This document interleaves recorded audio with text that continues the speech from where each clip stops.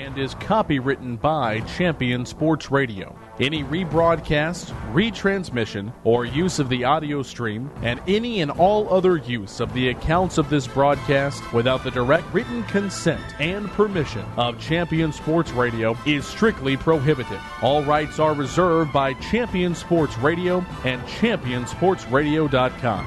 This is a presentation of Champion Sports Radio, your home for championship broadcasts.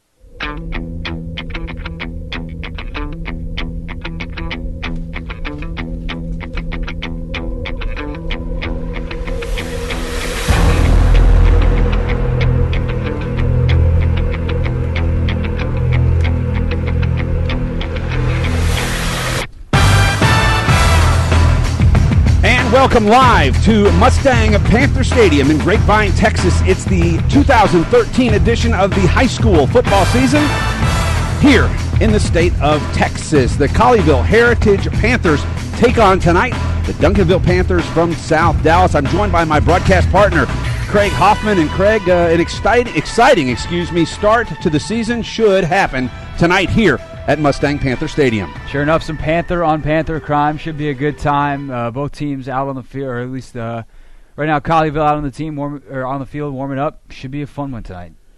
Well, as you said, Panther-on-Panther tonight. Very unusual that you would have that happen, first game of the season. But Colleyville is a team that comes into this season off of a very good season last year. Their starting quarterback, Cody Thomas, is now fighting for a job up at the University of Oklahoma as a quarterback. They had a very successful season. Duncanville, kind of an unknown, but this Duncanville squad has never beaten Colleyville in 3 matches. No, it's going to be a tough one. And again, tonight, you look at the big thing that sticks out to me when you look at this Colleyville roster is the size of their offensive line. They have some big dudes. I mean, you look at your left tackles, 6'4", 285.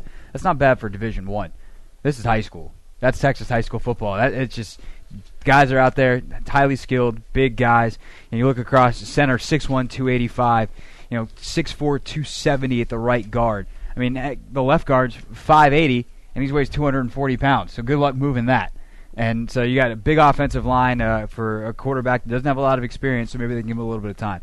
Well, and we'll hope that happens for the Panthers tonight. And that, I guess when I say that, Panthers, I have to be more specific. The Colleyville Heritage Panthers. Of course, Jeff Dykes brings his Duncanville Panthers team up to Grapevine for tonight's game. And they did not have a great season last year, 3-7 on the season. But he thinks this team, even though young, as a bunch of juniors playing, is going to be very good because they've won at all levels. Yeah, and we'll have to see. I mean, that's the thing is you look, even though the experience might not necessarily be there, you look across, you see some juniors, see some seniors, which is always good, which means, theoretically they've been in the program for a couple of years. So they know the schemes, they know the system. Now it's a matter of fact, can they go out on the field and actually produce those schemes and systems to be effective? Well, it's Friday Night Lights here from Mustang Panther Stadium. When we come back, we will talk to the head coach of the Colleyville Heritage Panthers when we come back on Champion Sports Radio in just a moment.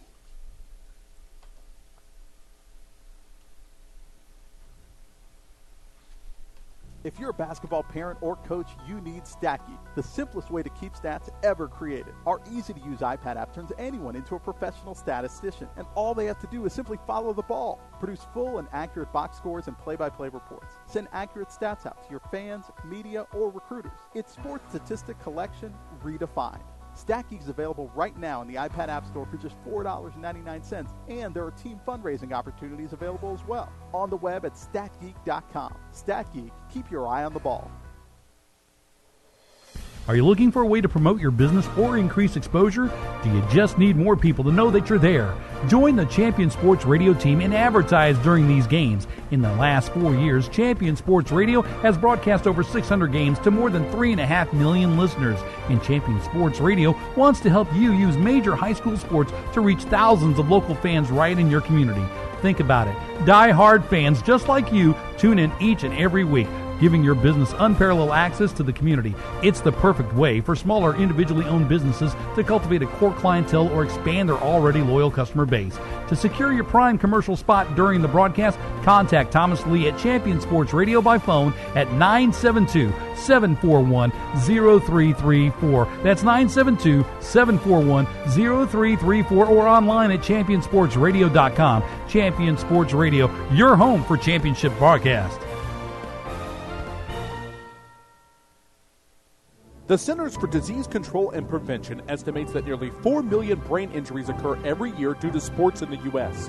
They also estimate that 70% of concussions go unreported. Not identifying concussions early can be devastating, especially if the athlete continues to play with symptoms. Catching hard hits fast is critical, and that's why you need the Shockbox Helmet Impact Sensor. The Shockbox is a small sensor that easily attaches to most football, lacrosse, and hockey helmets and instantly sends a signal to a smartphone on the sidelines when the player has taken a hard hit that puts them at higher risk for injury. The free app receives data from the sensor, displays information about the impact, and even walks the user through a concussion assessment. The app also logs symptom and impact data for future medical use. Visit ShopboxDFW.com to learn more about the Shockbox Impact Alert Sensor and determine if it is the right option for your child. Be warned instantly when a player has experienced a head impact that could result in a concussion. Visit ShockboxDFW.com today. ShockboxDFW.com.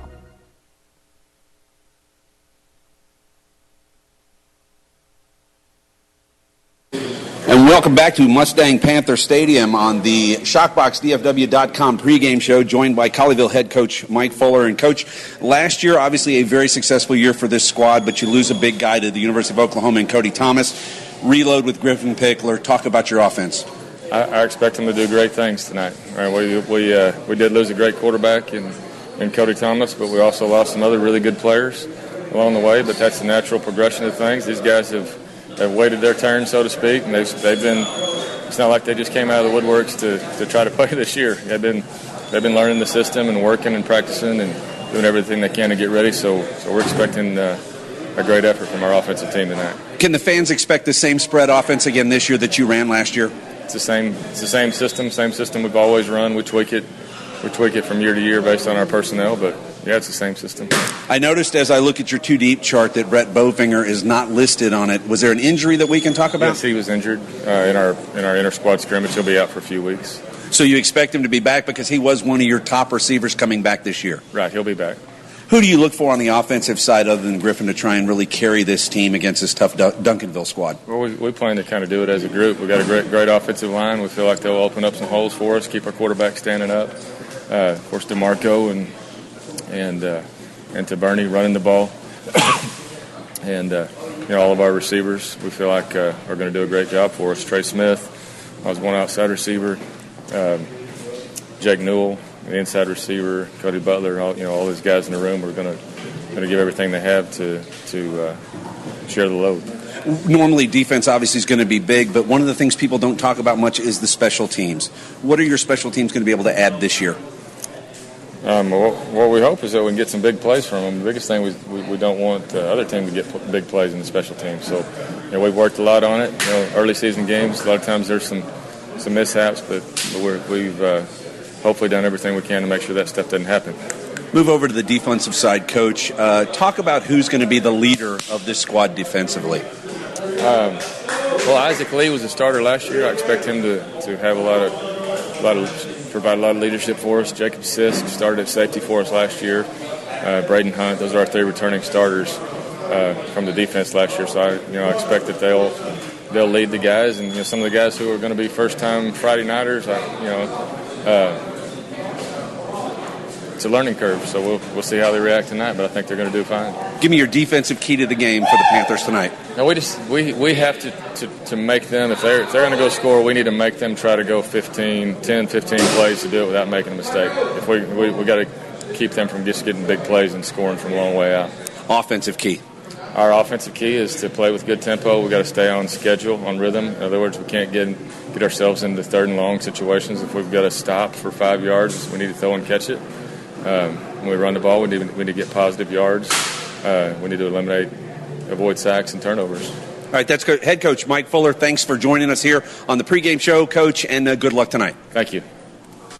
All right, once again, head coach Mike Fuller from the Colleyville Heritage Panthers here on the pregame show. And, Craig, you heard it right there. He's very convinced that this squad is going to be able to do the same things that they did last year. And as we said earlier, a big part of that is that offensive line. And he's relying on his quarterback, Griffin Pickler, and big kid, 6'3", 200 pounds. And he said he's got one of the strongest arms he's ever coached. So give him some time. And if you got a big arm quarterback in time, big plays around the corner. All right, when we come back on the pregame show, we will talk with head coach from the Duncanville Panthers, Jeff Discus. That's up next here on Champion Sports Radio. You make plans for just about everything. The weekend, vacation, going out to dinner. But have you created a plan for the rest of your life?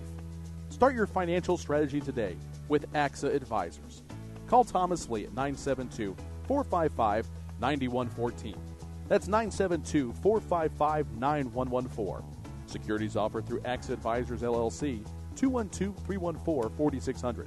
Member FINRA, SIPC. Are you studying on your own for the SAT or ACT? Follow My Test Answers on Twitter and Facebook for free solutions to official test questions. Got a question of your own? Send a message to My Test Answers and get a response for free. Got more than one question? Don't worry, we'll answer those too. With over a decade of experience in helping students prepare for standardized tests, the experts at My Test Answers will get you the answers you want whenever you need it. My Test Answers, problems solved. Stay up on all the latest news about the teams you care about and know when your favorite games are on the air thanks to Champion Sports Radio social media. Either follow at Champion Sports on Twitter or like our Facebook page at facebook.com/Champion Sports Radio, and you will know what time your game starts, who was named Player of the Week, or what your school's alumni are doing in college. That's on Twitter at Champion Sports and facebook.com/Champion Sports Radio. Your home for championship social media.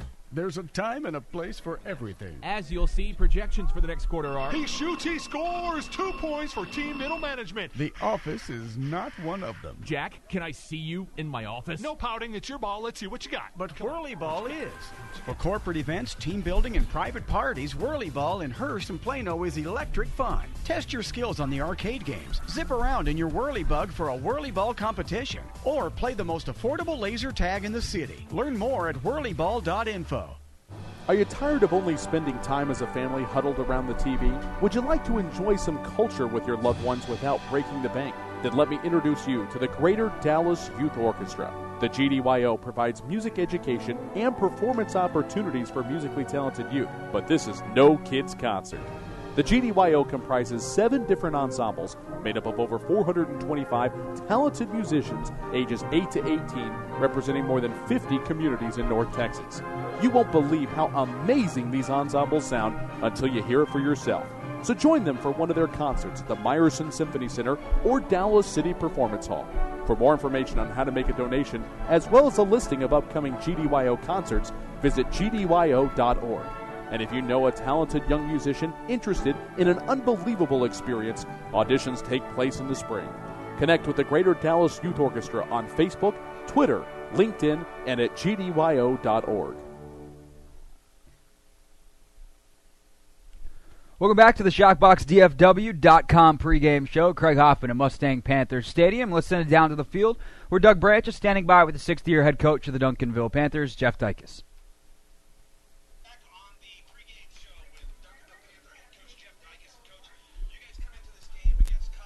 Never beaten this team.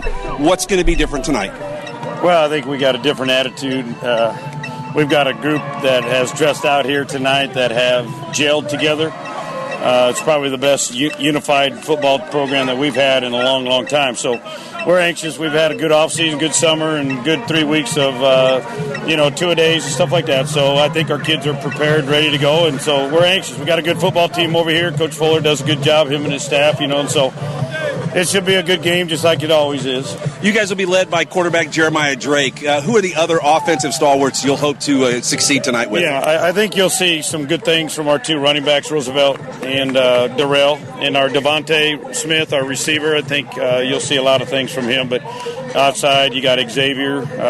Xavier should be able to get loose tonight. So I think we've got some weapons. Hopefully we can find time to get the ball to them. You guys have a relatively young team, a lot of juniors playing. Does that scare you at all, or do these guys just have to step up and play some Friday night football? Yeah, I think they're going to have to step up. They're going to be introduced to Friday night football. But I think they've been winning at the freshman JV level the last 3 years. And so these kids are coming from winning at the sub-varsity levels. They're bringing that winning attitude to what we're doing here, and I think it has become infectious to everybody here in the program. Defensively, what do you guys have to do to shut down this, what was a very powerful Panther offense for Colleyville last year? Yeah, and likewise this year. And we just got to be able to contain them, don't give up that big play, and so hopefully we can force some turnovers, and hopefully we're there at the end. Key to the game for you guys to get the victory tonight? We got to be aggressive. We've got to be able to protect the football. We got to get the ball. And this game's all about football. And so if we can protect the football and get after it, I think we'll be there. Panther head coach Jeff Dygus, good luck in tonight's game, Coach. Thank you. All right, thank you, Doug Branch. When we get back on the ShockboxDFW.com pregame show, Doug rejoins me here in the booth, and we have the starting lineups. That is next. When you want to start a financial strategy, you need one-on-one guidance from some of the best trained professionals in the financial services business. Axe Advisors is part of a global company helping millions of people pursue their financial goals. Contact Thomas Lee with Axe Advisors today to get started on your financial strategy. Call Thomas Lee at 972-455-9114. That's 972-455-9114. Securities offered through Axe Advisors, LLC, 212-314-4600. Member FINRA SIPC. If you're a basketball parent or coach, you need Stacky, the simplest way to keep stats ever created. Our easy-to-use iPad app turns anyone into a professional statistician, and all they have to do is simply follow the ball. Produce full and accurate box scores and play-by-play reports. Send accurate stats out to your fans, media, or recruiters. It's sports statistic collection redefined. Stacky is available right now in the iPad App Store for just $4.99, and there are team fundraising opportunities available as well. On the web at statgeek.com. StatGeek, keep your eye on the ball.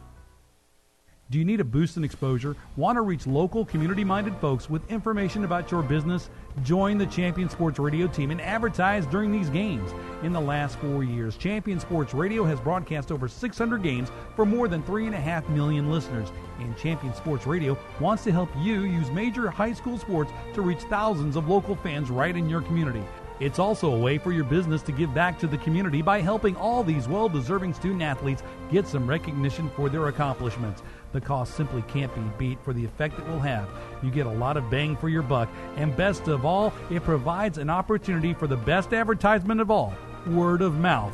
To secure your prime commercial spot during the broadcast, contact Thomas Lee at Champion Sports Radio by phone at 972-741-0334. That's 972-741-0334, or online at championsportsradio.com. Champion Sports Radio, your home for championship broadcast.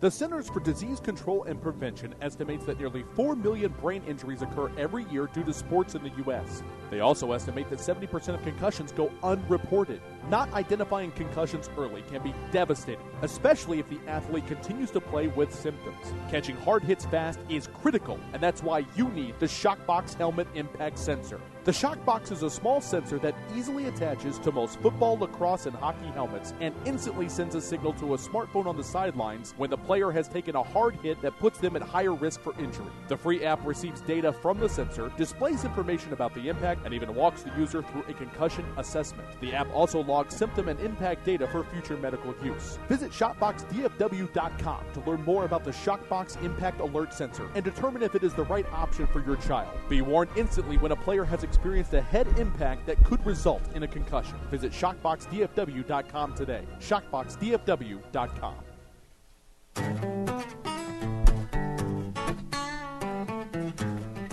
And we are back at Mustang Panther Stadium here in Grapevine, Texas. It's Colleyville Heritage Panther football on Champion Sports Radio alongside my broadcast partner, Craig Hoffman. Craig, let's go over the starting lineups for this evening's affair here. A gorgeous night, albeit very toasty, or as the French would call it, very chaude, which is hot. Or as in Texans call it, in fuego. August. Okay, I'll go with that. Let's start it off, and I'll do that. The Colleyville Heritage Panthers, we've talked about them already, led by quarterback Griffin Pickler. His wideouts will be Trey Smith, Jake Newell, Cody Butler, and DeMarco Corbin. The fullback, or the actually slot back fullback, is either Corbin or Justin Taberni. On the front line, protecting Pickler, it'll be left tackle Thomas Walsh. The left guard is Alejandro Nucio. The center, Awas Sharanaya.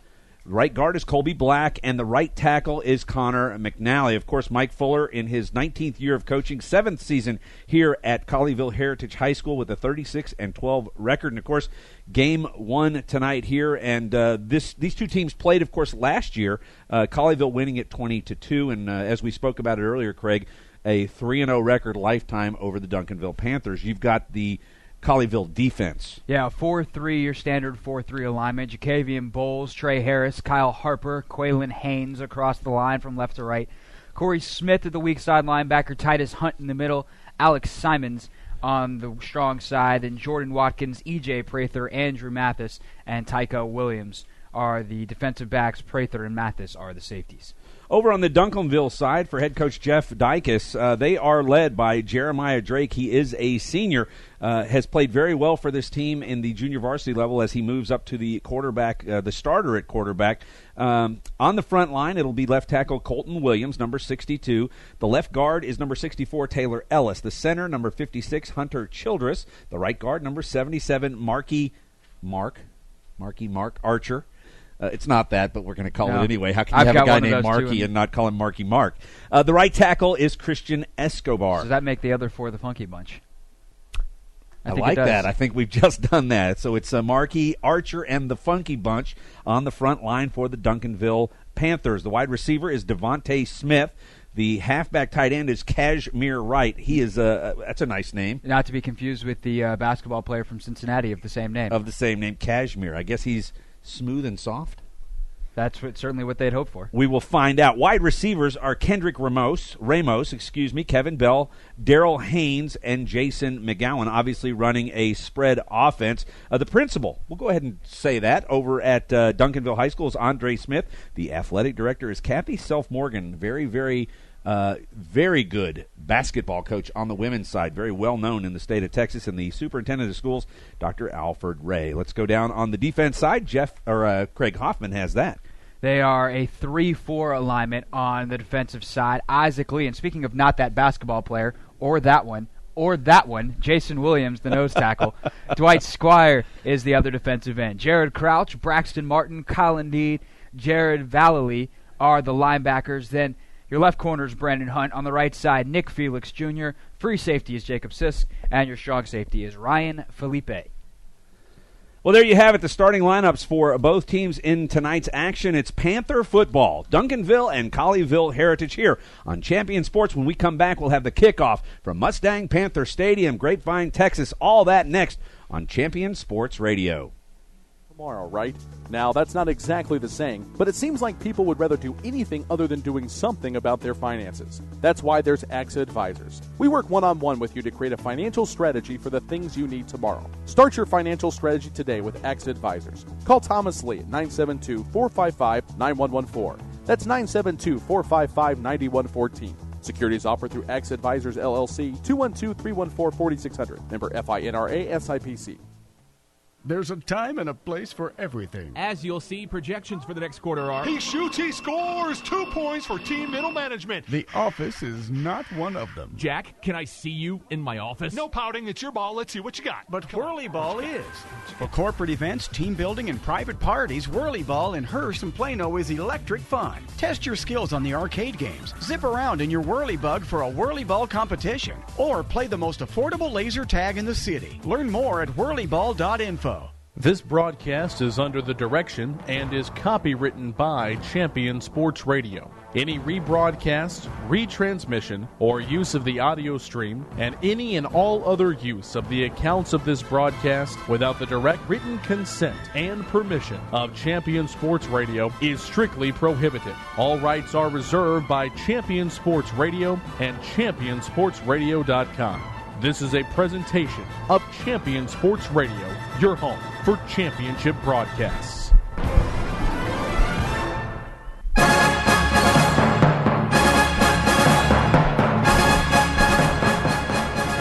And welcome back to Mustang Panther Stadium in Grapevine. Alongside Craig Hoffman, I'm Doug Branch. It's Champion Sports Radio. And it's the Colleyville Heritage Panthers against the Duncanville Panthers tonight. Game week 0, they call it. Not sure why it's 0. Seems like you would just call this week 1, but not the case here in high school football in Texas. It's 0 week, and it should be a very good football game tonight. And Craig, as we are just a couple minutes from kickoff, the Colleyville Heritage Panthers will be in their black uniforms, and I know you didn't have a chance to go down on the field, but they got some pretty cool pants on, almost like a digital camo kind of look to them.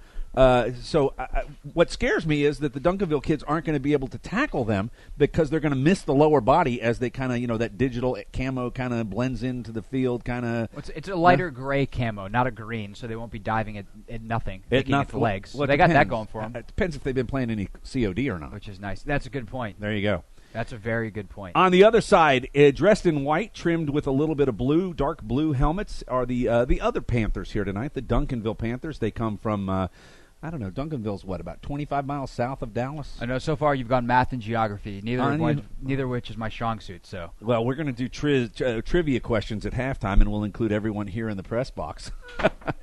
Not. Anyway, we're about 40 seconds away. They have actually not gone out on the field with the officials. We will try to find out if we can get the officials' names and feed those to you as we get them, but right now, the national anthem is going to go on. We're going to take one more quick break, and then we'll be back with the kickoff on Champion Sports Radio in just a moment. Million brain injuries occur every year due to sports in the U.S. They also estimate that 70% of concussions go unreported. Not identifying concussions early can be devastating, especially if the athlete continues to play with symptoms. Catching hard hits fast is critical, and that's why you need the Shockbox Helmet Impact Sensor. The Shockbox is a small sensor that easily attaches to most football, lacrosse, and hockey helmets and instantly sends a signal to a smartphone on the sidelines when the player has taken a hard hit that puts them at higher risk for injury. The free app receives data from the sensor, displays information about the impact, and even walks the user through a concussion assessment. The app also logs symptom and impact data for future medical use. Visit ShotboxDFW.com to learn more about the Shockbox Impact Alert Sensor and determine if it is the right option for your child. Be warned instantly when a player has experienced a head impact that could result in a concussion. Visit ShockboxDFW.com today. ShockboxDFW.com.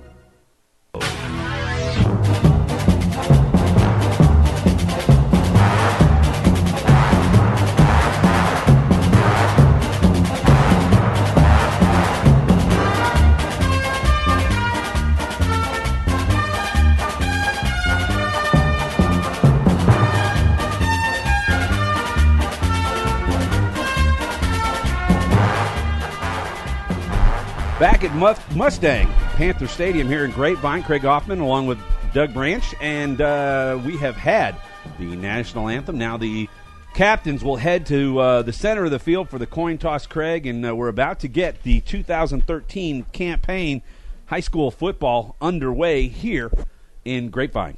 Yeah, the captains for Colleyville Heritage, it looks like we've got Jake Newells out there, as is Oias Cherenaya, the center.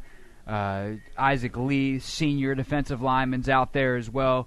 And the fourth captain is Jacob Sisk for Colleyville Heritage. And then the Duncanville captains, quite frankly, are blocked from our view because the Colleyville captains are standing in the way. So Hunter Childress is one of them. I can see that. And I also see, I believe, a 44, which would be Jawan Denmark.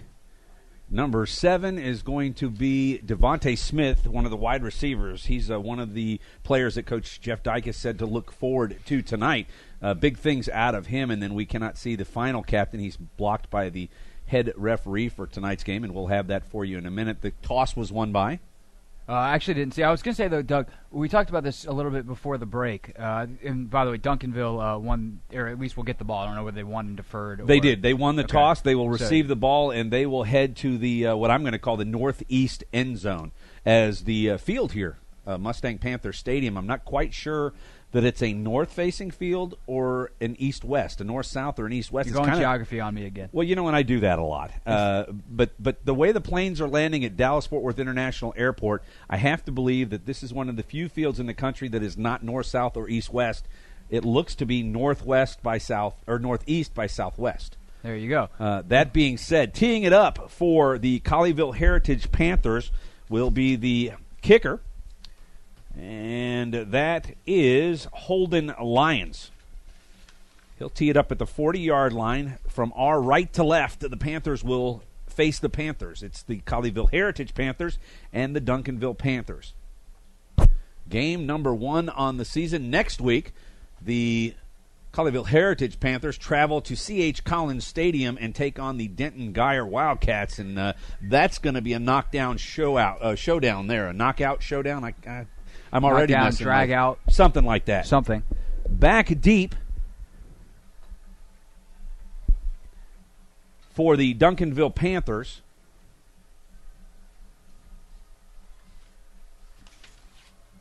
is Ryan. Oh, check that. That's not Felipe. Here's the kickoff at the 11-yard line, and he's going to be wrapped up at the 15-yard line, and that was number 13, Daryl Haynes. Ryan Felipe on the tackle, and expect to hear that name a lot tonight. Yeah, it's a guy, we see this a lot in high school. Your best players on special teams, obviously. We'll see him on special teams, and we'll see him on, making tackles all over the field. Coming out at strong safety position for Colleyville Heritage. Now, again, as we told you earlier, back in that defensive backfield, Jacob Sisk back there as well, a senior. So some real experience on this Colleyville Heritage team. Jeremiah Drake in at quarterback. It will be Daryl Haynes just to his right. He'll go from the shotgun from the 16-yard line. 1st and 10 for the Panthers. Back to pass, 3 steps. Looks to his right, can't find anybody. Right up the middle, ball is caught there and dragged down for the initial first down of the game at the 25-yard line, and that was Darrell Haynes.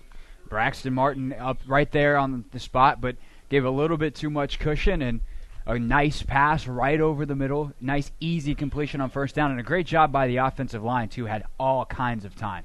Well, 1 pass and 1 first down for the Duncanville Panthers, and right now the Colleyville Panthers have to be just a little bit on their heels. Duncanville will go straight to the line of scrimmage. No huddle offense right here. Haynes is in the backfield. They'll fake the handoff. They're going to hold it. That's the quarterback, Jeremiah Drake. Comes around the right-hand side and gains about 6 yards on the play. Almost got stopped in the backfield by a nice defensive play, but he's able to get away, and his speed, quickness gets him quick 7 yards. A nice play by Jeremiah Drake not to lose yardage there, and then Jacob Sisk coming up from the free safety position to make the tackle. Drake will make the call to the offensive line. They'll set up 2 receivers to the left side, 1 down here to the right, going from our left to our right. Drake, from the shotgun, takes the snap. He'll look right, and there's a heavy rush. He throws it, and it's almost picked off. Hits the ground, but a nice job by Braxton Martin, the 5'10", 210-pound senior for the Heritage Panthers. Cuts in front of the receiver, and it'll be 3rd down and let's call it 5 yards from the 32 with 11:04 here to play in the first quarter. Dwight Squire there got the pressure. You don't think a lot of times defensive ends getting pressure in a 3-4, but he got in the backfield. Drake again from the shotgun. He'll take the snap. He's now looking left. Fakes, going deep over the middle. Man breaking loose, and he overthrows him. That's a touchdown if he's able to drop that one in right there, Craig. And the receiver who misses that can't get there is Kendrick Ramos. Yeah, Ramos ran a beautiful post route, gave a nice shoulder fake to the outside, had the middle behind the safeties, but a little bit of an overthrow from Jeremiah Drake. 4th down and 5, and we're going to see the first punt of the game, or we assume we are going to see the first punt of the game, as Duncanville will put the ball in the air. It's Sisk and Felipe back deep for Colleyville.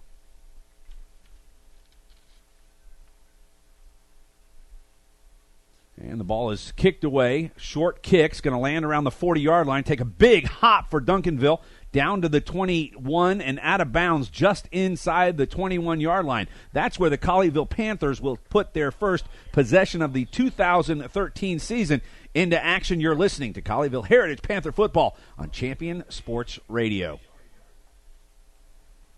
Only spending time as a family huddled around the TV? Would you like to enjoy some culture with your loved ones without breaking the bank? Then let me introduce you to the Greater Dallas Youth Orchestra. The GDYO provides music education and performance opportunities for musically talented youth, but this is no kids' concert.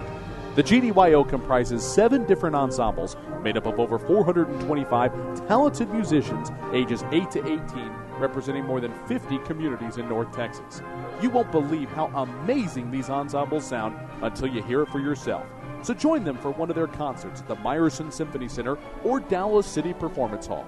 For more information on how to make a donation, as well as a listing of upcoming GDYO concerts, visit gdyo.org. And if you know a talented young musician interested in an unbelievable experience, auditions take place in the spring. Connect with the Greater Dallas Youth Orchestra on Facebook, Twitter, LinkedIn, and at gdyo.org. And we're back at Mustang Panther Stadium in Grapevine. The Colleyville Heritage Panthers take over the ball from the shotgun. Pickler's going to get it. He'll look right, and it's knocked down at the line of scrimmage. So they really quickly right there try to throw an out on the right-hand side, not able to convert it. It'll be second down. Right back to the line of scrimmage, and Pickler's going to come left with it. He's got an opening. He's running down to the 30 to the 32-yard line. He's knocked down close to the 35, and right there able to put the ball in a first down position for Colleyville. It's now second down and 10. Nice open field tackle there by E.J. Prather. Snap back, inside handoff, and he's got room to the 50-yard line, pulling ahead to the 47-yard line for Colleyville. And that was DeMarco Corbin. Corbin does a great job. Give him close to 18 yards on the carry as they blow open a huge hole over the right-hand side. That would be behind Colby Black and Connor McNally. No huddle, good pace here for Colleyville Heritage. From the shotgun, Pickler's got it. He's going to go right, looks to pitch. He won't, he'll keep it, and he's wrapped up right there for a 2-yard gain, and the yellow hanky out for the first time. Probably have a hold on the right-hand side. It's in that area, certainly. And Pickler shows good patience on this option play. Obviously, when you have an option, so we wait for the call from the official, it is indeed a hold. So on an option, you're looking to read a defender. He's got to find his guy, but there are so many white jerseys over there. I imagine he's going, well, which guy's my read guy? I'm just going to keep it and try to get as much as I can, and he did, although backwards they go. Head coach Jeff Dynkus is going to go ahead and push back this powerful Colleyville offense. Now the ball spotted at the 48-yard line. It will be first down and 20 from that position. From the shotgun, 3 receivers to the bottom side of the field, 1 to the top side. Pickler will stand in the shotgun. He'll drop straight back, looks down the right side. He's getting a heavy rush. He's able to evade the rush, and he gets back to the line of scrimmage. Nice tackle there by Duncanville, and that was one of the middle linebacker Titus Hunt able to come up and make that play on a delayed blitz. Kind of saw that the play was breaking down, had an avenue, dropped out of his own coverage, and shot right up the gut. Corey Smith also putting pressure on for the Duncanville Panthers. Now we've got 5 spread receivers, no one in the backfield but Pickler. 3 to the top side, 2 to the bottom. Here's the snap. He'll look left, try to get one off on an out route, and it's caught. Ahead to the 48-yard line of the Duncanville Panthers. That's Jacob Sisk in his first catch of the game. Playing both ways. You saw him earlier play some couple nice plays on special teams, defense. Now on the offensive side, and that was just finding a hole in some zone coverage right there in the flat. And nice, easy completion for Pickler. Back again to the spread formation. 2 receivers. Sisk will go in motion across the front. Pickler looks left. He's got a man breaking open. He had a touchdown down the center of the field to the tight end, Trey Smith, and he doesn't see him. Overthrows the ball out on the left wing, and that was going to DeMarco Corbin. So right there, Colleyville could have put 6 points on the board. It's a wrong read from Griffin Pickler, and that's going to happen when he's inexperienced. He's got to, look again. Duncanville playing zone, find out where the hole is. Hurry up offense again. They'll look to the sideline now for the play. 9:02 to play here in the first quarter at Mustang Panther Stadium in Grapevine, Texas. Snap back and a quick kick. And this one's probably going to make it to the end zone, so they pretty much foil that one, and it just does. So the ball will come out to the 20-yard line. 8:54 to play. Duncanville back on offense when we return here on Champion Sports Radio after this timeout.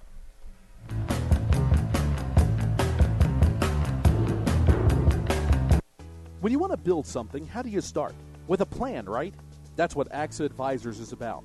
We work with individuals and small businesses to help build financial strategies that get them closer to the things they want to achieve in life. Start right by starting your financial strategy with AXA Advisors. Call Thomas Lee at 972-455-9114. That's 972-455-9114. Securities offered through AXA Advisors, LLC, 212-314-4600. Member FINRA, SIPC. Back at Mustang Panther Stadium, it's the Duncanville Panthers on offense. Drake's got it. He'll hand it up the middle, and he's stuffed right there as they try to push the line ahead. give him a yard, and that was number 13, Darrell Haynes. Haynes been the only ball carrier so far except for Drake in this game for Duncanville. Nice play by the Colleyville Heritage defense. Everybody there to greet him at the line of scrimmage. 2 receivers to the top and the bottom. Colleyville in the 4-3. Taking a long time to get this one off, but 18 seconds still on the it's not the shot clock, it's the snap clock, right? Play clock. Play clock. Drake will sit back from the shotgun, looks to his right, gets a snap. He starts rolling right, throws it right, and the ball is caught on the end line, or checked at on the sideline, and knocked out of bounds for about a 7-8 yard gain. Going to be very close to a first down. We'll have to see where they mark it. And that was Xavier Brown. Xavier Brown, his helmet came off, and you see the same rule that you have in college football, and I think it might be in the NFL now too, where if a player's helmet comes off, he's got to come out for a snap, so Xavier heads to the sideline, and he'll come back in on the next play. 1st and 10 at the 30-yard line for Duncanville. A little bit of mix-up in the backfield as now we have 2 running backs. One goes in motion to the left. That's Hayes. He'll set outside. 2 receivers to each side now. Drake back, throws to the right side. It goes right through the hands of Vallely, and it's caught, and give him 9 yards on the play. A nice throw as he threads the needle. Jeremiah Blake to Kendrick Ramos. And his last 2 passes, Blake has had just enough on them. Or, excuse me, Drake has had just enough on them to get through the coverage, and that's all you need. So far, Marky Mark and the Funky Bunch doing a good job. Here's a handoff to the right-hand side. Dips his head as Haynes. He's met by a host of Colleyville Heritage Panthers, and he's driven back. I don't believe he made first down yardage. Oh, check that. They do give him all the way to the 42. Didn't look like he went that far. A very generous spot from the side judge, but certainly Duncanville will take it, and the old matriculate the ball down the field offense is in full effect right now. Spell matriculate. I'd rather not. Okay. Duncanville Panthers with the ball. Their second offensive attempt of the season. And here's a handoff up inside and met quickly by the pretty much the whole defensive line and stopped right at the line of scrimmage. It's a read option play from Jeremiah Drake, and he's got to ride what they call the mesh point longer. It's when that ball's in both his and the running back's hands. That way the defensive end, or in this case the outside linebacker, has to commit one way or the other. Didn't hold it long enough. He's able to shut down the play on the backside. That was Roosevelt Richmond. Here's the fake up the middle. They'll throw right down the middle, wide open at the 42, caught and dropped at the 41-yard line is Devontae Smith. And just like that, quick passes. They're able to get wide open in the center of the field, which defensively, if you're going to give the ball up, that's where you want to do it because they're not on a sideline. But Colleyville's going to have to get their linebackers a little bit deeper in coverage. A 3-man line here, a screen out to the far side where one of those linemen were. Well, and that doesn't go anywhere. A nice job there by number 40, Dwight Squire, as he sniffs that one out on the far left side, and it'll be a loss of 3 yards for Duncanville. 6:31 to play here in the first quarter. No score from Mustang Panther Stadium in Grapevine, Texas. 3 receivers to the bottom side, 1 to the top. Jeremiah Drake behind center, 5 yards back. He'll hand off to Hayes. He comes right. He's not going anywhere. Flag thrown down. Hayes gets away from the Colleyville defenders, but he's going to be chewed up and spit out at the 49-yard line, but we have a flag on the play. I'm going to assume that's probably a hold downfield, so we'll have to see right here if head coach Mike Fuller decides to take it or take the down in yardage, which they were able to drive back the runner, Haynes. Yeah, you said he was escaped. The problem, there were more Colleyville Heritage defenders waiting on him. He broke about 6 tackles on a play where he lost 10 yards. And it is a hold. Looks like they gave him forward position. I'm not sure where they've marked the ball yet. And they did go ahead and decline the penalty, so now they will have to actually mark the ball. I think the umpire looks like he's got the ball in his hand. Looks like they're going to give him forward progress to about the 49.5. Now they're going to respot it. Yeah, it's back to that 49-yard line. The umpire was up about the 44-yard line. The referee's going, no. They declined the penalty. The play doesn't happen again. What is that called when you stop your car at an intersection, everybody gets out and runs around?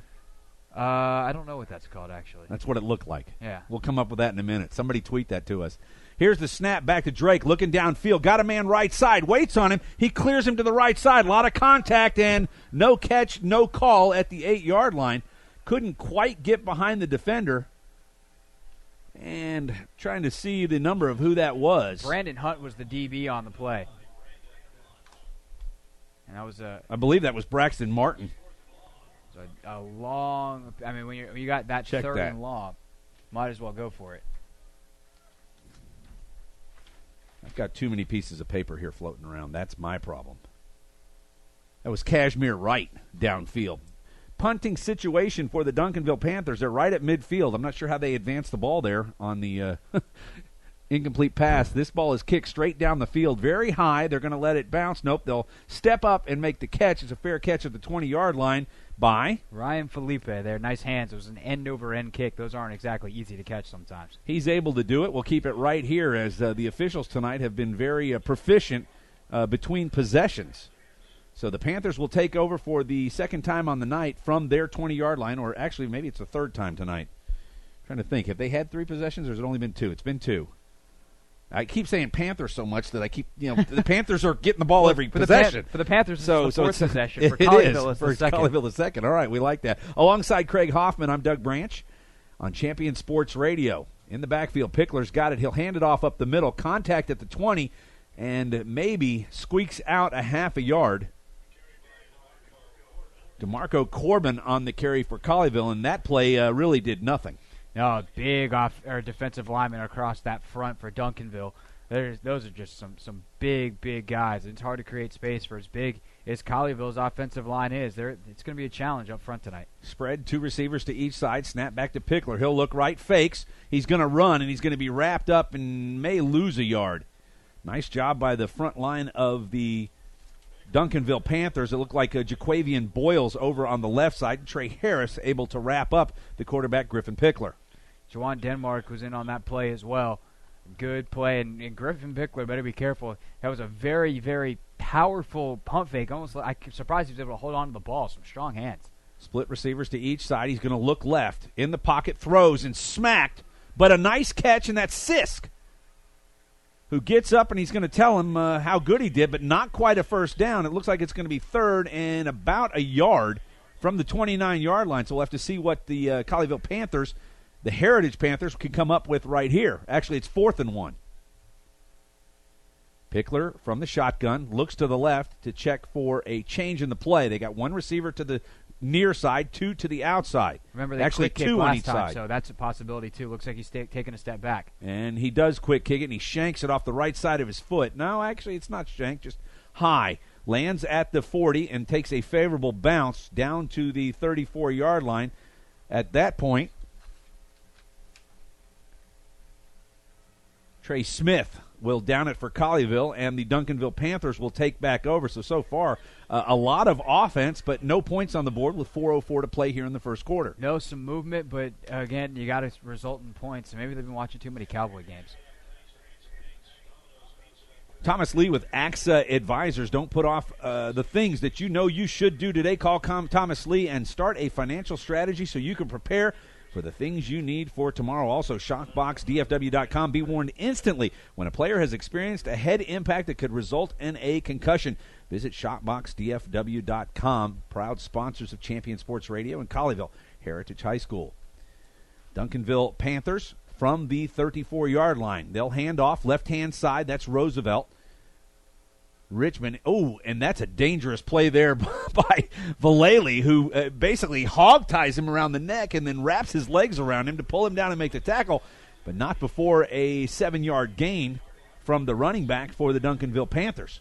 Yeah, that was just kept the legs turning. You said Vallely had to put everything into that tackle, and including getting off the ground and riding him like he was getting a piggyback ride. Nice job by Roosevelt Richmond. Here's a pass out to the left-hand side. It's caught and pushed out of bounds into Colleyville Panther territory down to the 47-yard line. That's number 4, Paul White. Nice move after the catch, too. A quick step back, able to get an extra 5 or 6 yards out of it.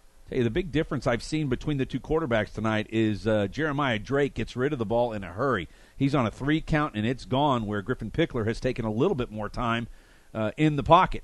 Here's a handoff inside to Richmond. He goes through the middle, gets hit and stuffed right at the 40-yard line, but another nice run and a pickup of 7, almost 8 yards. He's had more time, too, which tends to help. And that was really one of the first running plays where his Duncanville offensive line, which has been tremendous in pass protection, got some forward movement in the running game as well.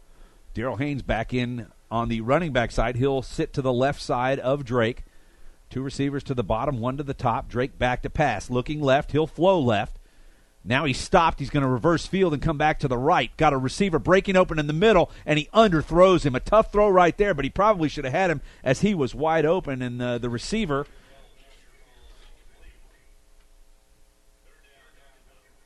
for Duncanville was Kevin Bell Jr.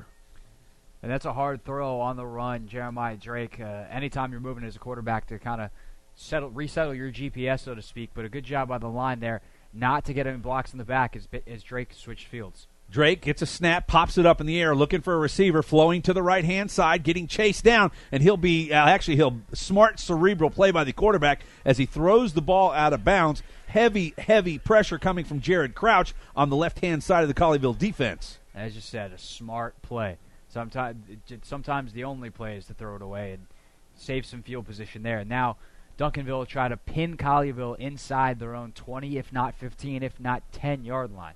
Well, a good punt right here. So far, the Duncanville Panthers have won the field position game here. 2:40 to play in the first quarter. No score from Mustang Panther Stadium in Grapevine, Texas.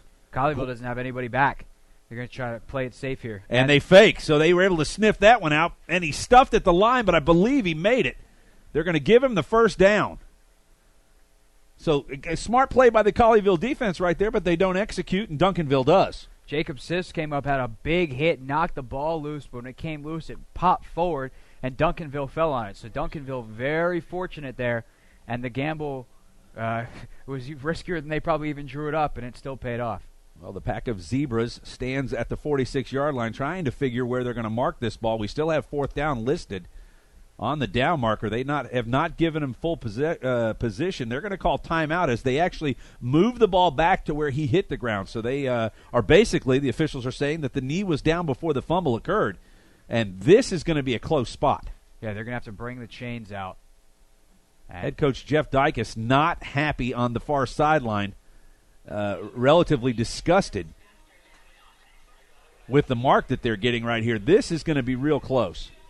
I think Duncanville's called a timeout here. Are they going to throw the yellow hanky or the pink hanky, the red hanky to challenge this one? I don't know if they have.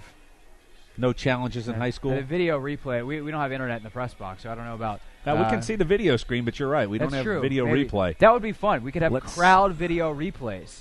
They stretch it out, and I'm going to say he just got it. And he did. Boy, I'll tell you what. You might not even be able to slide a credit card through there.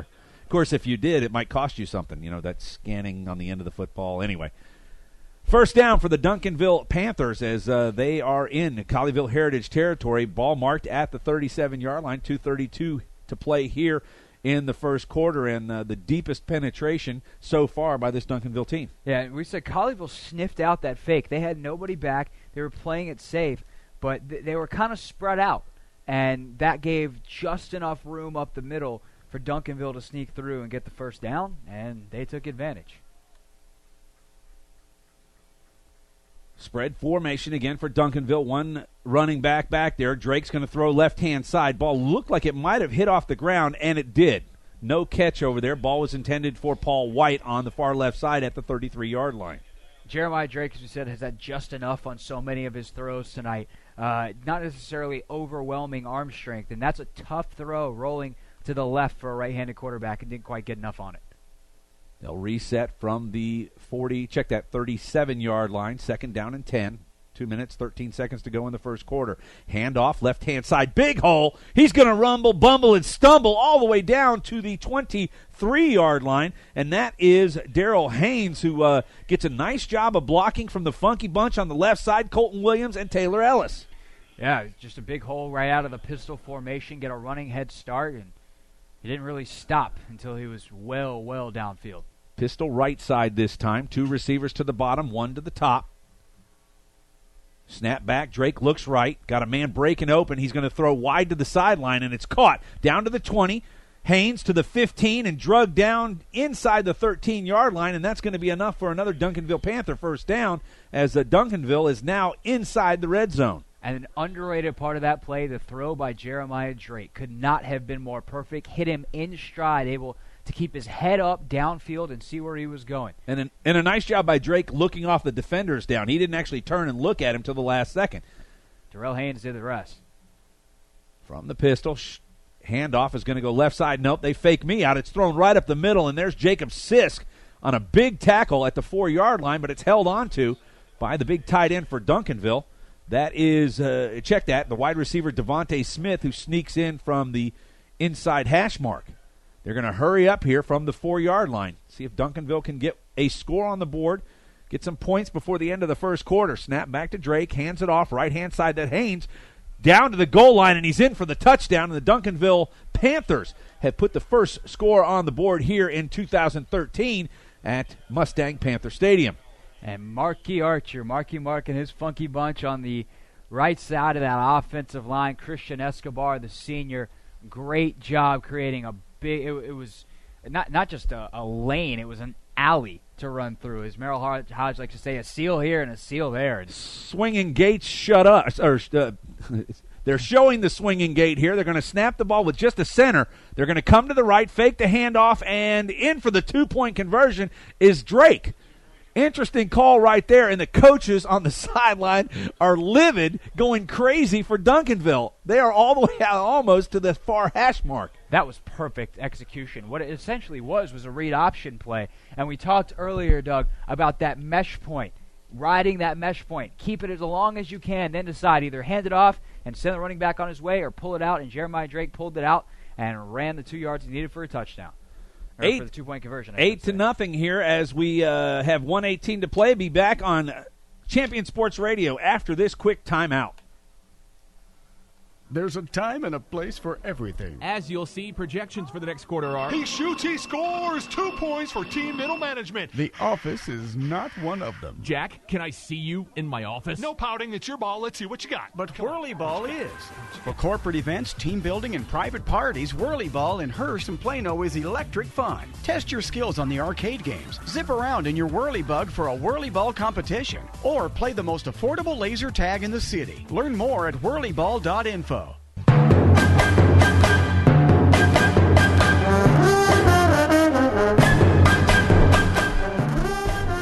Back at Mustang Panther Stadium alongside Craig Hoffman, I'm Doug Branch, and the Colleyville Heritage Panthers have put themselves in not necessarily an early hole, but an 8-0 hole to the Duncanville Panthers here on week 0, night 1 of the Friday Night Lights college or high school football schedule in the state of Texas.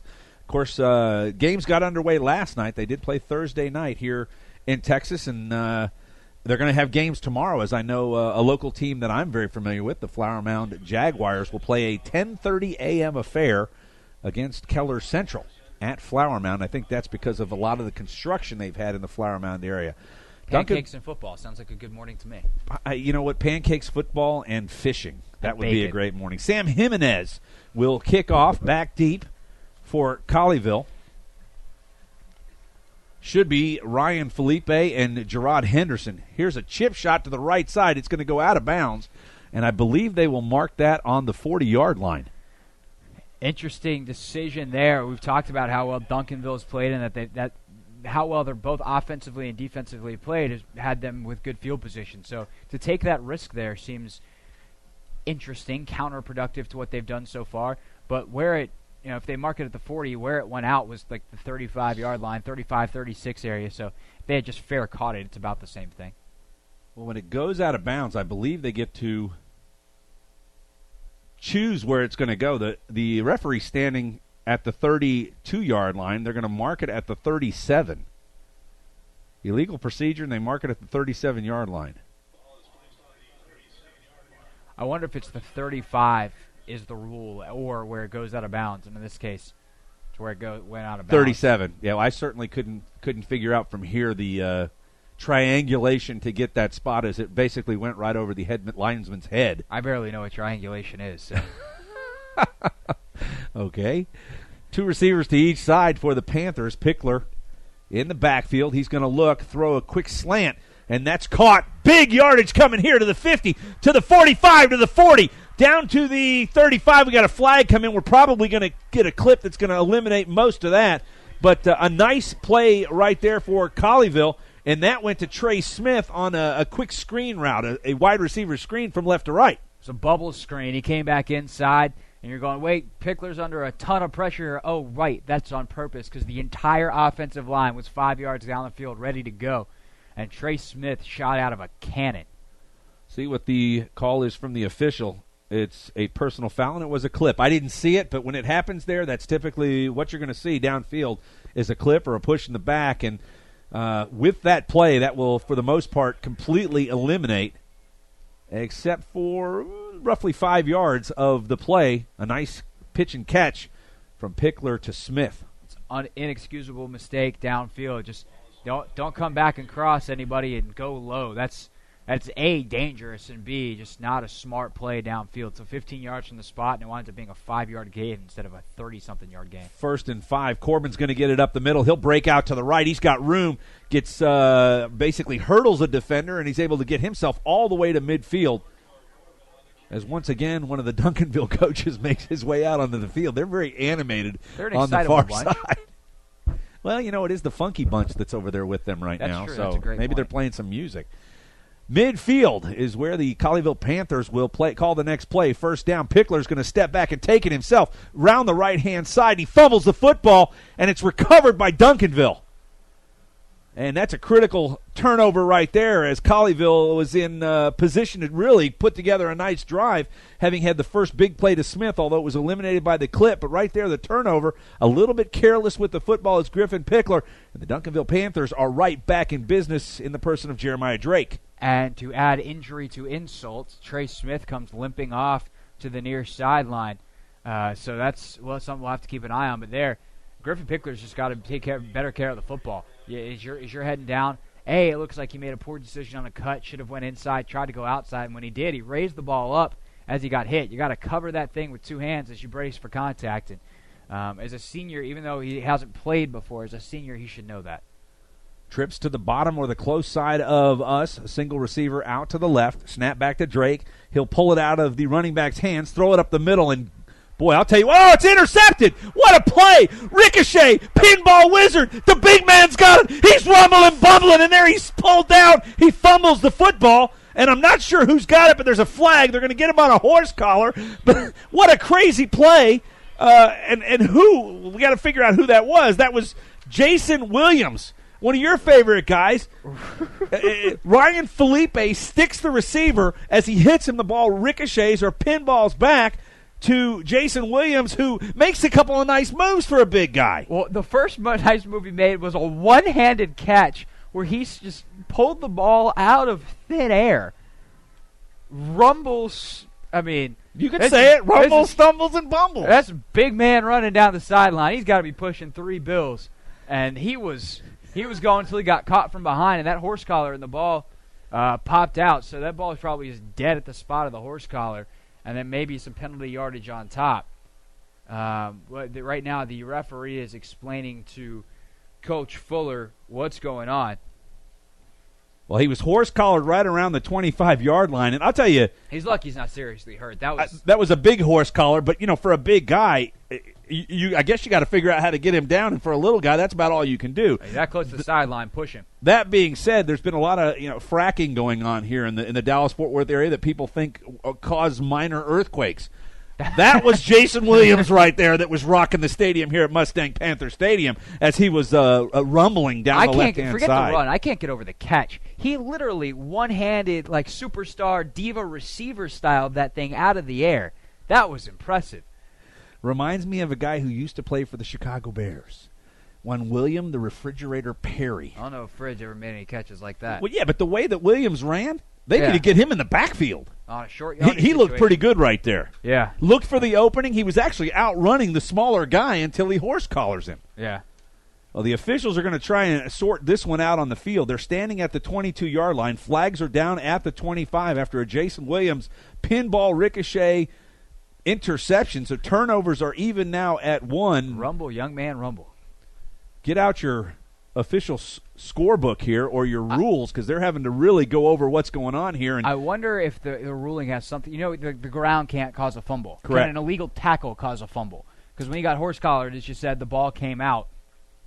And then I also wonder, because I didn't see who wound up falling on top of it, if Colleyville Heritage recovered the fumble, can they advance it on a fumble? All of those things have to be sorted out. Having officiated at one time in my life, and I'm not going to tell you how old I was when I did it because I was very young, my interpretation of this would be that the ball was dead at the 25, and you're going to add on 10 to 15 yards, whatever the horse collar is, and that's where you're going to see the ball placed down. And the officials have placed it down close to the 12-yard line. So I'm going to assume that the penalty happened at the 25. He was drugged down around the 22, so they're adding the 10 yards on from there, and the ball's going to be just inside the 13-yard line into the red zone for Colleyville, and a huge defensive play for them as they're down 8-0 with, and it doesn't seem like it, but 29 seconds still left in the first quarter. It's been a long first quarter, a lot of possessions. I'm sure that's easy for us to say up here in a nice air-conditioned booth. The sun's finally gone down here, and so it's probably a little bit more comfortable on the field now. Key words there are air-conditioned. Yes. Pickler will stand in the backfield from the shotgun. 2 receivers to each side. Corbin in the backfield. Sisk in motion. He'll fake the handoff. Counter action on the inside. Corbin's got it. Hits a receiver. Loses his helmet. No, I take that back. That's Corbin into the end zone as he ran right through the defender. Took his helmet off. Left him, shucked him at the 7-yard line, and just like that, Colleyville's on the board for the first time in 2013 on a nice 13-yard run from that was DeMarco Corbin. And E.J. Prather, man, he just got trucked. There's no other way to put it. DeMarco Corbin just ran him over. It said the helmet comes off, and Prather's shaken up. He stayed down for a good minute. He's now up on the sideline. It looked like he was kind of favoring his right shoulder collarbone area, so I hope he's okay, but the ego's going to be bruised longer than his shoulder. Thomas Walsh snaps it back, holding Lions with the extra point, and just like that, he splits the uprights, and it's a 1-point game, 8-7. Panthers lead the Panthers. The Duncanville Panthers lead the Colleyville Panthers, 8-7. 18 seconds to play here in the first quarter. Back on Champion Sports Radio after this quick timeout.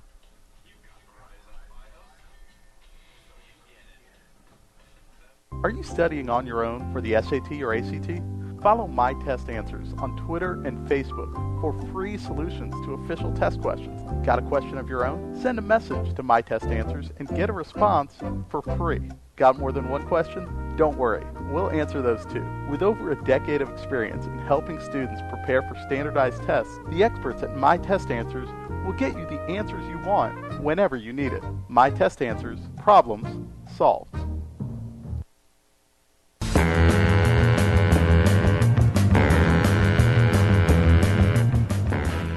18 seconds to play in the first quarter. Mustang Panther Stadium in Grapevine, Texas. It's the Colleyville Heritage Panthers and the Duncanville Panthers. Right now, the guys in white lead it by a point. But a big play on defense for the Colleyville Heritage Panthers. Jason William picks one off. A horse collar, one play from DeMarco Corbin, and we're a 1-point game. And this is appropriate music. This is the official big man running NFL Films music, and that's what we saw. Jason Williams, the sick interception, one-handed, and then came down the near sideline. Rumbling, bumbling, stumbling, and then it got horse-collared. And play later, Duncan Corbin, the powerful touchdown run. Or DeMarco Corbin, beg your pardon. That's all right. Well, we've got another DeMarco in town that runs. He does. He's a Murray. Murray. They put him on the bench for a little bit, and I think they woke him up. Yeah. Here's the kickoff from Holden from the 40-yard line. He'll drive it right-hand side. Ball's going to be caught around the 9-yard line. Coming forward is Haynes to the right side. He finds the corner. He's run down from the back, and a host of Colleyville Panthers. The ball comes loose, but I believe they blew it dead right around the 25-yard line. And that's where the Duncanville Panthers will take over with 6 seconds to play here in the first quarter. Indeed, they did mark it dead right about the 25, as you said, and Haynes has a little bit more space there. He's got a touchdown. He had blockers out in front, but Colleyville able to catch him from the back side. Dangerous. Didn't look like they stayed in their lanes particularly well. I wonder if the coaches will point that out on film or if they even need to look at it on film. Colleyville Heritage Panthers are on Champion Sports Radio. This broadcast of the Grapevine-Colleyville Independent School District is sponsored by Whirlyball HEB. Leagues are forming right now, so visit them online, whirlyballheb.com. And it's the Duncanville Panthers back to action. Jeremiah Drake, quarterback. He'll hand it off right side. No, he keeps it. Now he throws it out to the left-hand side. Ball is caught. Pinballed around. We'll use that reference one more time. Is the wide receiver. He gets to the 29-yard line and driven back by a host of Colleyville Panthers. And that one went to Devontae Smith out on the left side, and that'll do it as we are through the first quarter here at Mustang Panther Stadium alongside Craig Hoffman. I'm Doug Branch. It's an 8-7 Duncanville Panther lead. So far it's been all Panthers. Hilarious. All right. And we will be back with more, actually the second quarter here on Champion Sports Radio after this timeout. By Champion Sports Radio. Any rebroadcast, retransmission, or use of the audio stream, and any and all other use of the accounts of this broadcast without the direct written consent and permission of Champion Sports Radio is strictly prohibited. All rights are reserved by Champion Sports Radio and ChampionSportsRadio.com. This is a presentation of Champion Sports Radio, your home for championship broadcasts. And back at Mustang Panther Stadium alongside Craig Hoffman, I'm Doug Branch on Champion Sports Radio, and it's so far a very entertaining, very good game. 2 turnovers, 1 for each side. A critical turnover for the Duncanville Panthers as Colleyville able to get on the board right before the end of the first quarter. It's 8-7. It's a gorgeous night here inside the media press box. As we mentioned earlier, we have air conditioning. Very hot still out on the field. 3 receivers to the top side. Drake looks that way. 2-step drop. He'll throw over the middle. It's caught right at the 45-yard line, and a host of Colleyville defenders will stop forward progress at the 47, and we will see who that went to. That was 83. Or check that. Devontae Smith, number 7. They might want to try covering him sometime soon. They've been playing some zone, and Devontae Smith has done a great job of just getting in the middle between the safeties. Colleyville staying in their base defense. Ramos down to the left-hand side. Smith back out on the right side. We've got 2 receivers. Smith is in the slot along with Kashmir Wright. Drake will drop back. Running back to his right. He'll roll to the right, looking to throw from the 40-yard line. Still on the move. He tucks it. Here's a flag thrown for a hold. This one's going to come back. We'll have to see what Colleyville can do.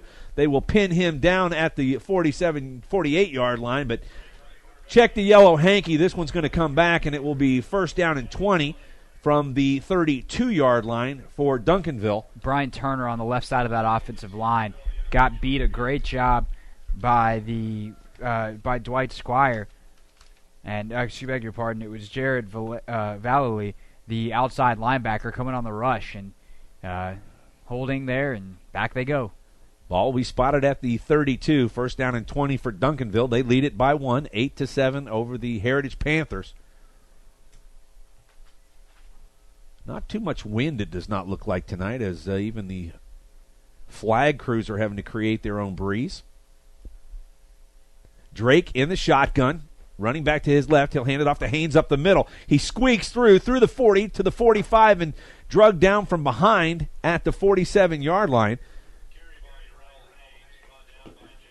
Got back to the original line of scrimmage there. Jared Crouch with a nice tackle as he drags down Haynes from the backside. But as you said, almost back to the original line of scrimmage. Second down and 11. Trip receivers to the bottom side, 1 to the top. Drake looks to the left. Looks back to his running back. Everybody in position. Here comes the snap. Fakes it up the middle. Nope, it's handed off, and a nice play on defense right there by number 43. Great play. And Cade Gardner, the senior, or Garner coming in. One of the reserves. Not on the 2 deep, but as a senior, you figure he's going to get some time, knows the scheme, comes in, does his job. Third down and 11. Ball spotted at the 46-yard line, right at 10 minutes to play in the first half.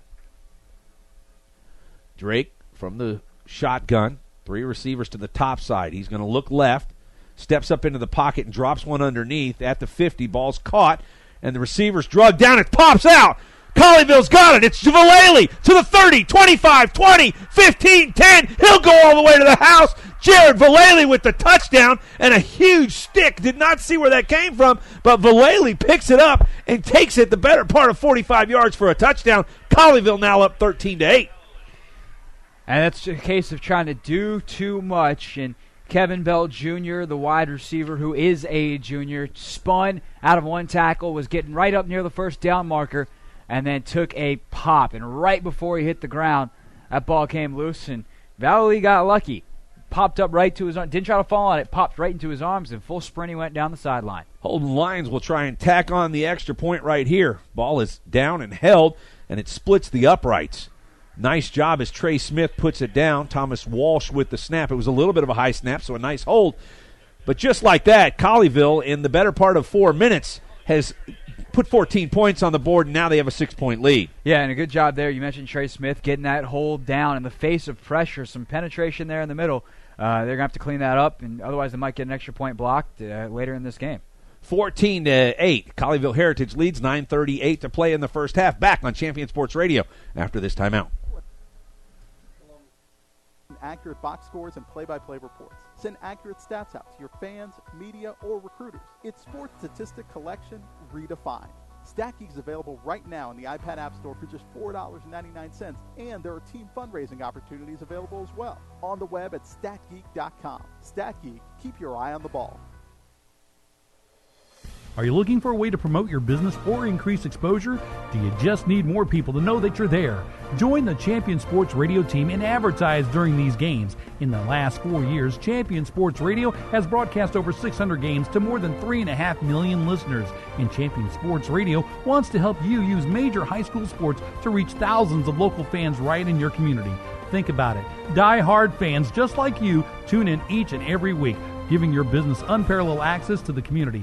It's the perfect way for smaller individually owned businesses to cultivate a core clientele or expand their already loyal customer base.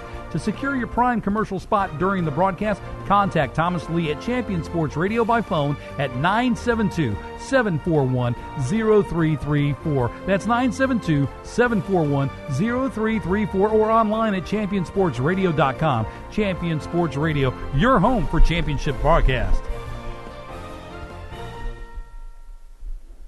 Back at Mustang Panther Stadium, set to kick for the Heritage Panthers is Holden Lyons. He'll put the ball in play from the 40. Fairly decent kick to the right-hand side at the 10-yard line for Duncanville. Goes to the right, past the 15 to the 17. He breaks free, one more, and he's gone, but he gets his hand down on the ground, and they're going to call him down there at the 27-yard line. Nice return from Andrew Mathis. Andrew Mathis with a nice return of about 14 yards. Caught the ball at the 10. They'll actually 16 yards. They'll spot it at the 26-yard line. Duncanville back in business now. They're going to have to try and get over the quick 14-point deficit that they've unanswered. They have not been able to answer since about 30 seconds or so left in the first quarter. And if I'm one of those very animated Duncanville coaches over there on that far sideline, I'm saying no more negative plays. Let's eliminate the penalties, eliminate the turnovers, because when we've avoided that, we've been moving the ball in the right direction. Well, Duncanville has definitely moved the ball, but obviously the interception there cost them. Here's a handoff inside to Richmond. Richmond's got a huge hole to the 40. He's got open space. 50, 40, 35, down to the 30. He's going to get stopped and pushed out of bounds at the 21-yard line as a nice defensive play to get back for Colleyville, and it's Nick Felix Jr. who's able to get back there. But that one he looked like he was going to score on. Went from the 32-yard line all the way down to the 20, so we'll call that 70. No, that's not 70. That's about 62 yards. Is that close to that? I don't know. Where's my math? 30, 40, no, 48. We'll call it 48 yards. Call it whatever you want. It was a nice run. A huge hole in the offensive line and a great defensive play by Nick Felix Jr.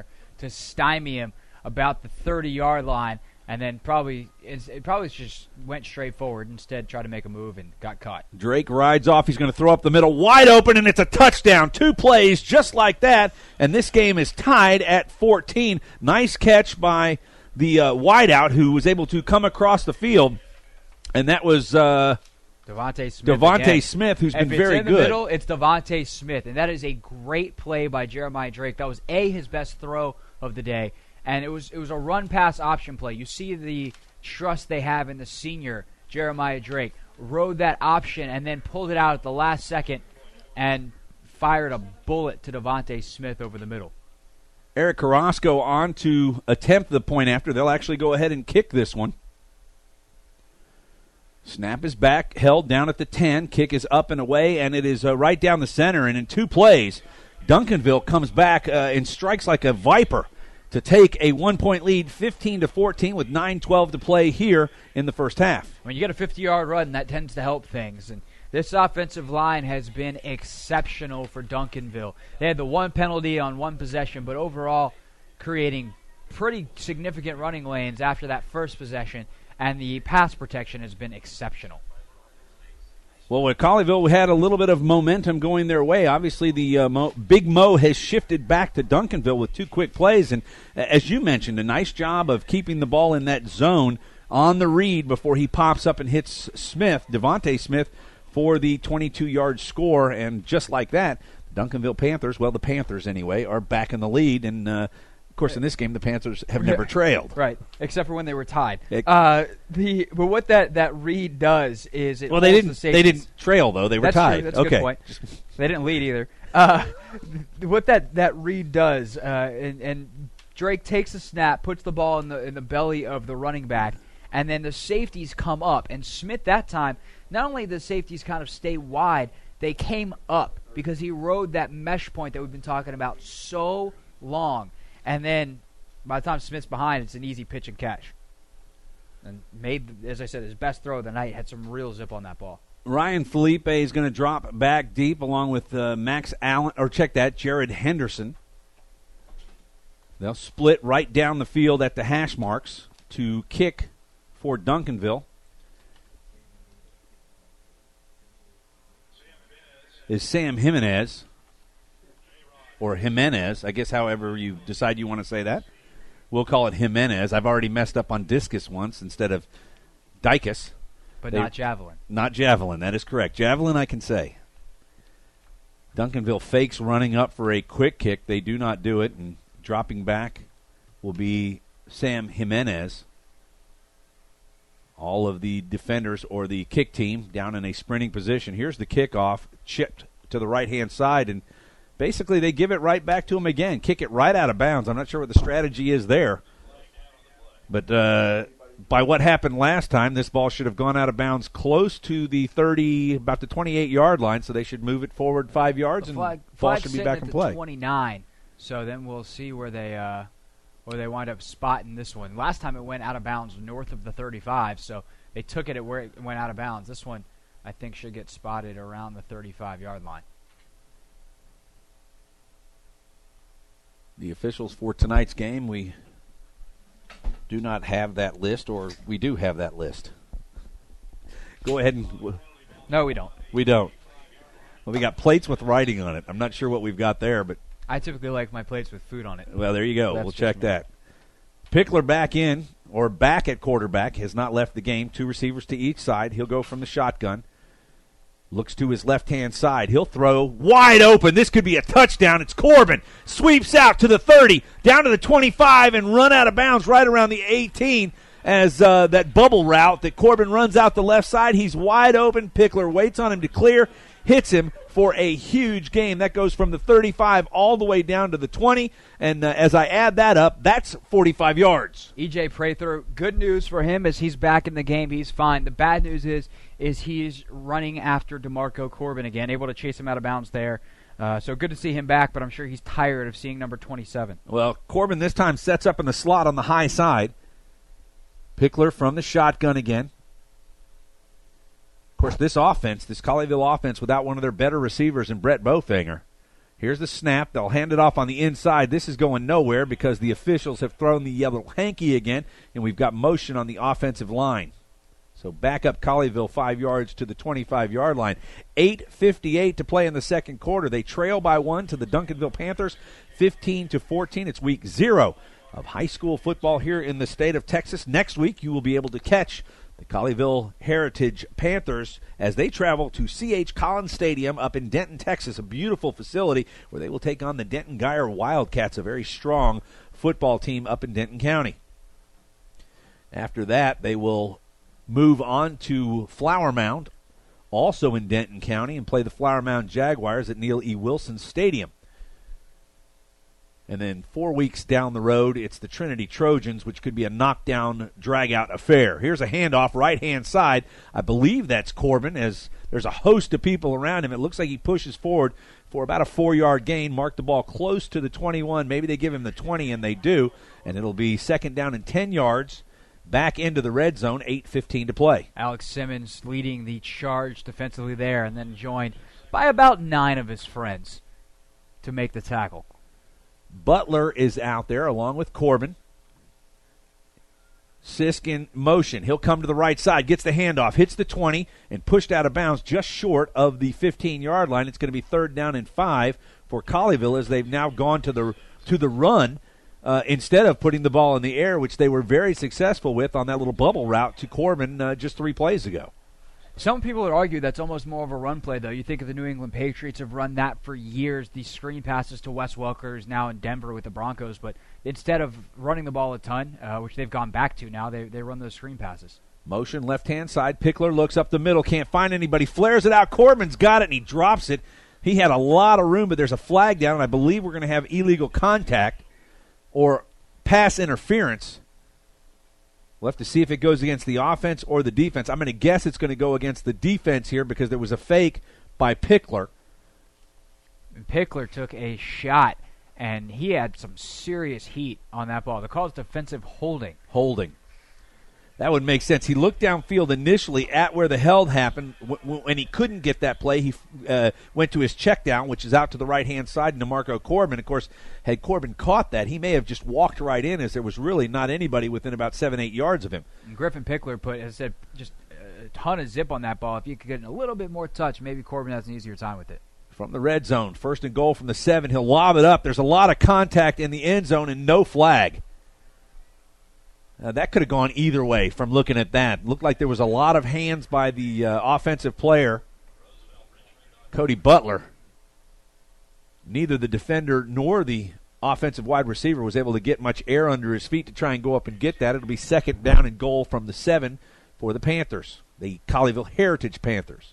They trail this one 15-14, 7:25 left. Here's a handoff inside. Corbin almost goes right up the middle untouched. And just like that, Colleyville back in the lead, now 20-15 over Duncanville. Misdirection, the key to that play. So jet sweep fake coming across the formation, and they ran a counter up underneath it with Corbin. And that was, just said, barely touched getting into the end zone. Holden Lyons will try to convert the PAT. Trey Smith will hold for him. Thomas Walsh to snap it. 7:19 to play in the second quarter. Snap is back. Good hold. Kick is up by Smith and plenty of legs. Splits the uprights, and it's a 6-point lead. 21-15. The Colleyville Panthers lead the Duncanville Panthers. And Craig Hoffman, along with Doug Branch so far, Craig, this has been a pretty entertaining football game. Oh, no doubt. And there was some rust on those first couple of possessions. There's about 4 possessions, to each side in the first half of the first quarter. And then from there, these teams have figured some things out and really starting to go. Some nice offensive line play to give these quarterbacks time and these running backs room, and the skill position guys have done the rest. And it's been pretty impressive to watch.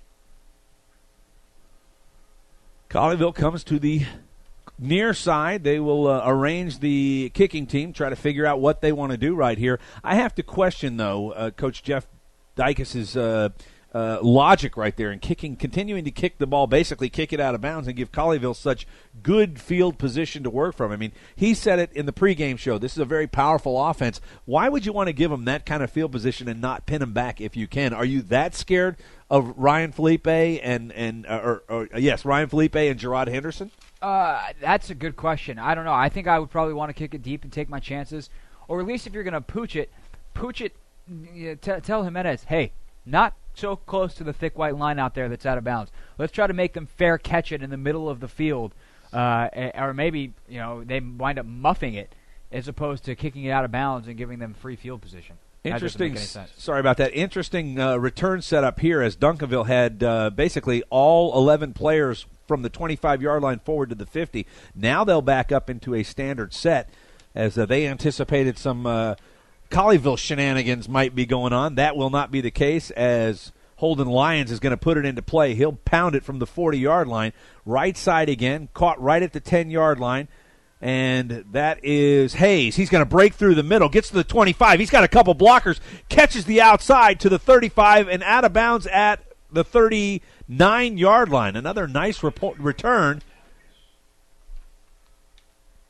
from Darrell Hayes. Yeah, and then nice job by Gerard Henderson and Trey Smith to escort him to the sideline. Nice little hesitation move there in the middle. He's looking, do I cut it up? Do I go to the outside? Took it to the outside. Right decision. But a good job from Colleyville, who seems to be the faster team. Well, good to cut off that angle. Good starting field position for the Duncanville Panthers. They'll put the ball into play at the 39-yard line. Jeremiah Drake in at quarterback. Behind him is Darrell Haynes. He's going to come to the right-hand side, gives the ball away. A nice gain, breaks across the 50, down to the 39-yard line. 22-yard gain, and it's Roosevelt Richmond on the carry. Nice run by Roosevelt Richmond. Braxton Martin able to chase him down on that far side, or on the near side, excuse me. A nice play from the inside linebacker. And I believe that was actually Richmond on the return now that I'm looking at it. Number 10, it looks like an 8 to me. These old the Duncanville numbers are not easy to read. They aren't. Well, number 8 is Jeremiah Drake. Looks right, throws right, got a man at the 25, 24-yard line, and it's going to be another first down. And just like that, Colleyville is able to put a score on the board, but here come the Duncanville Panthers. And I'll give you one guess on who the receiver was, and it was in between the numbers. Yeah, Smith. That's right. It was Devontae Smith, number 7 again. Right up that seam. That was actually his widest reception of the game, and it was still inside the numbers, right outside the far hash mark. Pistol to the left-hand side for Duncanville this time. They've got 2 receivers to the close side, far side 1. They'll hand off inside to Richmond. He'll go right. Really got nowhere to go. He slips one defender, and now he's going to be shoved out of bounds. And they'll credit him, I believe, with probably a loss of 2 yards. Jared Crouch got into the backfield, slowed the whole play up, and then a number of players, including Braxton Martin, able to come up and complete the play and just kind of say, all right, you go out of bounds now, and we won't hit you very hard. The Funky Bunch kind of gave up on that one right there. They didn't do a good job of blocking up front to give any sort of running room at all for Roosevelt Richmond.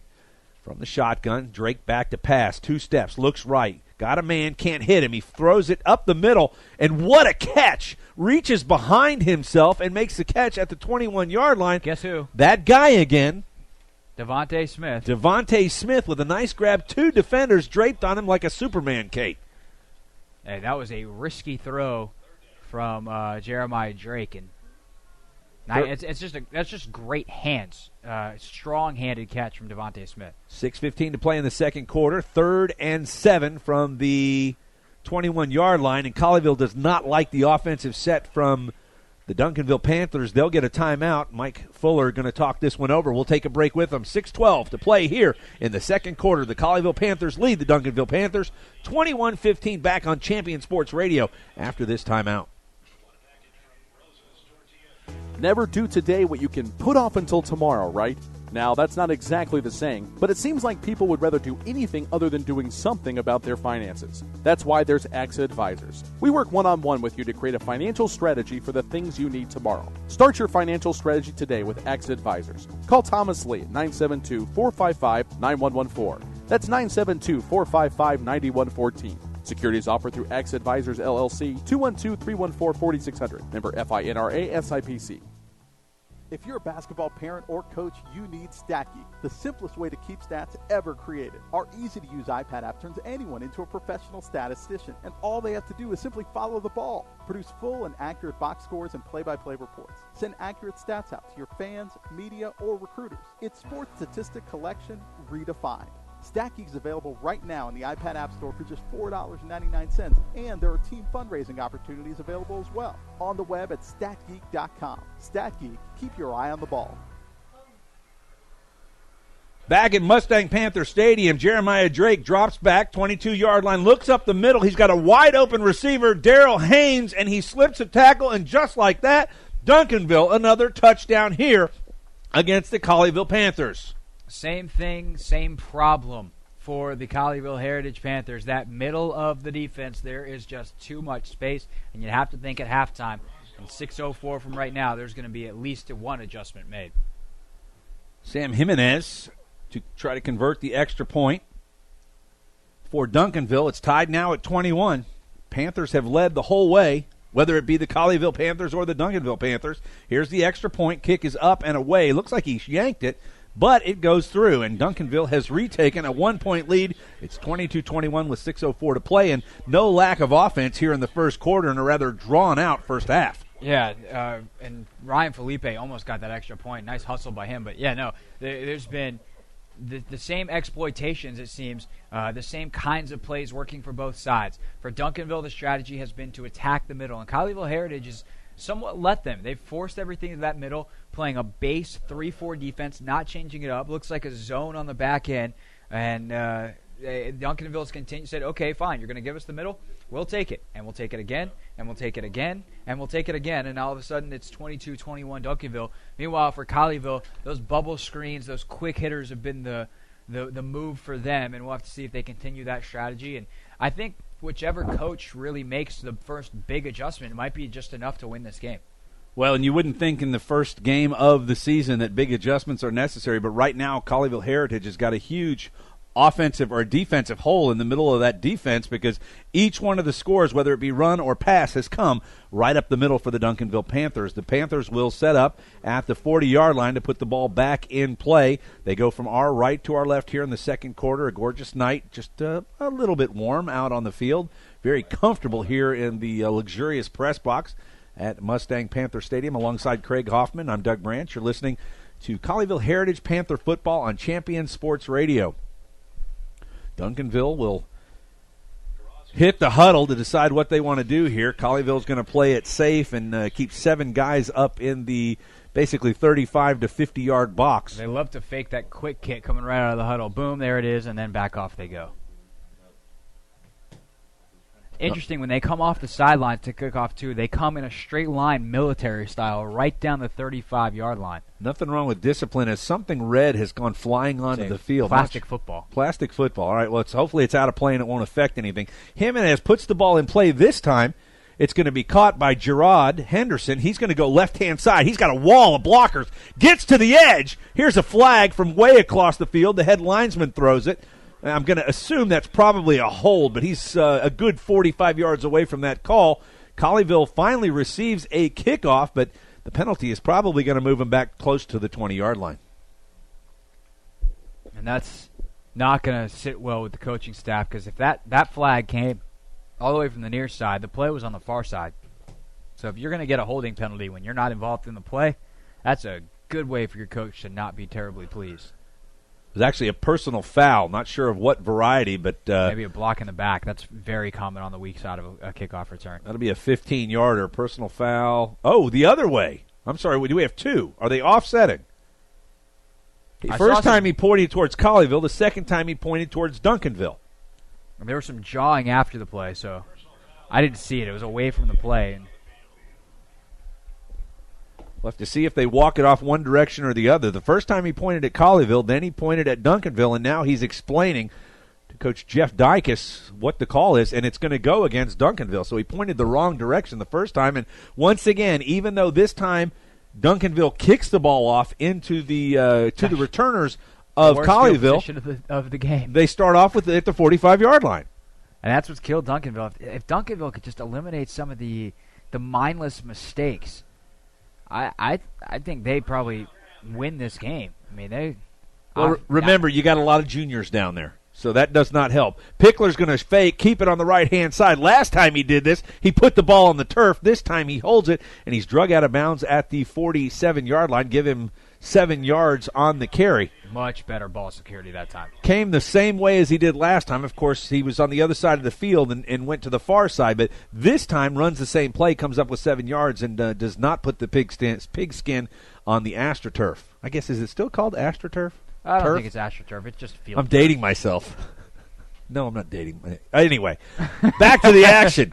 Man in motion. They'll go left, looking right. Pickler, he's going to loft one up, and this one is completely out of everybody's hands, as I'm not sure that was such a good idea. It was not. It was single coverage on the outside, but you can't throw that ball unless your receiver has position, and Roosevelt Richmond definitely had the position, the cornerback for Duncanville. Well, Cody Butler was actually in front of him when the ball was thrown and immediately saw he couldn't get to it, didn't even watch it, just tried to become a defender. Didn't need to because the ball was thrown so far. It'll be 3rd down and 3 from the 47-yard line. Snap back up the middle. That's Corbin. He gets close to the 46-yard line, which is going to put him about a yard short, and we'll have to see if Coach Mike Fuller rolls the dice right here on 4th and 1. The offense not moving, but again, Colleyville's gone with those quick kicks, so they might look at the formation and trust Griffin Pickler to make the right decision here. A stacked line, 3 guys right in tight for Duncanville. Motion. Pickler gets it, and they're gonna move him back 5 as the running back on the left-hand side was moving forward on the snap, and that probably changes everything. It'll move it to 4th down and 6 from the 49-yard line back into Colleyville Heritage side of the field. Discipline is important here, and you gotta hold on. And DeMarco Corbin got a little bit too anxious to make that block to be the lead blocker on that play on a quarterback power. Kind of got out on his toes and couldn't keep himself from moving. They'll stay with the same set, though. Pickler's going to look over to the side, and now he'll decide whether he's going to quick kick this. He's not as deep as he has been before. They may just run this thing with 4:31 to go. They are going to. He'll throw. Right-hand side, wide open. What a throw. Hit at the 25 and pushed out of bounds at the 23-yard line. Nice arm strength from Pickler right there. We talked about it in the pregame that Coach Mike Fuller said he may be the strongest arm quarterback he's seen here at Colleyville. And that, more importantly, had the touch. And when you have that arm strength, it's easier to make those touch throws because you can kind of put a little bit more air under it. Trey Smith caught it right in stride. And I think the corner there, Andrew Mathis, was trying too hard to keep everything in front of him. 31-yard gain on the play. Pitch and catch from Pickler to Smith, and 2nd down goes for naught as DeMarco Corbin tries to take it up the middle. He is shut down right at the line of scrimmage, maybe lost a half a yard, and it's going to be 2nd down and 10, 4:05 to play here in the second quarter. Colleyville trails by 1, 22-21. Snap back to Pickler. He'll throw right-hand side. Got a man. Butler catches it, then puts it on the turf, and they're calling it incomplete. It'll be an incomplete pass, so they'll reset 3rd and 10 from the 21. That's a right call right there. He never had a chance to, quote-unquote, make the football move. Just an absolute bullet from Pickler right to Cody Butler, and Butler's got to catch that. And he's just a junior, and as he gets older and gets more practice, he certainly will be able to make that play. But there we saw the arm strength from Griffin Pickler. Butler and Newell on the inside. Smith over on the far side with DeMarco Corbin. Check that. Corbin in the backfield to the right. That's Trevor Anderson out to the left. Snap back. Pickler's going to run. He's wide open to the 15. Cuts it back to the 10. He's hit there and give him the 10-yard line, but he's going to come up short. It's going to be, this is going to be close. It's going to be real close. He's right on the 10. The sticks look to be just inside. And if he could have picked up a block from either of his wide receivers on that side, he could have definitely gotten the 1st down. That's something that they'll look at on film. Say, hey guys, instead of when you see quarterback running, you got to turn around and find a white jersey and hit somebody. They give him the 1st down. It'll be 1st and goal from the 10. Pickler from the shotgun. Handoff inside Corbin. He's going to walk in. One guy tries to make the stop, but he can't, and it's another touchdown for the Heritage Panthers. They retake the lead at 27-22. And a big old hole on that right side. We talked pregame about Colby Black, 6'4", 270 at the right guard. He made his seal, and Connor McNally, the right tackle, or McAnally, the right tackle, also a good job to create that lane. Holden Lyons in for the PAT, which would be his 4th of the night. Trey Smith will hold. Thomas Walsh on the snap. Ball's back. Good hold, kicks away, and it is good. And right back to a 6-point lead for Colleyville with 3:38 to play here in the second quarter. We'll go ahead and take a break and be back. It's Duncanville 22 and the Colleyville Heritage Panthers 28, a 6-point lead. You're listening to Heritage Football, Colleyville Heritage Football, here on Champion Sports Radio. news about the teams you care about, and know when your favorite games are on the air thanks to Champion Sports Radio social media. Either follow @Champion Sports on Twitter or like our Facebook page at facebook.com/Champion Sports Radio, and you will know what time your game starts, who was named Player of the Week, or what your school's alumni are doing in college. That's on Twitter @Champion Sports and facebook.com/Champion Sports Radio. Your home for championship social media. Are you studying on your own for the SAT or ACT? Follow My Test Answers on Twitter and Facebook for free solutions to official test questions. Got a question of your own? Send a message to My Test Answers and get a response for free. Got more than one question?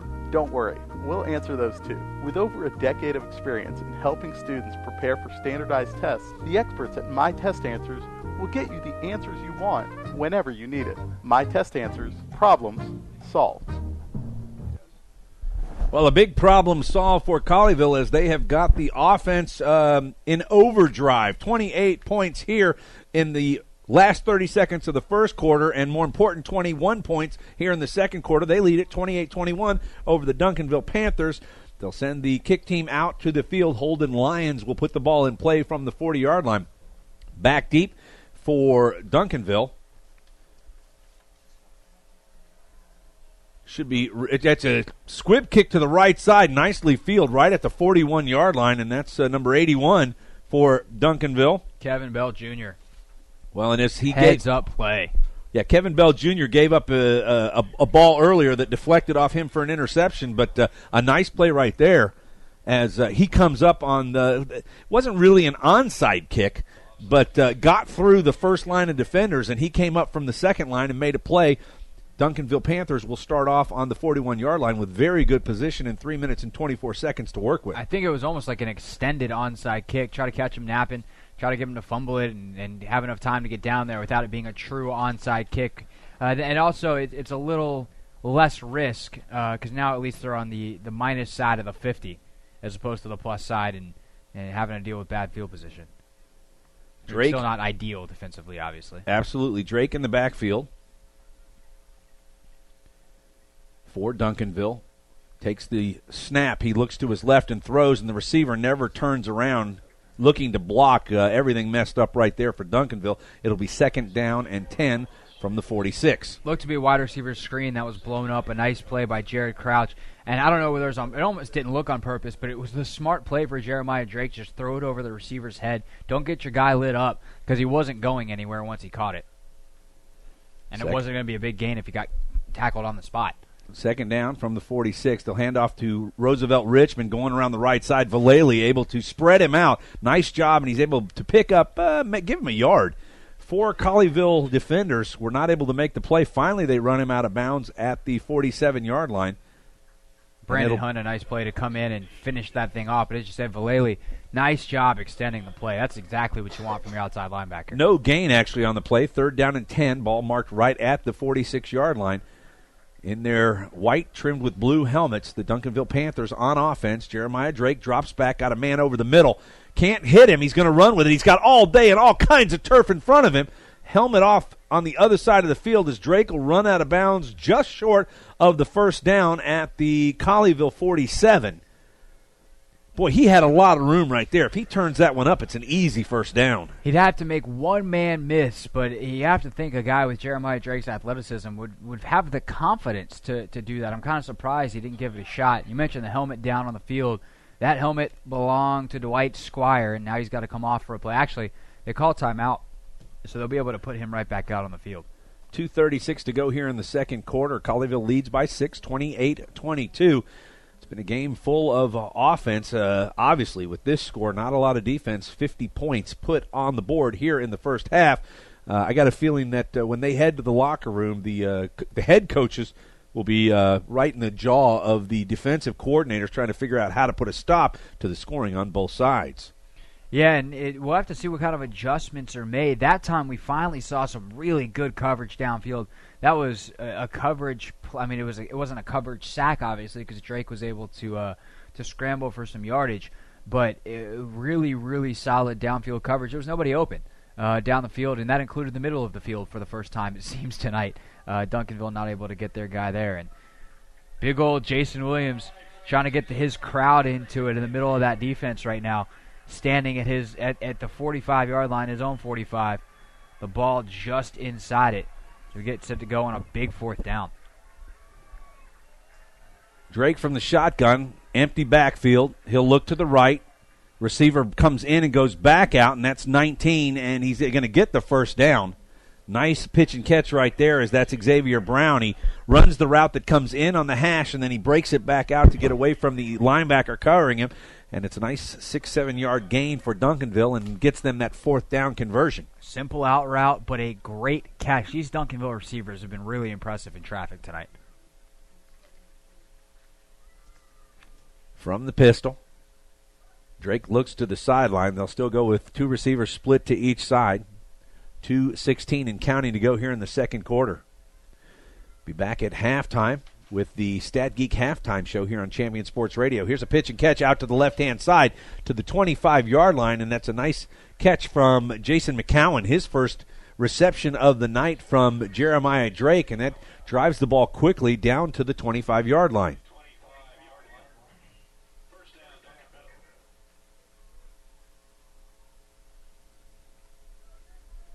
Back to the line of scrimmage, the Duncanville Panthers. They trail by 6, 28-22. Jeremiah Drake runs the show. He drops back 2 steps, looks to his right. He's getting heavy pressure, gets away from the pressure. He's going to tuck the ball and run down to the 20, 15, and he steps out of bounds right at the 15-yard line. They'll mark it, and that might be enough for another Duncanville Panther first down. And into the backfield that time, Jacavion Bowles just not able to wrap up. And a good job by the left tackle as well. And that is Colton Williams. Just stick with the play. Let him go because he didn't want to get a holding penalty. And then when Drake was able to kind of slide out the front of the pocket, did a good job, did Colton Williams, to pick his guy back up. Jeremiah Drake has 17 receptions, or has thrown for 17 receptions, 181 yards. Here's a little trickery. They'll hand it to the right, back to the left on the pitch, coming left at us, and a nice play by the defense as for Colleyville. Xavier Brown Nick Felix. Well, Nick Felix stays home. Nick Felix Jr. stays home on the right side, and Xavier Brown really doesn't go for much on a first down play inside the red zone. Your classic reverse, a handoff, and then a pitch back to the wide receiver. Jeremiah Drake did just enough as the quarterback to block on the backside, but Nick Felix was waiting on him. Drake will roll to his right, look for a receiver, throw to the corner, and this is poorly thrown, a ball that really had no chance. And here's a late flag that comes in right at the 16-yard line. I don't think there's really no way any quarterback could have gotten a ball in there. There was very good coverage on that play out on the far side. It was Brandon Hunt, the 5'9", 170-pound senior on the far side. Holding on Duncanville, so this is going to push them back. Ball was on the 13-yard line with the hold. That should put it back towards the 23. It'll be 10 yards from the spot. Oh, from the spot, from the 16 to the 26 then. In the backfield, that hold was. Luckily, it was pretty close to the line of scrimmage. Nope, they put it on the 23. Well, there you go. See what I know. Told you that 30 years ago of experience is paying off right here. From the 23-yard line, second down and 10, actually more than that. It's second down and about 18. Pass over the middle is caught, spinning away. Nice play right there. Gets another 6-7 yards before he's wrapped up for Duncanville. Devontae Smith, it was down the middle. Is that same guy again, and, it was almost like a basketball play. He just kind of threw it up, let Devontae Smith go up and get it, and then Smith does a nice job of doing the 360 spinny whirlybird kind of. That's one of our sponsors, by the way, Whirlybird. It's Whirlybird out and gains another few yards. Professional you are, Doug Branch. Thank you. It was, again, Devontae Smith just finding the open space in the middle. It's pretty simple strategy, and it has been effective. Duncanville's going to call a timeout. We'll keep it right here as they are goal to goal from the 6-yard line. 53 seconds to play here in the first half, and they trail by 6, 28-22. And so far, Jeremiah Drake has had a pretty solid first half number-wise. He's got 17 completions for 181 yards. That's a 68% completion rate with 2 touchdowns. Yeah, I'd say that's pretty good. I'm not very good at math, but I do know football statistics, and that is a wonderful first half. And we've talked about it all night. Not the biggest guy, not the strongest guy, not the fastest guy. He doesn't have the strongest arm, but his touch has been perfect. Some balls that are really difficult completions he's making look easy, and he's doing them routinely. He's got to keep that up because his defense is not or has allowed Colleyville to put up more points than he's put up for now. Duncanville back to the line, and I believe they just let the 25-second clock ord. They have more than 11 players on the field. 1, 2, 3, 4, 5, 6, 7, 8, 9, 10, 11, 12. That's not good coming out of a timeout. That is No. enough to drive a coach insane. A legal substitution, they caught him. So they come out of a timeout saying, all right, you're in, this is the formation, and wait, one of you guys is not supposed to be in. Well, and the one who wasn't supposed to be there was Kevin Bell, as he kind of tried to sneak through the coaching staff, and he's hiding now on the sidelines. That could be a big play. Certainly, especially on third down. Third down, and the better part of it looks like about 7 yards. It goes from third and 6. Third and very short to third and not great. 2 running backs in the backfield with Jeremiah Drake. He'll throw it up into the corner. It's a nice throw and caught. Feeder down. Touchdown. Wow. That is an amazing catch by Xavier Brown. Talk about body control. Jeremiah Drake, again, a touch throw. Fade route to the back pylon, put it right on the spot, and Xavier Brown went up and got it. And with 47 seconds to go in the second quarter, we are knotted again at 28. The PAT to come from Mr. Jimenez. Sam Jimenez, or Jimenez. I guess we'd have to ask what it is. Jimenez. We'll go with that for right now. Spot the ball at the 10-yard line. High snap, gets it down, and he shanks it, and he misses it. And just the way it probably should be, this game's probably going to go to halftime tied with the Panthers tied. Nobody wins, nobody loses, 47 seconds left, but we've seen a lot happen with less than 47 seconds. Yeah, we have. The end of the first quarter had a ton of points real quickly, and certainly Colleyville will try to do that again.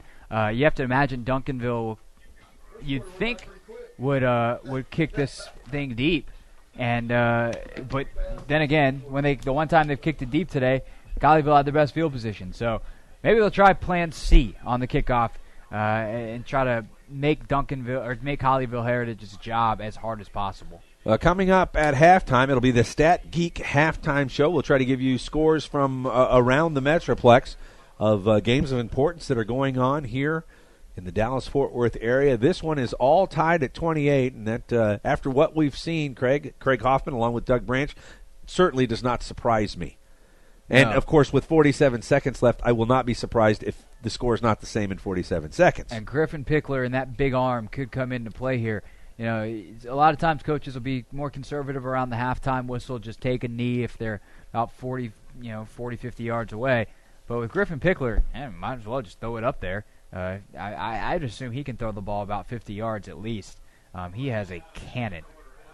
Big, strong kid, the quarterback from Colleyville Heritage, 6'3", 200 listed. Back deep for Colleyville to receive the kickoff is Reed Harrison Ducros and Gerard Henderson. If the ball is kicked that way, as you said, last time it was kicked that way, it ended up coming all the way out to the 49-yard line, and just a few plays, Colleyville was able to put the ball in the end zone. Duncanville runs the same little jab step towards the ball and then resets at the 35-yard line. Different kicker this time. It's a Carrasco, Eric Carrasco. And he'll kick it deep. This ball's going to come down, and that's Henderson at the 9. He'll go left-hand side. Got a few blockers. Cuts back right. If he can get by a couple of defenders, and he will not, he would have gone a long way. But he's drugged down at the 26-yard line, and the Colleyville Heritage Panthers will go on offense there. See if Griffin Pickler can put any more points on the board with 39 seconds left to go, or if Mike Fuller decides we've had enough, let's shut it down and take a knee. And I think that might be the case. 80 yards to go, 39 seconds. Good backside contained there by Duncanville coverage team. So be interesting to see what the decision here. I think you just got to take a knee. It's on the 22, so that's 78 yards to go in 39 seconds. Or maybe you try one quick one, see if you can get a quick pop, and if not, take a knee. But they go 5 wide, so What do I know? 5 receivers in the game. Pickler in the backfield by himself from the shotgun.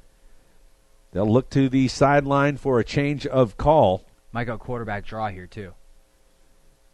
In motion. Ball's going to be faked on the handoff, and you called it. He hands it off there. He does not. Takes it right up the middle. Pickler all the way up to the 49, and you might get a timeout right here. Well, the clock will stop on the first down with 31 seconds to go, and Colleyville really, you don't want to say in scoring position, but they've only got 52 yards, 53 yards to go. That's why you want run one play, see what you get. And clock stop, change still not set, and they'll be able to snap it right on the go. There's the clock. From the 45. Receivers split everywhere. Pickler to throw. Ball's tipped up in the air and caught by and dropped. It's a incomplete pass, and that's actually a benefit to the Colleyville Heritage Panthers because there was no gain going to go on the play, and the clock would have continued to run, so they'll save the 2 timeouts. Incomplete pass to Butler off the tip. Yeah, exactly, and that ball hitting the turf is a good move, and that's an interesting call to try that bubble screen again. That time it's totally sniffed out. 5 receivers in the pattern for Colleyville. Pickler will look to the sideline for the call. Offensive line has done a fairly good job protecting. 2 steps back, nice pocket. He'll step up in it. He's going to run. Does not look like he's got a lot of room, and he tries to get to the sideline, and that's not going to happen either. He's drugged down after maybe a yard gain, and we'll have to see if they get a timeout. They do with 11 seconds to play. Colleyville will have at least 2 more plays potentially to get off before the Colleyville Heritage Marching Band takes the field for halftime festivities. Of course, that's the Stat Geek halftime show here on Champion Sports Radio.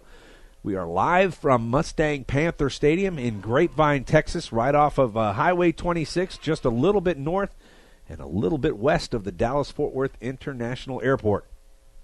Of course, it's been kind of fun sitting up here at the flight level, so to speak, watching the planes come in and land tonight. Glad as you call the plays, I actually do air traffic control. Very nice, very nice. The little switch on the microphone. American 1442, stand by, heading 120, turn right. What was that? I think that was you. It was a good crossover. We got some crossover here. Trust me, I was not an air traffic controller ever in any life. Yeah. I actually was. And you know what? What's scary? I was 14 calling high school football games. That's scary. That's fun. That's Oklahoma for you. There you go. Where anything goes. Yeah, I don't know that. I don't remember that in the Broadway song. No, it wasn't there. I don't recall actually whether that was like some sort of record. I've got to believe it was that I was literally refereeing high school Class 3A high school football games at 14 years old, and the coaches thought I was in college. That's the only way I got away with it. There you go. Of course, I knew the rules. Pickler back to throw. He's going to flare it out to the left-hand side. They try to come underneath the Corbin. That goes nowhere. And my guess is the clock is going to run out. No timeout from Mike Fuller, and it's a 0 on the board. So nothing settled here at Mustang Panther Stadium. The Duncanville Panthers and the Colleyville Heritage Panthers all knotted up at 28. We'll be back with the Stat Geek halftime show after this timeout. You're listening to Colleyville Heritage High School football on Champion Sports Radio. Any rebroadcast, retransmission, or use of the audio stream, and any and all other use of the accounts of this broadcast without the direct written consent and permission of Champion Sports Radio is strictly prohibited. All rights are reserved by Champion Sports Radio and ChampionSportsRadio.com. This is a presentation of Champion Sports Radio, your home for championship broadcasts. Never do today what you can put off until tomorrow, right? Now, that's not exactly the saying, but it seems like people would rather do anything other than doing something about their finances. That's why there's AXA Advisors. We work one-on-one with you to create a financial strategy for the things you need tomorrow. Start your financial strategy today with AXA Advisors. Call Thomas Lee at 972-455-9114. That's 972-455-9114. Securities offered through AXA Advisors, LLC, 212-314-4600. Member FINRA SIPC. If you're a basketball parent or coach, you need StatGeek, the simplest way to keep stats ever created. Our easy-to-use iPad app turns anyone into a professional statistician, and all they have to do is simply follow the ball. Produce full and accurate box scores and play-by-play reports. Send accurate stats out to your fans, media, or recruiters. It's sports statistic collection redefined. StatGeek is available right now in the iPad App Store for just $4.99, and there are team fundraising opportunities available as well. On the web at StatGeek.com. StatGeek, keep your eye on the ball. Are you looking for a way to promote your business or increase exposure? Do you just need more people to know that you're there? Join the Champion Sports Radio team and advertise during these games. In the last 4 years, Champion Sports Radio has broadcast over 600 games to more than 3.5 million listeners. And Champion Sports Radio wants to help you use major high school sports to reach thousands of local fans right in your community. Think about it. Die-hard fans just like you tune in each and every week, giving your business unparalleled access to the community. It's the perfect way for smaller individually owned businesses to cultivate a core clientele or expand their already loyal customer base. To secure your prime commercial spot during the broadcast, contact Thomas Lee at Champion Sports Radio by phone at 972-741-0334. That's 972-741-0334 or online at championsportsradio.com. Champion Sports Radio, your home for championship broadcast. The Centers for Disease Control and Prevention estimates that nearly 4 million brain injuries occur every year due to sports in the U.S. They also estimate that 70% of concussions go unreported. Not identifying concussions early can be devastating, especially if the athlete continues to play with symptoms. Catching hard hits fast is critical, and that's why you need the Shockbox Helmet Impact Sensor. The Shockbox is a small sensor that easily attaches to most football, lacrosse, and hockey helmets and instantly sends a signal to a smartphone on the sidelines when the player has taken a hard hit that puts them at higher risk for injury. The free app receives data from the sensor, displays information about the impact, and even walks the user through a concussion assessment. The app also logs symptom and impact data for future medical use. Visit ShopboxDFW.com to learn more about the Shockbox Impact Alert Sensor and determine if it is the right option for your child. Be warned instantly when a player has experienced a head impact that could result in a concussion. Visit ShockboxDFW.com today. ShockboxDFW.com.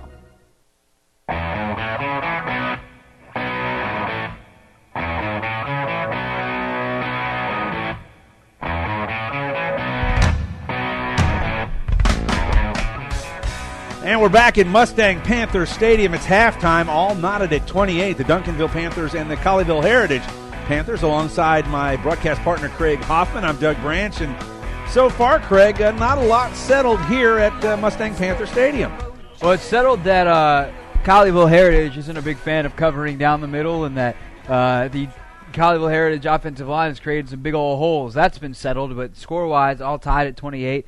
The offenses have been just spectacular. And I think it's important to point out, these are not necessarily simple schemes that these teams are running. A lot of option stuff, so it's a lot of decisions for the quarterbacks. And both guys, Griffin Pickler and Jeremiah Drake, have done a great job running it.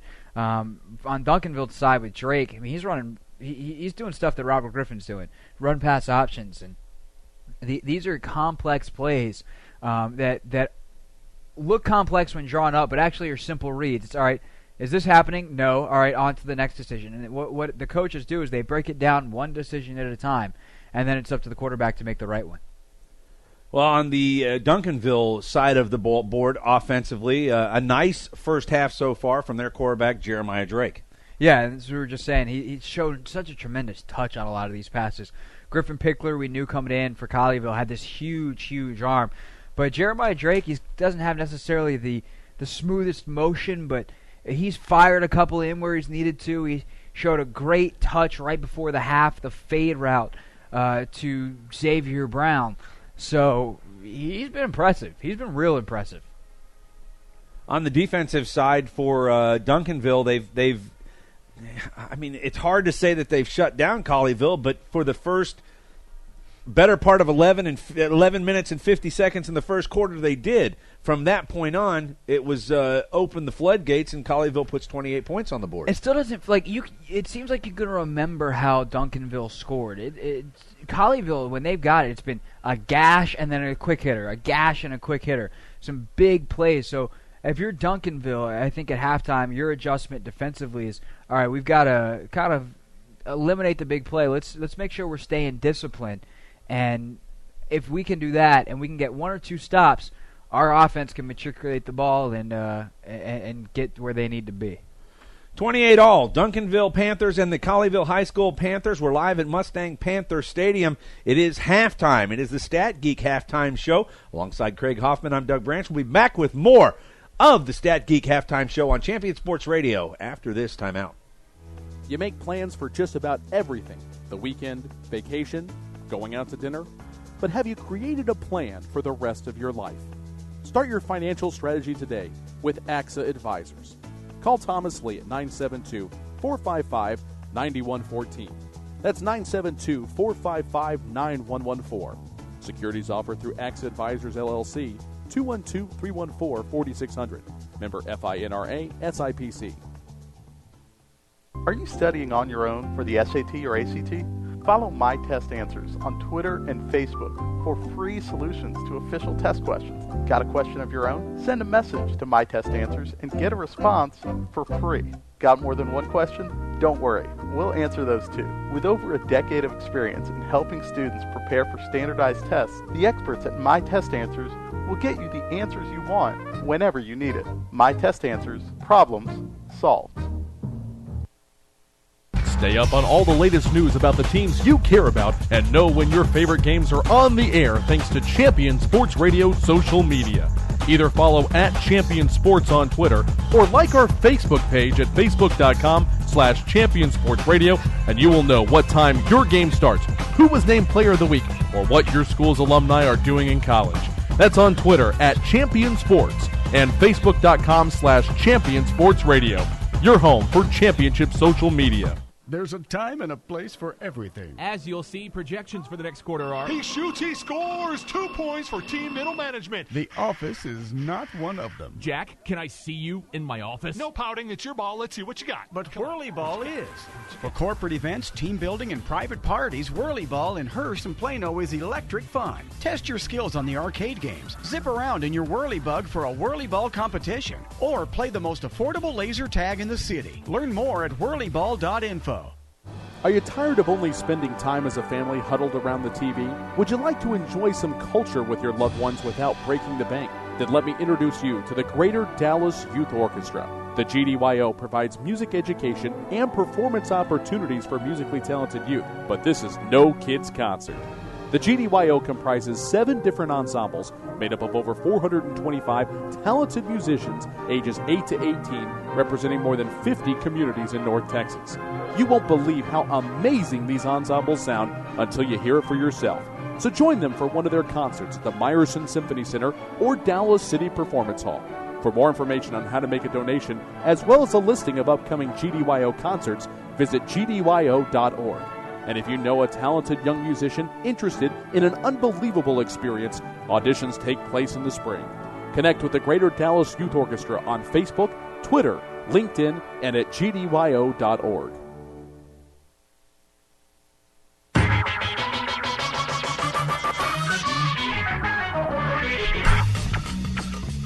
Back on the Stat Geek Halftime Show here at Mustang Panther Stadium. They had to call it Panther Stadium with the Duncanville Panthers in town. But, of course, it's Mustang Panther Stadium as the Grapevine-Colleyville Independent School District, the Grapevine Mustangs, alma mater of my lovely wife, Mindy. Brownie points for you when you get home. Say, I'm not saying what year she graduated. Trust me, she's not listening. Anyway, she hears enough of my voice every day. She doesn't want to hear it here. Halftime, we'll go over stats real quick for Colleyville Heritage. 200 and, oh, by the way, stats provided by the Dallas Morning News. No sponsor there, but we'll go ahead and throw them a little bone. Total yards of offense, 248, 13 first downs for Heritage. 18 of 30, 132, 18 rushes for 132 yards. That's a 7.33 clip.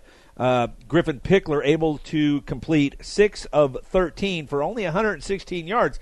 That's a little surprising. Seems like he threw for more than that. Well, it's the yards per completion. I mean, in the end, you go, all right, 6 passes, 113 yards. That's a pretty good average. 116 yards. 116 yards. That's a good average. You just wish the completion percentage was higher. Of course, fumbles, they lose 1, and that turns into 7 points. Well, actually 8 points for Duncanville.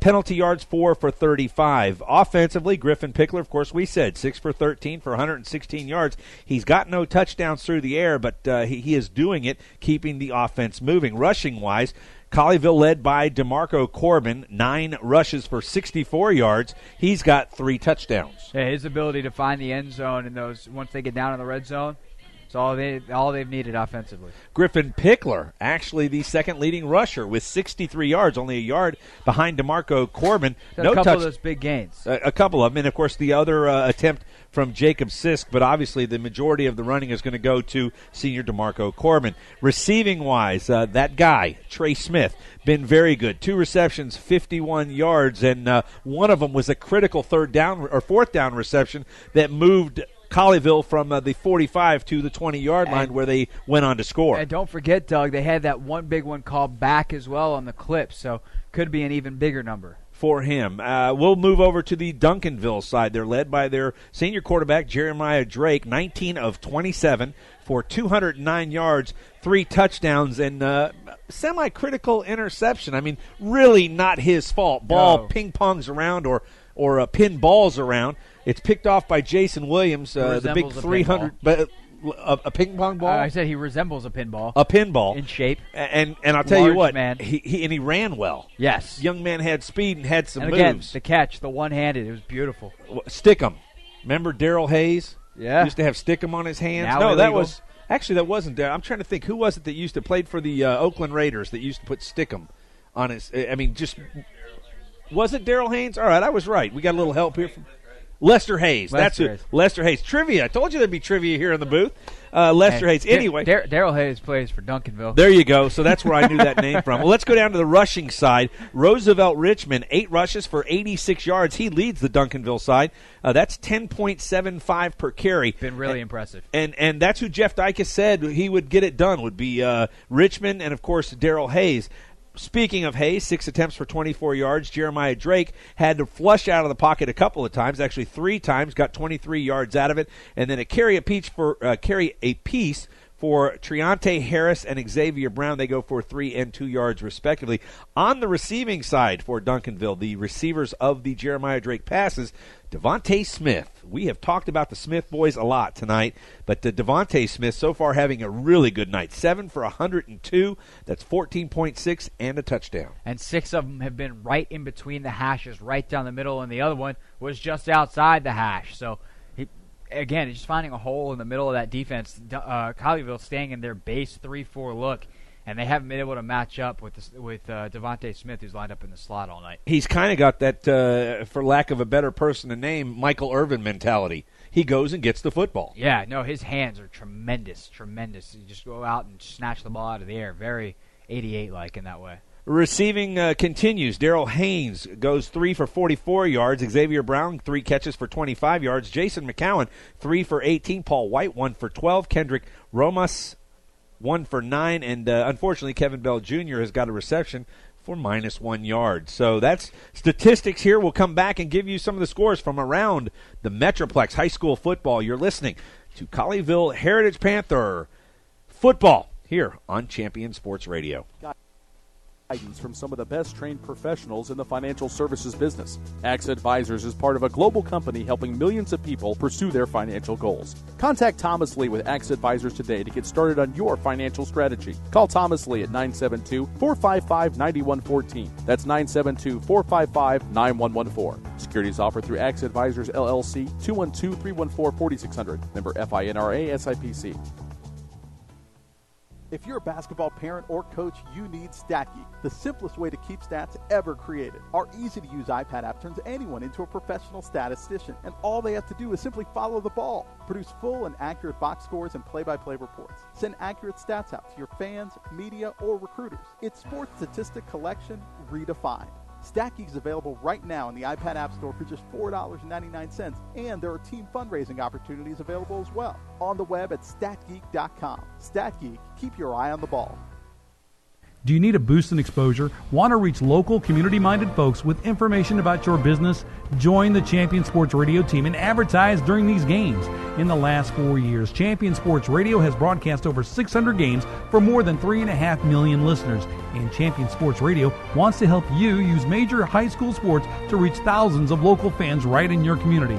It's also a way for your business to give back to the community by helping all these well-deserving student-athletes get some recognition for their accomplishments. The cost simply can't be beat for the effect it will have. You get a lot of bang for your buck, and best of all, it provides an opportunity for the best advertisement of all, word of mouth.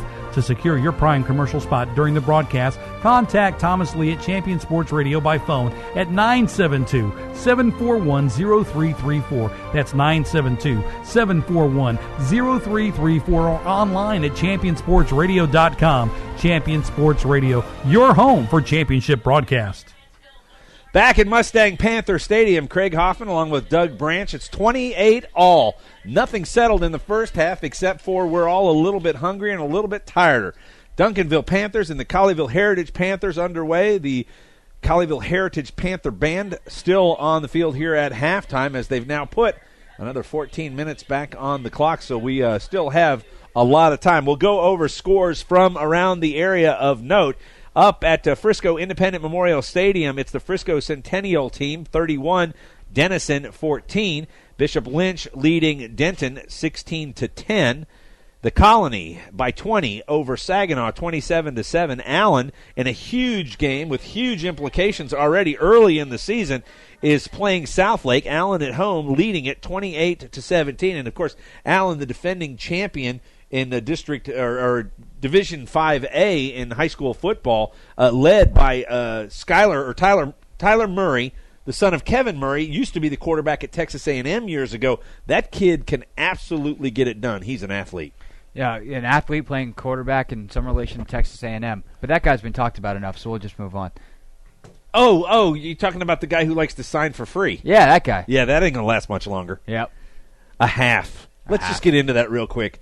A half? A half? It's the NCAA, a classic example of the NCAA not being able to get out of their own way. What they suspended him for was basically they said, all right, look, we know you signed, and we're pretty sure you signed for money, but we can't prove it, or we don't want to prove it because it's bad for business, and we want to see you out there. So we're going to get you on the secondary violation. And what they should have done is gone, okay, slap on the wrist, it was inadvertent. And instead, they wind up looking like they just don't take anything seriously because they go for the half. And in fact, sometimes nothing at all is better than a minimal thing, and that's what the NCAA did here. So I think they would have been better off doing nothing at all than doing the slap on the wrist, because the slap on the wrist says... Well, this is a slap on the wrist. I don't even think... It's clipping his fingernail. This is not even close to a snap. I mean... He should be suspended for probably 2 or 3 games. I understand what you're saying, but if you look at other players... And not necessarily even other eras. In the last 10 years, if you look at other players, Cam Newton, I mean, he didn't even get a slap on the wrist, but they found Des Bryant goes out for dinner with Deion Sanders and gets a 10-game suspension. Well, because he lied to the NCAA, and God forbid you do that. It's perhaps the you don't think Johnny's lying? Well, they can't prove it. They could prove that when Des copped to lying, they actually went, oh, well, you told us you lied to us, instead of rewarding him for forthcoming with honesty, or that whatever they found out. However they found out that Des Bryant was lying, even though he was lying about something that wasn't illegal, they thought that was just the worst thing in the world. Well, they must have asked the Reverend Deion Sanders, and of course he cannot tell a lie. Yeah. I'm just going to let that one go. Right. A.J. Green was suspended for a couple of games. I think it was 4 for a very similar thing, for selling jerseys. And then, of course, at Ohio State, the 5-game suspensions. Terrell Pryor. Terrell Pryor didn't wind up serving until he got to the NFL, and he had a coincidental 5-game suspension. Yeah, okay, Roger Goodell. When he got to the NFL. So what was going to happen? Like, if you want to go based on that, Manziel, if he was guilty, should have gotten 4 or 5 games. But you knew he wasn't going to be suspended more than 2 because they play Alabama in Game 3, and there is 0 chance that Manziel was not going to be on the game for that. Yeah, and also another point, too, in this, Manziel, a lot of people have talked about, Manziel has money. It's amazing what kind of legal defense that money can buy. Well, there's been a lot of people that have said that, and I won't even go into the names that have had in this area of the country that have used money to buy themselves out of trouble. Well, it's just in comparison to like an A.J. Green or a Des Bryant. Absolutely. If they had that kind of lawyer, they might not have had such a high suspension. Well, very true. Back to the scoreboard. Argyle 24-0 over Abilene Wiley. Arlington Bowie leads Mansfield 24-0. Down in DeSoto, they are whitewashing Arlington Martin, which actually to me is a surprising score. I thought that Arlington Martin would be a decent squad this year. 26-0 DeSoto over Arlington Martin. Birdville is leading forward with Arlington Heights 28-7. Brian Adams over Roosevelt 31-14. As we move down the list, we'll try to find some games of more importance. Denton Ryan 24-0 over Corsicana. Of course, this game all tied at 28 between Colleyville Heritage and Duncanville. Go back down a little bit farther. Can't say Hebron 34-7 over Abilene out at Abilene's Shotwell Stadium. And typically there's some pretty good football out in West Texas, so obviously that Hebron team is a very good squad. Of course, games from around the area up in Plano will move that direction. Plano East is leading by 21-20 over Garland. Plano 22-0 over Louisville. And another score of note, Hearst LD Bell just south of here at Bedford's Pennington Field, whitewashing North Crowley 32-0. See if we can find the score from Flower Mound Marcus, where our cohorts Thomas Lee and the group that do that broadcast are tonight. And looking for a score from them, and I'm not able to actually find it here. So, I do find it now. Plano West actually is trailing Flower Mound Marcus 21-8. That game is in the third quarter. So there we go. That pretty much updates you scores around the area of note in Class 5A, and we've got about 8 minutes before the teams will take the field. The Duncanville Band about to come out for halftime. It is, again, the Stat Geek halftime show here on Champion Sports Radio. We'll be back with more halftime as we return in just a few moments. Basketball parent or coach, you need StatGeek, the simplest way to keep stats ever created. Our easy-to-use iPad app turns anyone into a professional statistician, and all they have to do is simply follow the ball. Produce full and accurate box scores and play-by-play reports. Send accurate stats out to your fans, media, or recruiters. It's sports statistic collection redefined. StatGeek is available right now in the iPad App Store for just $4.99, and there are team fundraising opportunities available as well. On the web at statgeek.com. StatGeek, keep your eye on the ball. Do you need a boost in exposure? Want to reach local, community-minded folks with information about your business? Join the Champion Sports Radio team and advertise during these games. In the last 4 years, Champion Sports Radio has broadcast over 600 games for more than 3.5 million listeners. And Champion Sports Radio wants to help you use major high school sports to reach thousands of local fans right in your community. It's also a way for your business to give back to the community by helping all these well-deserving student-athletes get some recognition for their accomplishments. The cost simply can't be beat for the effect it will have. You get a lot of bang for your buck, and best of all, it provides an opportunity for the best advertisement of all, word of mouth. To secure your prime commercial spot during the broadcast, contact Thomas Lee at Champion Sports Radio by phone at 972-741-0334. That's 972-741-0334, or online at championsportsradio.com. Champion Sports Radio, your home for championship broadcast. The Centers for Disease Control and Prevention estimates that nearly 4 million brain injuries occur every year due to sports in the U.S. They also estimate that 70% of concussions go unreported. Not identifying concussions early can be devastating, especially if the athlete continues to play with symptoms. Catching hard hits fast is critical, and that's why you need the Shockbox Helmet Impact Sensor. The Shockbox is a small sensor that easily attaches to most football, lacrosse, and hockey helmets and instantly sends a signal to a smartphone on the sidelines when the player has taken a hard hit that puts them at higher risk for injury. The free app receives data from the sensor, displays information about the impact, and even walks the user through a concussion assessment. The app also logs symptom and impact data for future medical use. Visit ShopboxDFW.com to learn more about the Shockbox Impact Alert Sensor and determine if it is the right option for your child. Be warned instantly when a player has experienced a head impact that could result in a concussion. Visit ShockboxDFW.com today. ShockboxDFW.com.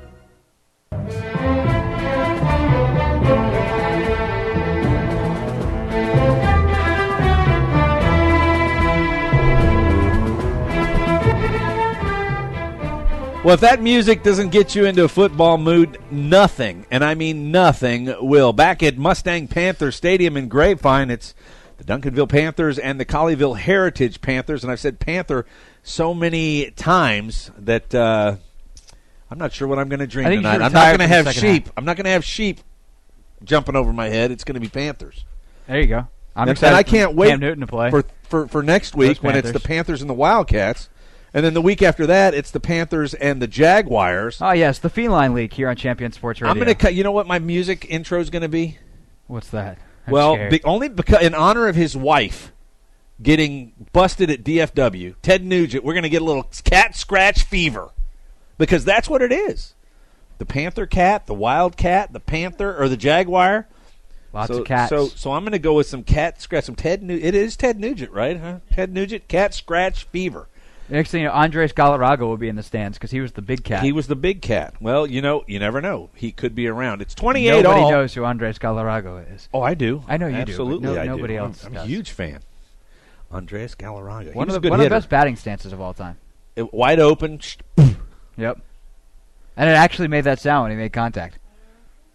It did. Yeah. You like that? Yeah, that was nice. Okay. I can think of a lot of sounds that sound like that, but it's Moving not a on. bat contact. Moving on. Okay, it's 28 all. Colleyville and Duncanville live here from Grapevine, a gorgeous, hot night, and it is still August, isn't it? It is. But it's Labor Day weekend. What will you be doing on Monday?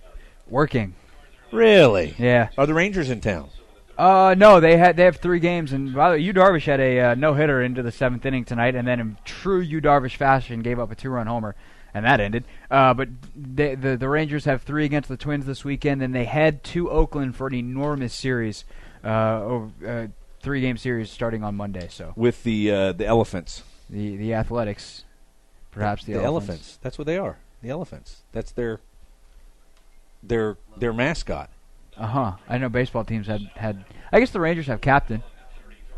Yeah. See. Yeah. And Jerry Jones has him. Jerry Jones. There you go. Nice mascot. Well, teams are making their way back onto the field. We'll be back with more from Mustang Panther Stadium along with Craig Hoffman. I'm Doug Branch. You're listening to Colleyville Heritage Football, Colleyville Panther Football here on Champion Sports Radio. Panther. Disease Control and Prevention estimates that nearly 4 million brain injuries occur every year due to sports in the U.S. They also estimate that 70% of concussions go unreported. Not identifying concussions early can be devastating, especially if the athlete continues to play with symptoms. Catching hard hits fast is critical, and that's why you need the Shockbox Helmet Impact Sensor. The Shockbox is a small sensor that easily attaches to most football, lacrosse, and hockey helmets and instantly sends a signal to a smartphone on the sidelines when the player has taken a hard hit that puts them at higher risk for injury. The free app receives data from the sensor, displays information about the impact, and even walks the user through a concussion assessment. The app also logs symptom and impact data for future medical use. Visit ShotboxDFW.com to learn more about the Shockbox Impact Alert Sensor and determine if it is the right option for your child. Be warned instantly when a player has experienced a head impact that could result in a concussion. Visit ShotboxDFW.com today. ShotboxDFW.com.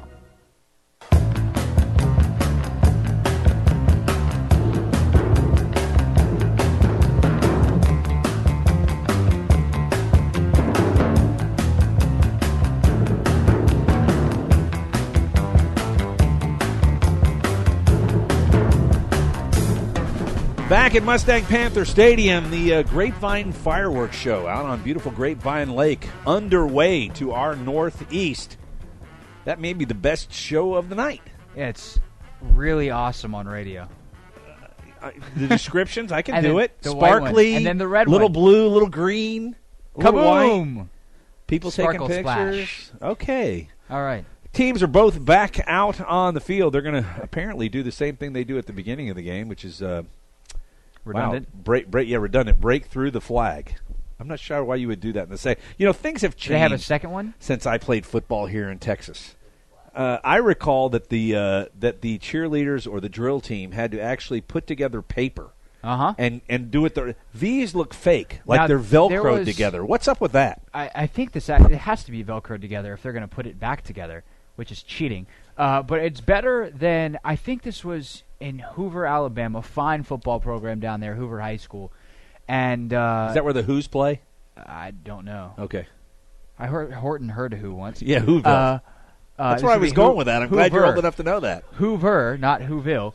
But they said it's celebration of something, and they spelled celebration wrong, and that's unfortunate. So I guess if you have the reconstructible flag, then that is really not reconstructed very well. Whoa! No. We got a major blowout. It is actually not a reconstructible flag. It is somewhat of an underpass at this point. But they're running through the hole, so that's good. It's good football, fundamental football. I'm going to have to say epic failure number 1. Run through the hole. That's all.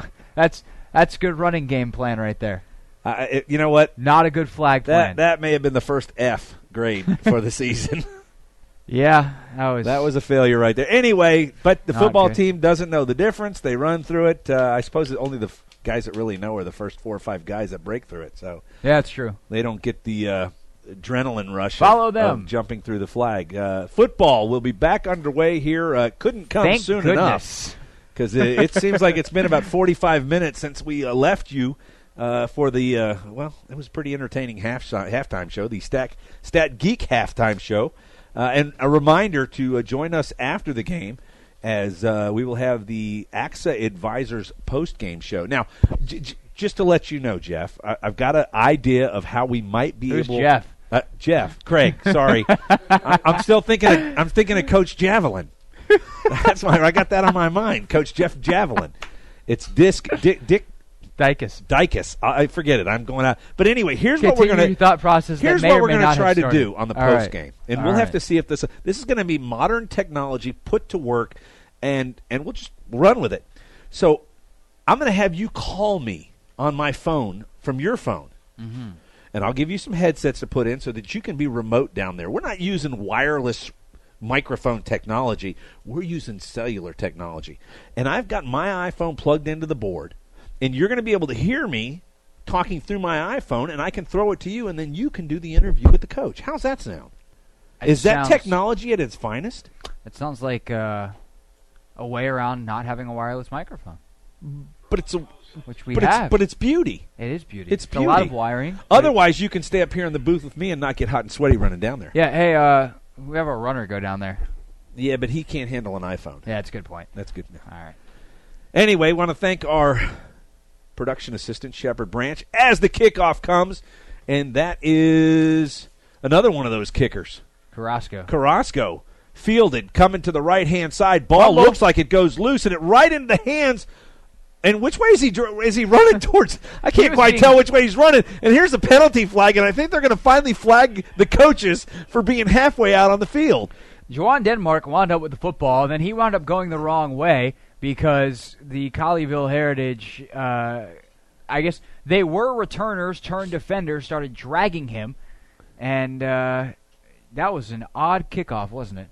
Almost as odd as our halftime show. And the play-by-play was pretty odd of it, too, because I really didn't see what happened. But here's a good one. This is a good trivia question. Anybody here in the booth can answer this. All right. Who's the player for the Minnesota Vikings that ran the wrong way for a touchdown with the football? Can anybody recall that?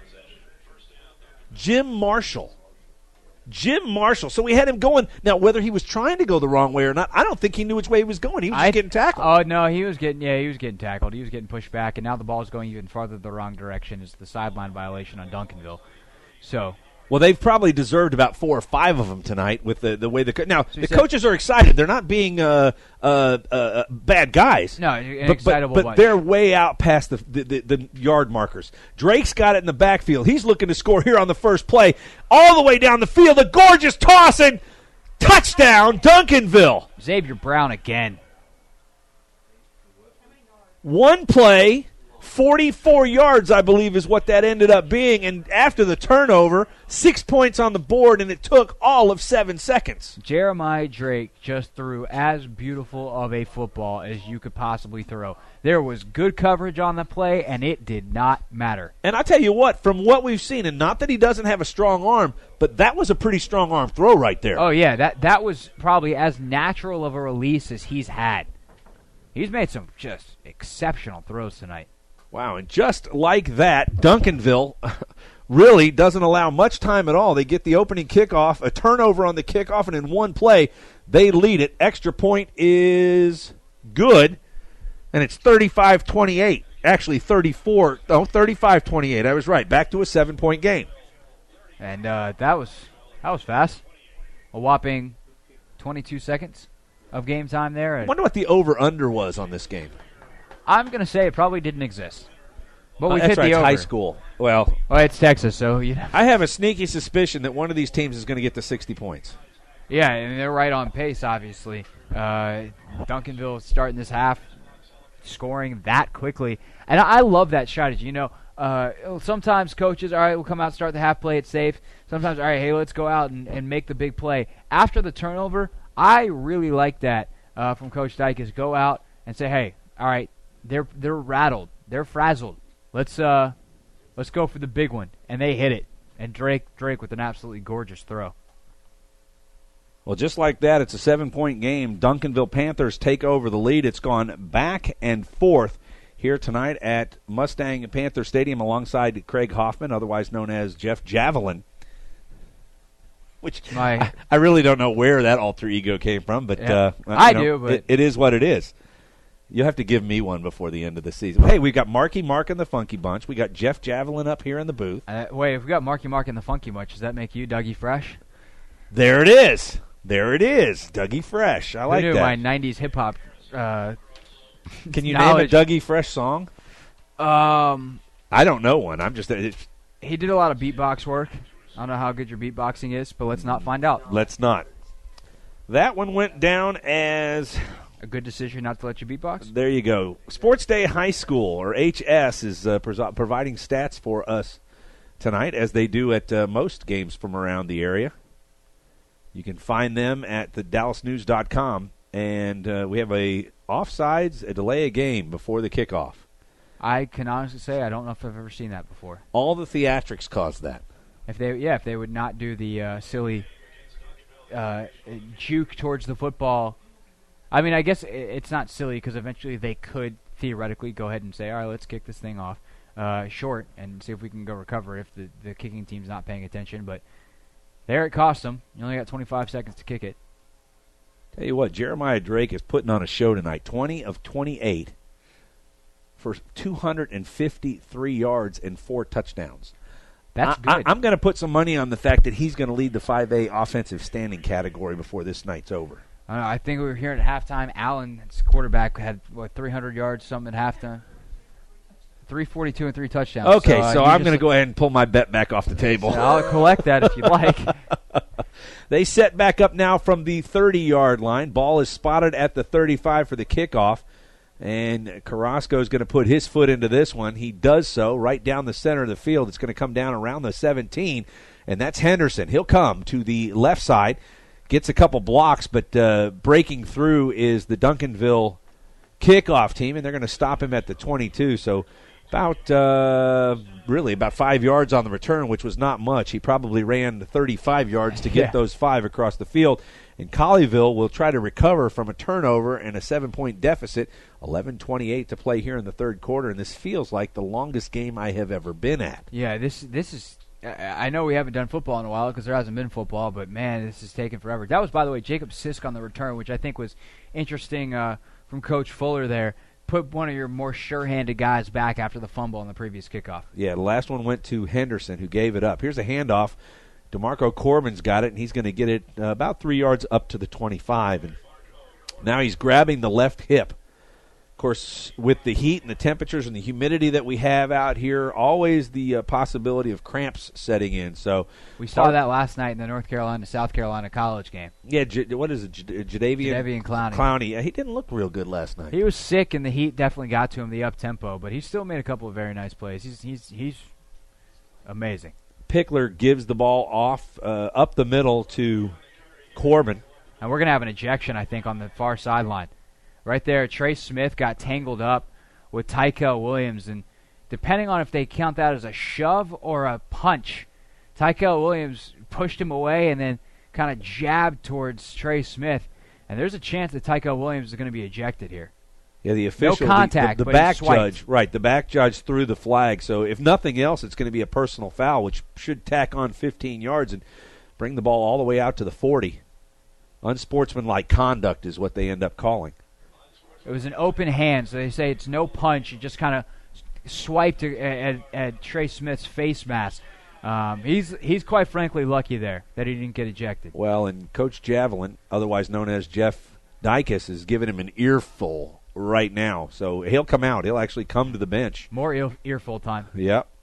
This is one of those times you wish you had some of those plugs they use out at the Speedway. Otherwise. Or a ticket on Southwest. Want to get away? Another small plug stuck in by Craig Hoffman. 41-yard line, first down. Colleyville trails. The Panthers trail by 7, 35-28. Pickler back to pass, got a man on the right side breaking forward. That's that guy again, Cody Butler, and he drops another one. And, not having a good night. I'll tell you what, I believe that is the spot normally occupied by Brett Bowfinger, and he is a very sure-handed receiver. So unfortunate for the young man. He's had a number of balls come his way, but has not been able to keep the gloves on the pigskin. Here's a screen coming up the middle. Oh, a lot of blocking to the 50. And a nice play on the defensive end there. That's number 20 for Duncanville. Andrew Mathis, who comes across from his cornerback position and knocks down Jacob Sisk, who really had a lot of running room right there. Surprised he didn't go farther than that, but another first down for Colleyville. Clock continues to run. Pickler looks left side. He'll throw it out there on a stop route, 7 yards, and that's about all he's going to get. To the 40-yard line, they're into Duncanville Panther territory. They'll spot it right at the 40, and it'll be second down and 2 for the Panthers. Adjustment from Colleyville, looking at a lot of short stop routes as the offensive line has not been able to give Pickler a ton of time. Handoff up the middle to DeMarco Corbin to keep that center of the defense honest. And there's a nice play by number 90. Kyle Harper. Kyle Harper, who drags down Corbin by his shoelaces. Shot through the center of the A-gap there, as they call it, and able to bust up the play. Pickler back in the backfield, takes a snap, looks right, throws right, and this is over the head of the intended receiver in the person of Jake Newell. We have not heard a lot about Jake Newell tonight, one of the players that head coach Mike Fuller brought up in the pregame show, but they have not gotten the ball into his hands. An exciting receiver, but not had an opportunity to put the gloves on the pigskin and do anything with it.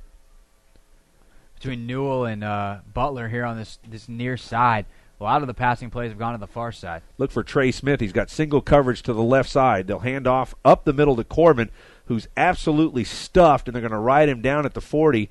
Maybe a loss of 2, and the coaches are going crazy over there on the Duncanville side. There's chest bumping. There's all kind of stuff, and they're all back out on the field again. And past the official, and still no flag. Surprising. Yeah, well, this time the play was dead as opposed to last time when the ball was squirting all over the place. Jakevion Bell led the charge there. And big number 90, Kyle Harper, who had the play earlier in the possession, he was just as fired up as the coach is coming off. And you love that infectious enthusiasm. At this level, that's what this is about. Go out there and have fun. And that was a fourth down play, so a turnover on the not getting the first down. Of course, with everything else going on, not paying much attention to the first downs at this point. A lot of action on the field. The points have flowed onto the scoreboard. And right now, Jeremiah Drake has got a chance to go for another one-play touchdown. And the ball's away on the right-hand side, caught, run out of bounds for an 11-yard gain. Xavier Brown again on that far side doing a lot of damage. They're not moving their guys around. It's just, Devontae Smith in the slot, who's actually doesn't look like he's out there right now. Surely he'll be around soon enough with the game that he's having. And then Xavier Brown split out to the far side has done his fair share of damage as well. Out there with Brown is McGowan out on the right side. The near side is Kendrick Ramos and Kevin Bell. Here's a handoff up the middle, and I believe that was Roosevelt Richmond. Richmond takes it for, we'll give him a yard on the carry. Jason Williamson, they give him more than that. So it'll be second down and call it 7. And here comes 3 Devontae yards. Smith back in. He's lined up the inside slot as the 3 receivers to the bottom side of the formation, the inside slot on the near side. Back to pass is Drake. Smith comes over the middle. It's a pass out to the right side, and they're going to call that a catch. Give him 6 yards, 5 yards on the catch, and Xavier Brown is the one who hauls that one, and it's going to be 3rd down and 2. Ball will be spotted at the 41-yard line. They've got to get to the 39, just inside the 39-yard line of Colleyville, but once again, Duncanville on an offensive roll. Drake's got it. He'll hand it. No, he doesn't hand it. Throws it out left-hand side. This is caught. Goes for the first down, and he's going to take it to the house. Right there. A nice play and another quick score, and that was Kevin Bell Jr. So he goes from -1 yards to picking up a 40, I believe it was a 43-yard touchdown pass as they needed to, actually 41-yard touchdown pass. And now Duncanville is starting to spread the score a little bit. It went back and forth, a score on each side, but the Panthers have put 2 scores on the board. They'll lead this by 14 points if they can convert this extra point. Of course, back to that swinging gate kind of offense, and here the offense now is running off the field with 22 seconds left on the clock, and the kicking unit's coming on, and they're going to have to not overly hurry, but if the kicker feels rushed here, that's not necessarily a good thing. Carrasco, plenty of time, snaps away, good hold, and boy, he didn't kick it very far, but it did go through. And just like that, it's a 41-28 game, 42-28, 14-point lead for Duncanville. All Duncanville here in the second half so far, Craig, and Colleyville is going to have to try and figure something out, and defensively they didn't do it at halftime. No, and at that time, the damage done on the outside to Xavier Brown as opposed to Devontae Smith up the gut. But overall, it's the Duncanville team's been really impressive. And Jeremiah Drake, if he continues to play like this, he's going to have just an exceptional senior year. The kid's he made great decisions. I mean, on that last play, he could have handed that ball off and instead sees that his running back's about to get lit up, pulls the ball out, makes a quick decision, sees the screen on the far side, on the near side of the field, throws it's not exactly an easy pass. He's on the far hash mark, throws it all the way across the field with enough zip that Kevin Bell Jr. is able to get loose, and off he went down the sideline. Nice breakaway speed. I'll tell you what, I might put my money back on the table here. Jeremiah Drake now up to 311 yards, 5 touchdowns. And we've still got the better part of the majority of the second half to play. We're only about 3 minutes and 48 seconds into the second half. We're here in the third quarter with 8:12 to play and a 14-point Duncanville Panther lead over Colleyville Heritage Panthers. This time, they had the delay of game on the kickoff last time, about 14 seconds. They've already gone through their, let's go see if we can scare the football. And then they pop back and line up, sprinter stance on the 35-yard line, kicks away with 5 seconds to go. Sam Jimenez drives this one all the way back to the 3-yard line. And right there, it's Jacob Sisk. Sisk kind of jogging ahead, really never finds a hole to try and break through, and he's shut down at the 17-yard line. That's where the Colleyville Panther offense will take over here in the third quarter. 2 offensive possessions. They've really not done anything. Well, I take that back. 1 offensive possession. They turned the ball over on the kickoff, the initial kickoff of the second half, but Mike Fuller's going to have to try and figure out how to keep his offense on the field because right now the defense is not getting it done against Duncanville. I wonder if they go back to some more of the quarterback runs that's been successful. But if I can think of it, you know that Coach Dykes and his staff has thought of it. So it's a lot of mind games right now, and the Duncanville coaching staff has won this second half so far. Pickler back to throw, looks to the left side. He hits Trey Smith. He's got running room. To the 30. If he can break one tackle, he's gone. 40. They're going to run him down from behind, but he gets all the way to the 46-yard line into Duncanville territory. And just like that, it's let's call it about a 44-yard gain. Big play. Trey Smith. If I'm Coach Fuller in Colleyville Heritage, I think that I would try to get the ball in 84's hands a couple more times. He's done damage every time he's touched it tonight. Yeah, let's call it 38 yards, not 44. You call it, again, whatever. Math, not my strong suit. It's radio. Nobody's here.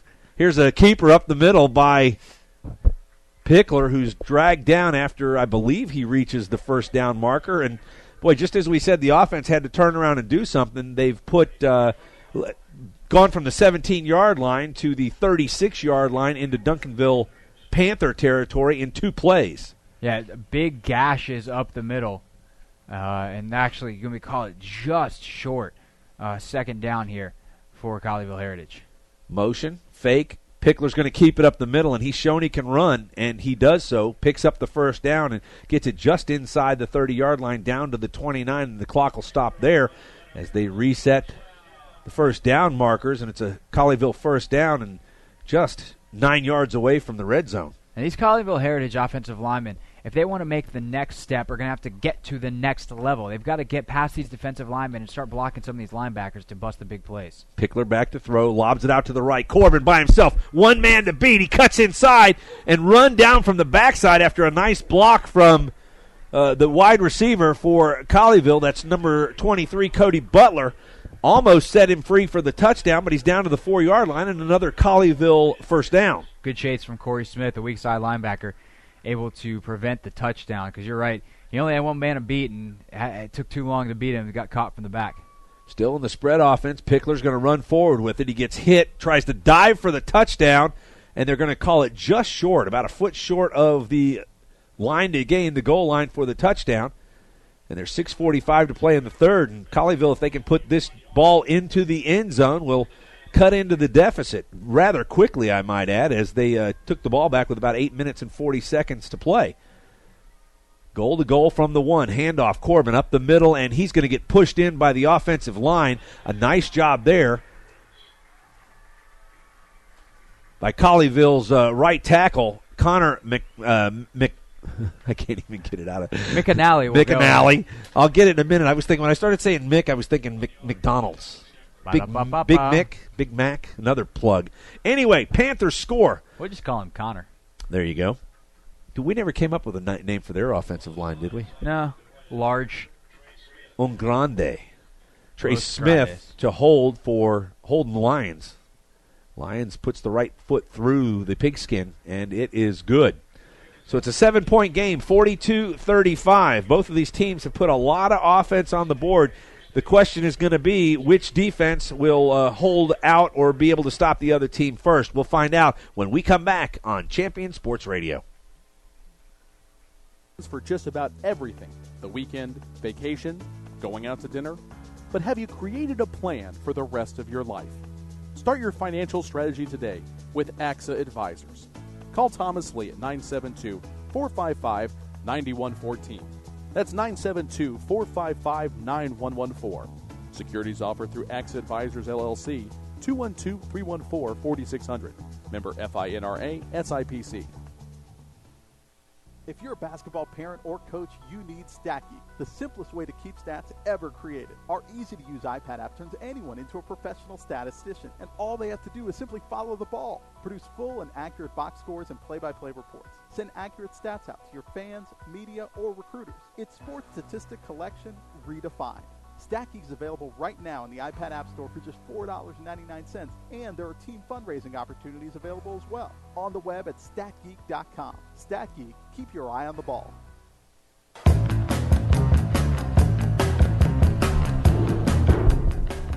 Back at Mustang Panther Stadium, 42-35. Duncanville Panthers still lead this one. Holden Lyons to kick off for Colleyville as the kick team is out on the field. Ball marked at the 40-yard line. Duncanville back deep in the persons of Darrell Haynes.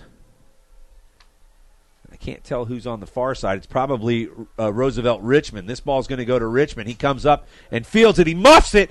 He picks it up on the lucky bounce, and he's going to be knocked down at the 24-yard line. But a muff by Richmond as it was a short kick. He came up to get it, caught him in the chest, and Duncanville avoids a huge turnover. That was a very lucky bounce. Bounced right back up, and is able to not only do that, but when he recovers, able to take a hit without fumbling, and that's a big thing too.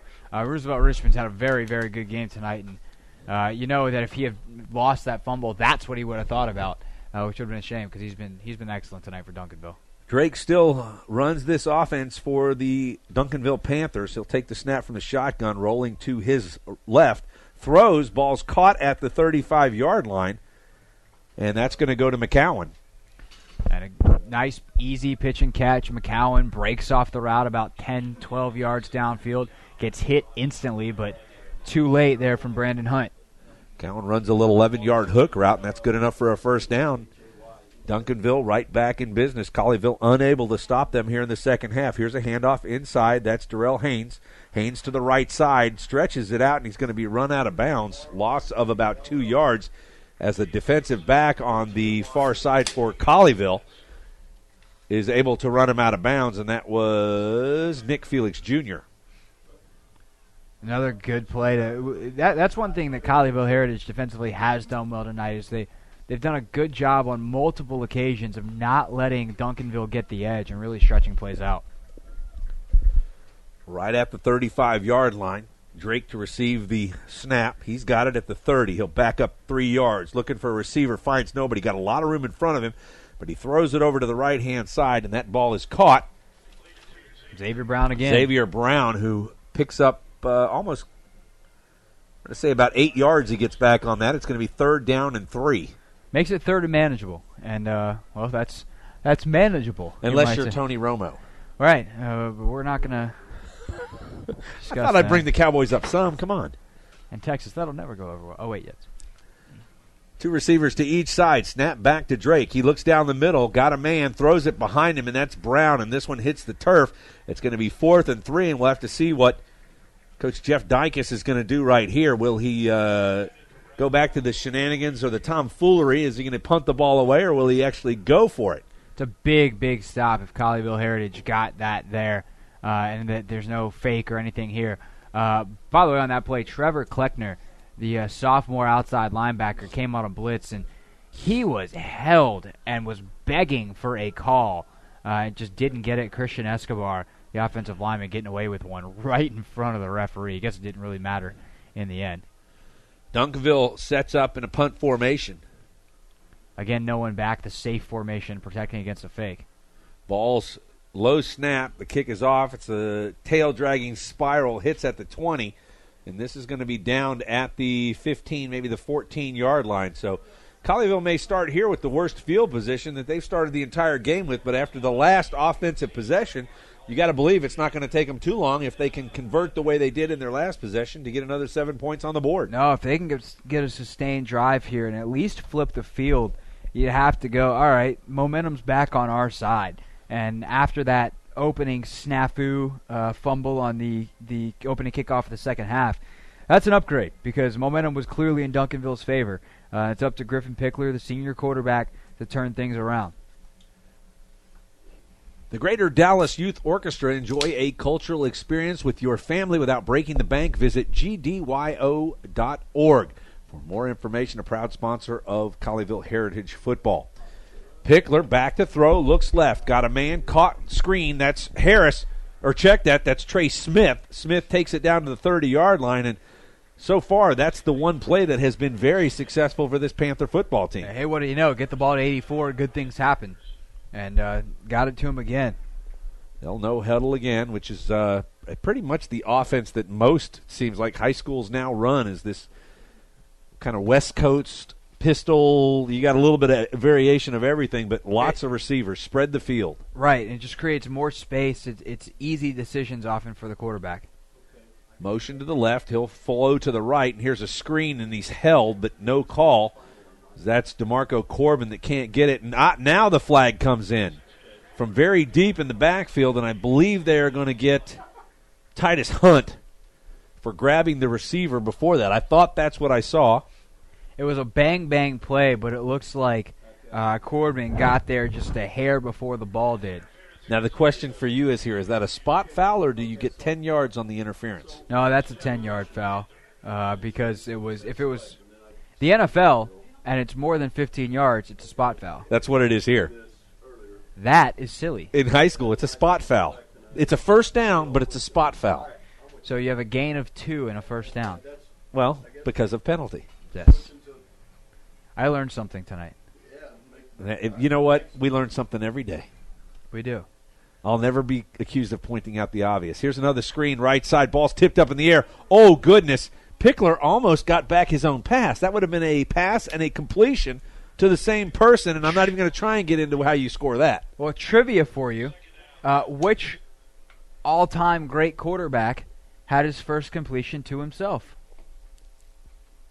When you say all-time great, give me a time frame. He's top 5 statistical quarterback in I'm going to have to say Brett Favre. It was. Brett Favre. Brett Favre's first completion was to himself. That was my million-second quiz answer for tonight. We go. Didn't know who it was. Had to get a little more information. But, hey, I'll take credit for Brett Favre.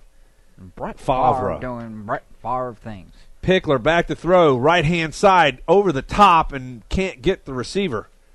Just misses him as nice defensive coverage as the Duncanville safety or free safety rolls over to the right-hand side and shuts down Jason McCowan, who was trying to go for the home run ball. If McCowan caught that, Andrew Mathis was going to end that play rather quickly.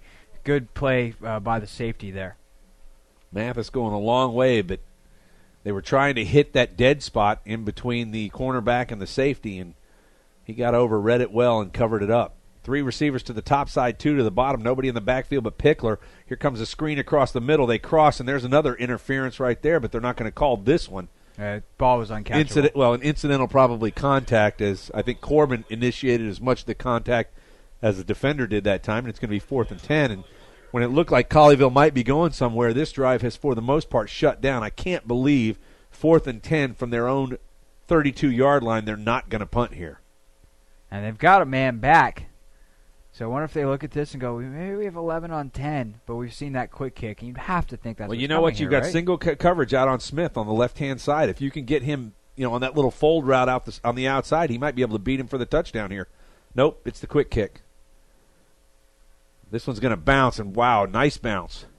All the way down to the 28-yard line. It'll be down there by Trey Smith, and Duncanville will take over, and, of course, Duncanville, two possessions in a row, the defenses have actually stepped up and stopped the other team. Or isn't that illegal? What's that? Stepped up and stopped the other team? Yeah, back-to-back possessions. On back-to-back. Well, or you could say that the offenses kind of stopped themselves. Yeah, and you I would give some credit definitely to the defenses here. Both kind of adjusted, tightened down. You have to imagine both defensive coordinators really got into their squads at halftime. So, I mean, on the Colleyville side, you'd have to think that Tony Roth really got into his squad going, all right, look, that's enough of that. We can't have them scoring on every single possession. That's unacceptable. And sure enough, come out, get a stop.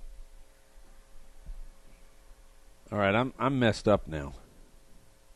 Uh-oh. Jeremiah Drake, I've got him. Okay, it's right. 5 touchdowns and an interception. I'm looking at the wonderful stats provided by our folks from the Dallas Morning News. And they are wonderful. You just can't read them. Well, you know what? There's been lots of things. We've had a challenging night tonight. But we're going to make it through it, even if it's the longest night in college football. And it's not college football. It's high school football. So it won't be the longest night in college football. Jeremiah Drake's got it from the 27-yard line. He'll roll to his right, look downfield, got a man, and he can't hit him. On the run, he's not able to get that pass, and I believe that was Xavier Brown he was trying to catch around the 45-yard line, but could not get the arm strength hard enough to get the ball out to him, and it is going to be 3rd down and 10.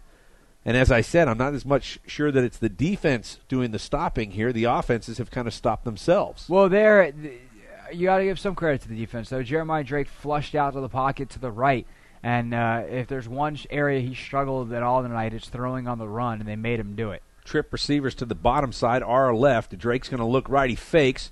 Now looking up the middle, fakes again. He's flushed out to the right-hand side, still looking down the field. Pass is thrown, and it's almost picked off. And I'll tell you what, he's lucky that doesn't go the other way, as Reed Harrison Ducros, a sophomore for Colleyville, had that one spotted up and was ready to duck hunt it.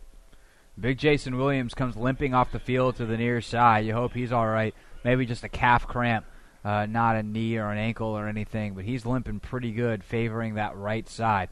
But again, another stop from Colleyville Heritage, and it's made the game go a little bit faster, some of these stops, but it has been a lengthy game tonight. Sam Jimenez is back to kick for Duncanville, as this will now be the 3rd possession in a row without a score. Of course, in that time frame, we've only gone through about 5 minutes on the clock. Punt is away. It's a waggly one to the right-hand side. Fair catch he's run into.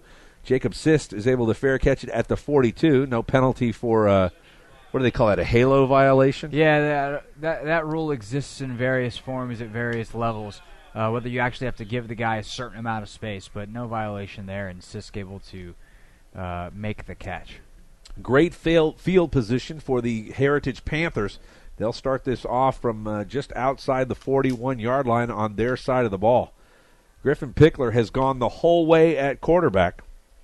He was the backup last year to Cody Thomas. Did not see a lot of action, although he did play in some of the blowout games.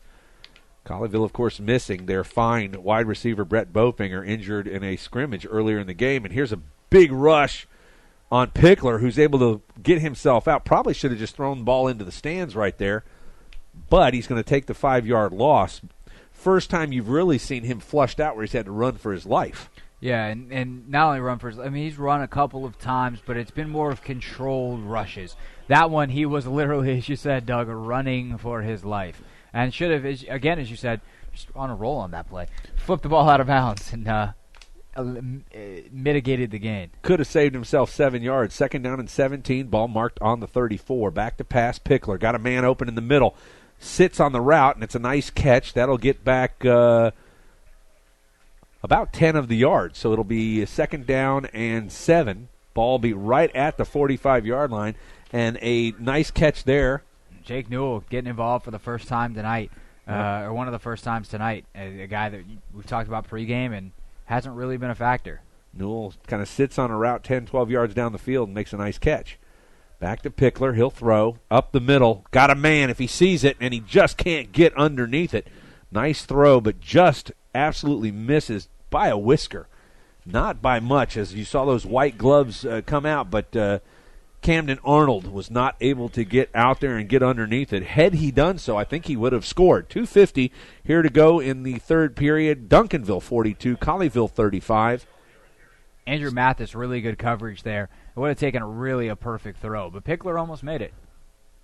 You know, I'm glad I haven't said Kelly yet. Pickler, remember from American Idol? Yes, I do. You don't hear that Pickler. Oh, and here's a quick kick. Oh, that was 4th down, 4th and 7, and he kicks it. And this one, if they let it go, is going to get all the way down to the 1-yard line. And it does, just inside the 1, and that's that guy again, Trey Smith, who's there. I tell you what, that quick kick, if Duncanville's not going to send somebody back, of course, that's the risk you play. That's the gamble you have. If you send someone back, you hurt yourself covering the receivers. So if they run a play, as Colleyville has already shown, they can be successful running that outside bubble play. But worst position or worst starting position for Duncanville, the Duncanville Panthers, in this game. It's hard to have much worse. They're inside. The nose of the football is on the 1-yard line. So it's up to Jeremiah Drake down here to do as he's done most of the game and make a good decision. A punt here isn't a bad thing. Just a turnover in this area of the field is the ultimate bad thing, so be smart here. I know one guy who used to like running from the 1-yard line, a guy named Tony Dorsett. Matter of fact, he took one all the way against the Minnesota Vikings. They're going to throw from out of the end zone, and fortunate to get across the end line back to about the 1.5-yard line.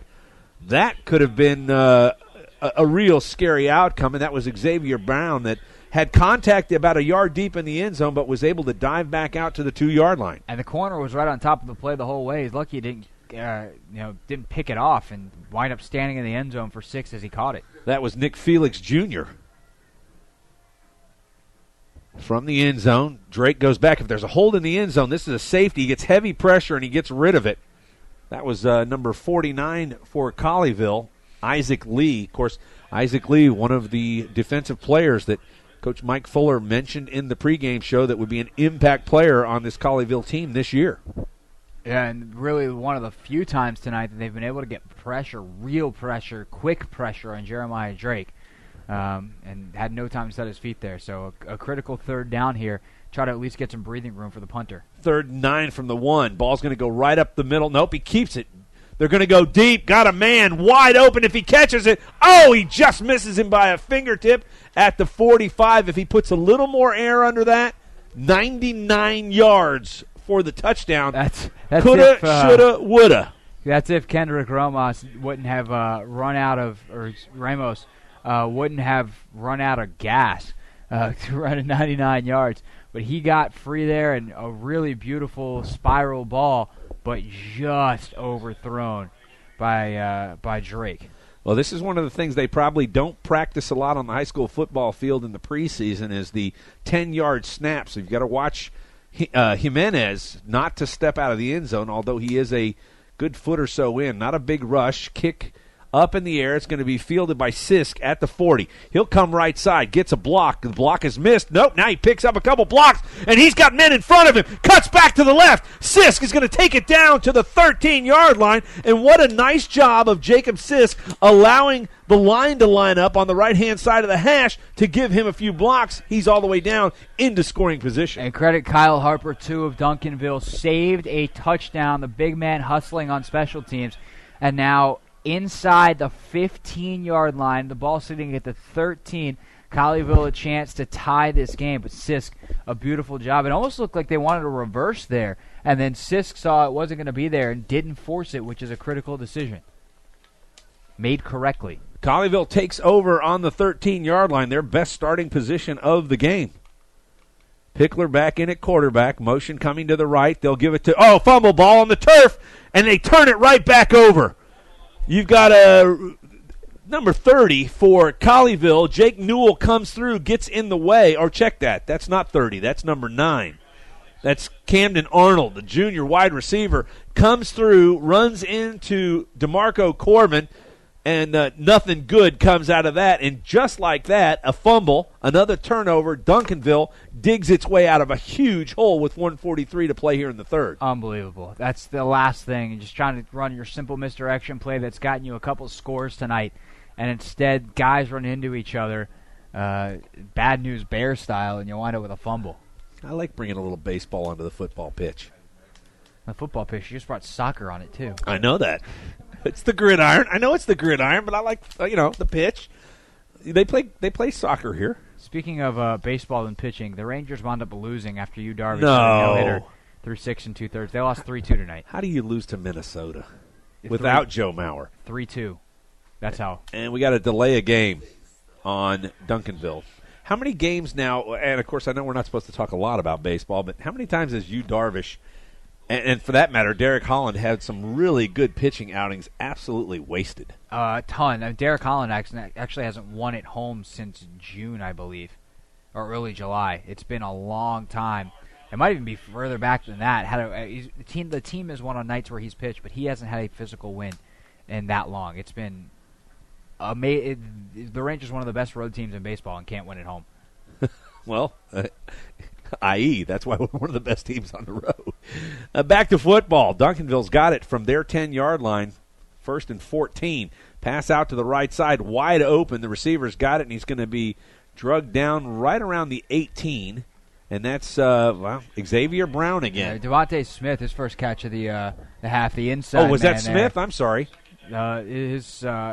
Actually, I think his second catch of the half. You're right. It was Devontae Smith. Had a great game so far tonight. From this far, they all look alike. If you can't see the number, you just throw out a name. Guys in white jerseys and blue helmets make catches. That could be a song. Guys in white jersey. No, forget it. That's Brown. Am I correct?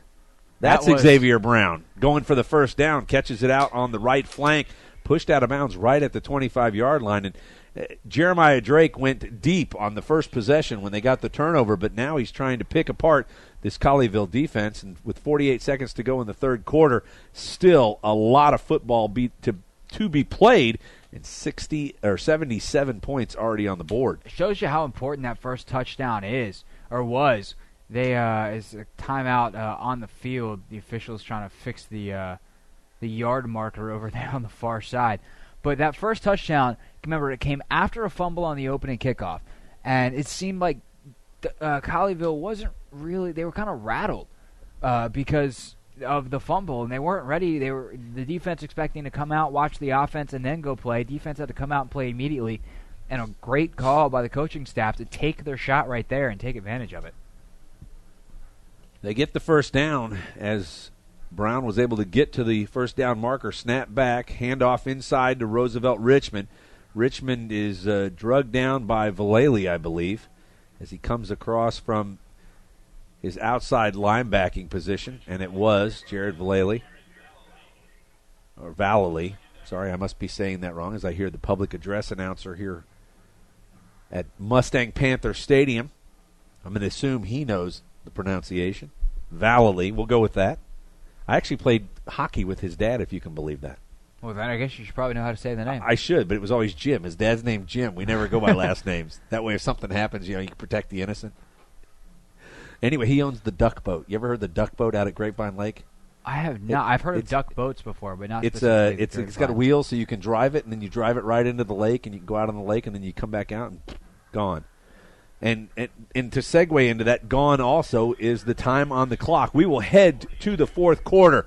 Duncanville Panthers 42, Colleyville Heritage Panthers 35. Back with more on Champion Sports Radio after this timeout. For Disease Control and Prevention estimates that nearly 4 million brain injuries occur every year due to sports in the U.S. They also estimate that 70% of concussions go unreported. Not identifying concussions early can be devastating, especially if the athlete continues to play with symptoms.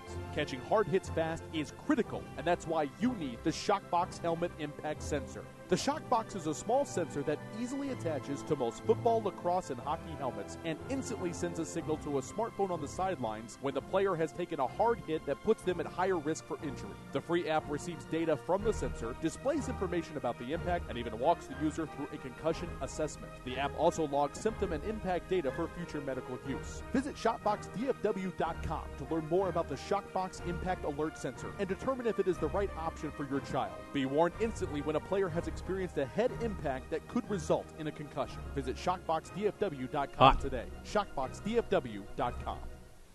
Back at Mustang Panther Stadium, Craig Hoffman, Doug Branch, Colleyville Heritage Panthers and the Duncanville Panthers. Duncanville leads it by 7, 42-35. Jeremiah Drake throws it out left, wide open. Pitch and catch is good right there. Breaks the tackle, 50, 45, 40, 35, 30, and run out of bounds. And that is Kevin Bell Jr., who's had one whale of a second half after going for -1 yards in the first half. Yeah, he did not have a first half, a good first half at all, and he's shown he might be the fastest player on the field. And he's really shown that in the second half. Breakaway speed again on that play. Broke a tackle and then broke away again. And finally, just the angle caught up with him. Drake in the backfield again from the shotgun. I don't believe anybody has taken a snap from under center tonight. Passes it, hits up the middle. There's a flag down on the play. Receivers got it, and that's Daryl Haynes. Haynes takes it down to the 10-yard line, but we'll have to check the flag. And that flag came out nearly immediately. Do you wonder if it was a legal formation or? It wasn't motion, or they would have stopped the play. Well, not motion, but an illegal formation with someone not on the line of scrimmage who was supposed to be. Sideline infraction. Sideline, really? On Colleyville? So you've had 2 of those tonight. Well, they've evened it out. I didn't see that one. Must have been. I mean, there certainly weren't 5 coaches out there. Now, that's interesting. If you get a sideline violation, do you give each coach a penalty flag? Or just one? I think it's just the general sideline. Get yourselves in order. Yeah, see, in my old days, I carried 2 flags. You know, as a referee, you always have 2 flags plus your beanbag. I'd even throw my hat for a flag if I had to. Yep, heard of that one before. Typically, the hat signifies someone out of bounds who's not supposed to be. That is correct. Timeout Colleyville as Duncanville's got the ball down at the 5-yard line. We'll keep it right here. This could be a very interesting turn of events here as Duncanville, struggling for the better part of the last 10 minutes to get any offense going, now has the ball on the 5-yard line. They have a 7-point lead, and the way that this first half went, it was a score on each team. They went back and forth until Duncanville missed an extra point to tie the game at halftime at 28. Then Duncanville comes out in the second half, and absolutely they're on fire. 2 quick touchdowns, one off of the opening kickoff turnover, 1 play and a touchdown, and then their second touchdown comes on a 41-yard strike to Kevin Bell from Jeremiah Drake. Colleyville's able to come back with 6:26 here in the third quarter. DeMarco Corbin on a 1-yard run, and that's where we are, 42-35. Duncanville leads it, but they are heavily threatening to put another 7 points on the board. And you have to think that Colleyville, they're gonna be struggling here to complete this comeback. The way their offense is played and the Duncanville defense is played, if they give up points here. Thrown out to the right-hand side, that's Devontae Smith, who's not able to come down with it. Took a little shove, but for the most part, incidental contact. Ball really, I believe, thrown where he couldn't get it, although a good throw because it was either going to be Smith catch it or no one was going to catch it. And it'll be second down and goal from the 5-yard line. Now, if I recall, they have gone up the middle for 3 out of their 5 touchdowns. So look for a little cross action here in a ball going right up the middle for a run instead of a pass. Drake's got it. They'll hand it off in the middle. Cuts back and touchdown. Boy, you'd think I was a coach after that one. As Darrell Haynes is able to pick up the 5-yard touchdown, and the injured player down on the field, a cramp. Colleyville player down with a left leg cramp, it looks like. It's Colton Need. But that play was all the running back. Shifty there. A great job by Darrell Haynes to march his way into the end zone. Well, Darrell Haynes and Roosevelt Richmond have really carried the load running-wise for this Duncanville Panther team, and they've been very proficient on the offensive end. This is going to be a team I think you're going to have to watch throughout the season. As this junior laden squad gets more experience on the field and they come together, they could be a team to be reckoned with come playoff time. And they've got excellent skill position guys, starting with their quarterback, Jeremiah Drake, has just been fantastic tonight. But, you look down the roster, guys like Roosevelt Richmond, Darrell Haynes, the 2 running backs have been really good. And then they've got 2 really good receivers, in Devontae Smith and then on the outside, Xavier Brown. And they're just they play smart football. And that's how they've pulled ahead tonight. They've taken advantage of opportunities. They've really, after the first quarter, limited mistakes. And, all of a sudden, here they are up 2 touchdowns. And they're going to go on 4th down. Well, wait, it says first down. They're set up in a field extra goal. Point. Oh, that's right. I'm sorry. There was an injury. Boy, that took a while, didn't it? Yeah. Right over my head. PAT to come. Ball's down, and it is good from Carrasco.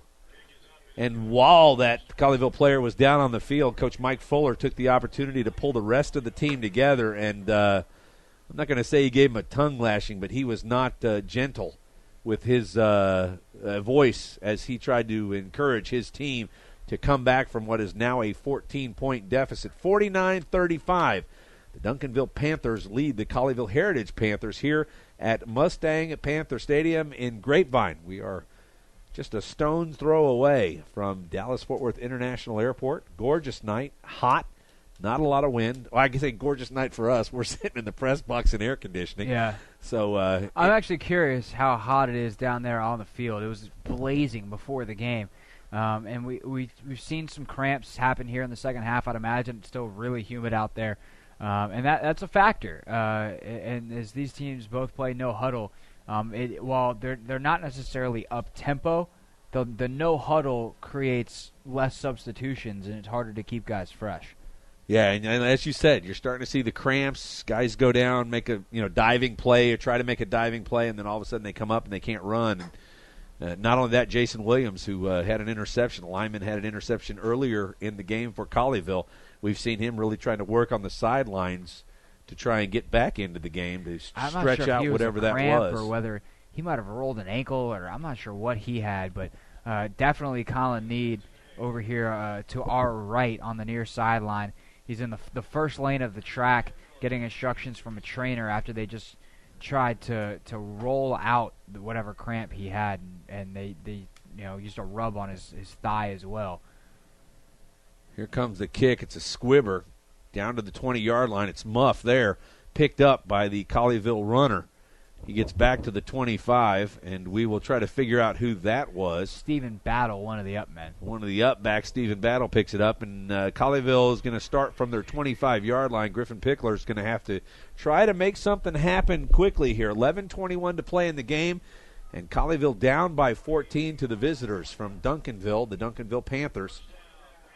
Game week 0 on the season. I'm still not. Why do they call it game week 0?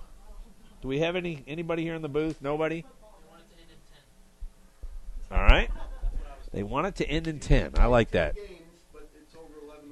10 games over 11 weeks. Or 12 weeks if you have a week off. Here's a pass, and it's picked off.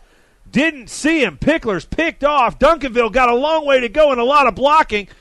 And he's going to be dropped. No, he's not. He's still going. This is going to go for a touchdown. Interception, pick 6, and that may do it. A lot of time left, but Andrew Mathis comes out of nowhere. Pickler never saw him. He throws the interception. I believe it was around the 40-yard line, and 14 seconds later, he's in the end zone after doing his best impression of a pinball, kind of banging around a bunch of defenders, and then breaks loose, never quits running, and he scores, and it's now 55-35. And I told you at halftime, somebody was going to score 60 points. We're close to it now. Yeah, Duncanville, that's just an overthrow by Griffin Pickler. Andrew Mathis, right place, right time, makes the play, steps up in front of the receiver, and then turns this Patrick Peterson, Deion Sanders, pick your defensive back who can run, turns that on, and spins into the end zone. Carrasco converts the PAT, and it's now 56-35, 21-point lead for the Duncanville Panthers. And Coach Mike Fuller's got to be disappointed that the defense has given up that many points. Of course, last year they gave up a lot of points. The difference was they had a guy in the name of Cody Thomas and a number of players and receivers on that team that could get those points back in a hurry, and they did so early and often. They have struggled here in the second half. They've only scored a single touchdown. Duncanville has come out with 3 scores. It's 11:02 to play in the game, which seems like has gone for a long time. But when you put what amounts to 91 points already on the board, it does take a long time to get that done. Yeah, and Colleyville, the good news for them here is that when they've scored, it's been quick. They've gotten big plays and been able to find the end zone quick. So if you're looking for a positive right now, if you're Mike Fuller, it might seem hard to find, but there it is, that you can score quickly, but then you got to get stops. And you'd really love a turnover, but the stops is number one. There's no more messing around. You got to score. You got to score quickly. You got to get the ball back.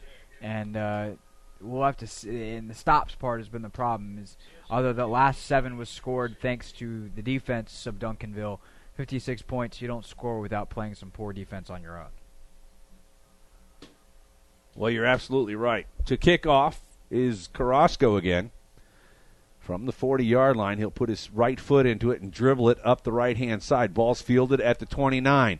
Coming back to the right, he's got to check that to the left. Got a little room, but shut right down, and a 2-yard gain, and that's probably what Duncanville should have been doing in the first half. They finally found the kick that works. Cody Butler had nowhere to go. Butler fields the ball at the 29 and tries to come back to the near side of the field, but he's run down. And Colleyville is, I don't want to say with 10 minutes and 55 seconds that this game is over. They could score 21 points quickly, but if they're going to do it, they've got to get it started pretty quick. Well, it's not necessarily even for them scoring 21 points. Is 21 points going to be enough? They need to get those stops. So get back to the quick scores, and then we know it won't be enough because that would only be a tie. Well, so 21 points to answer your question, Greg, is not enough. Well, it's a good start. Pickler's got it. He's going to run forward, gets to the 40-yard line, puts a shoulder down, and runs right over the defender. Well, you're 6'3", 200 pounds. That's what you need to do. And, I checked my stats from last year. Between last year and this year, Pickler went from 5'11" to 6'3". Huge jump. That's what you see sometimes in high school, and a lot of times you hear about in basketball more, but football players too, the growth spurt. Back to throw, got a man outside corner, and this one's tipped away. Assist, tries to go up with one hand. Double teamed, but knocked away by number 19, Xavier Brown, who's back playing defense for Duncanville on the going both ways tonight, basically. He lived on whatever the right side of the field is, offensively or defensively. That's Xavier Brown territory. He'll be looking for a cold beverage when this night's over. Here's a flare out to the left-hand side, and they're going to call it incomplete as Corbin tried to run before he caught it. And Corbin's upset with himself. laid down, just banged his head against the turf going, man, what are you doing? He's had a couple of those tonight that are tough, but that he thinks he should have come up with. 3rd down and 10 from the 43-yard line. Colleyville needing a first down here to keep this drive going. Really can't afford to give the ball back to this very potent offensive attack from Duncanville. Pickler back to throw, straight drop back, looks over the middle, fakes. He's got a ton of room to run. He's going to go right up the middle, throws a fake, comes to the left side. There's a flag down.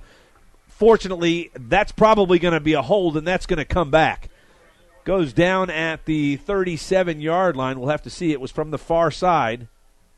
The line judge on the far side threw it, and it's a hold, Colleyville. So wipe that one away.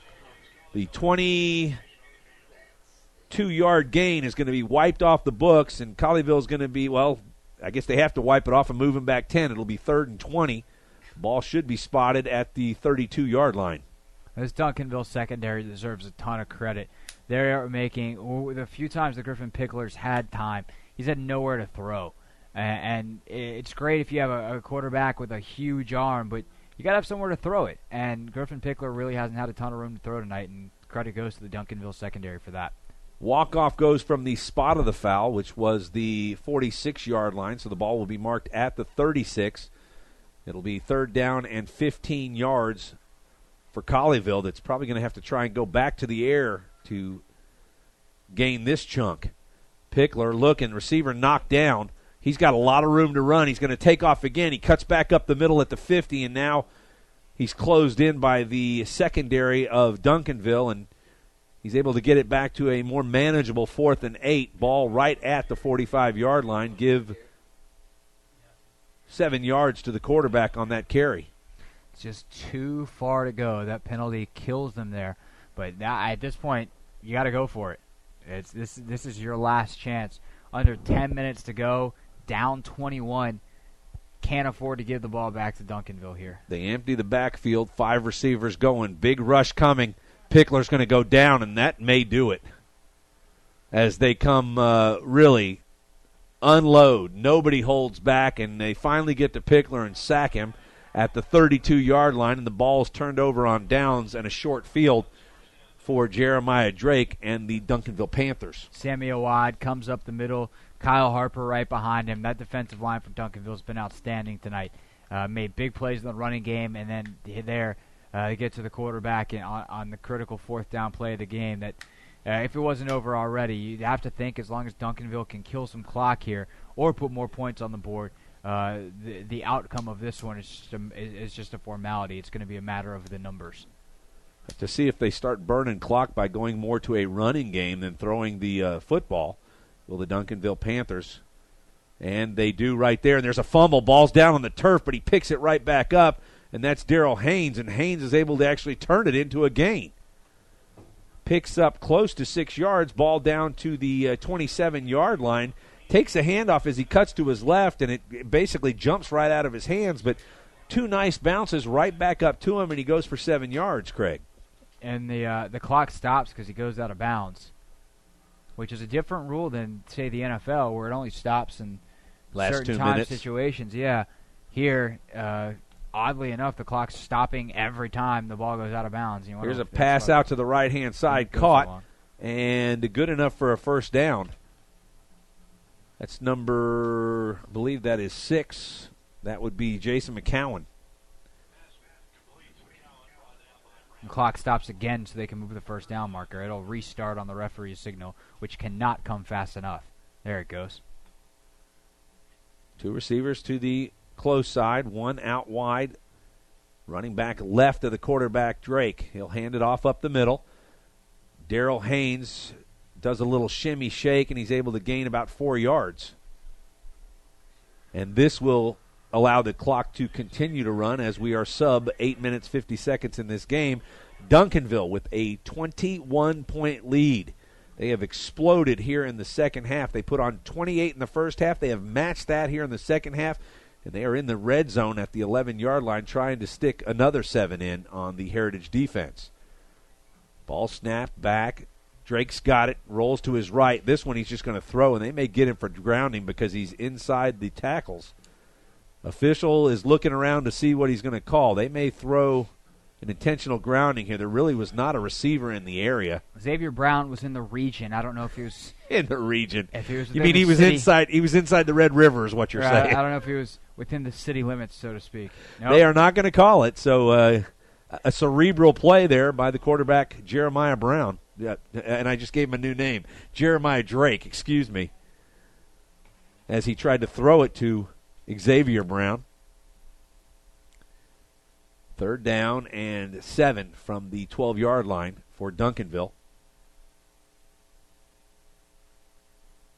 Snap back. They're letting as much clock as they can run. Throw out to the right. Brown's got it. 10-yard line, 5, and he is going to make the first down yardage inside the 5 down to the 4. And they snapped that with about 12 to go on the play clock. Could have let it go down even farther.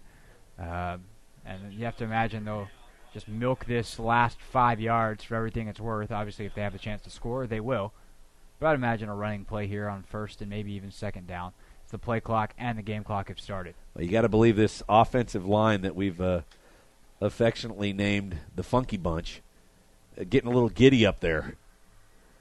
Snap back. Ball goes inside to Haynes, and Haynes will take it in for the touchdown. Right up the middle again. Oh, check that. It was Roosevelt Richmond. Tell you what, between their numbers, those are some of the harder numbers to read because they've got the red with the black lining the number, and it really doesn't separate it very well, at least for a 48-year-old blind guy like myself. I wonder if they have Braille football. Could I? I don't know. I don't think that would help you. No? I'd say would it light up, but if you can't see, then it doesn't really help you. Ball's blocked. The extra point is blocked by... Might have been because they were offsides, though. I think they're going to get another shot at it, so we won't even worry about it being blocked because it'll go for nothing or go for naught. I think it was Jacob Sisk that got in there and got it with his left hand and kind of grabbed that left shoulder. That was always one of the things I worried about when, of course, I played on the defensive end, was sticking your hand up and then having that football kicked through your fingers. Fun to block them, but it's amazing what your fingers can look like after a football goes through them. Yeah, I'd rather not think about that. My fingers are all straight, and I'd like them to stay that way. He jumps again, no flag this time, and the extra point is good. Well, they make it to 60. 63-35.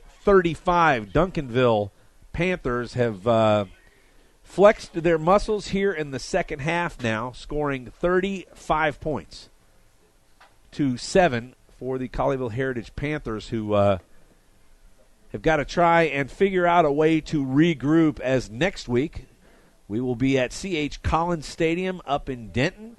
They will take on the Denton Geyer Wildcats, and that is no easy battle either. If you're 0-1 going to that game, you got a lot of work to do between now and next Friday or next Thursday night. Is that correct? You said next Thursday is our game? I think when I saw on the schedule, it said Thursday. Let's see. Today's the 5th. Yeah, that would be Thursday. I got an iPhone. Are we sure? That would be Thursday. Look, it even makes noise. No, it doesn't. The 5th. Oh, because we had it turned up. Yeah. That was good. So, see, you could hear it. So, September 5th is actually next Thursday. So, we will join you here on Champion Sports Radio. Colleyville Heritage Panthers football game against the Denton Geyer Wildcats. Of course, Denton Geyer got a quarterback that has already signed with the University of Texas. Really good player. Saw him play last year. And if they had a hard time, and they've had a hard time handling Jeremiah Drake, they're going to have even a harder time with the Gerard Hurd. Looks like Carrasco to kick. He'll put his foot into this one, right-hand side. Ball is muffed again at the 10-yard line, coming forward. The returner is Jacob Sisk. He's still on his feet. Boy, I'll tell you what, he saves getting pummeled right there as he was set up. He leans forward and gets back to the 13-yard line. And that's where the Panthers will take over, 7:46 to play, and a huge deficit, 63-35.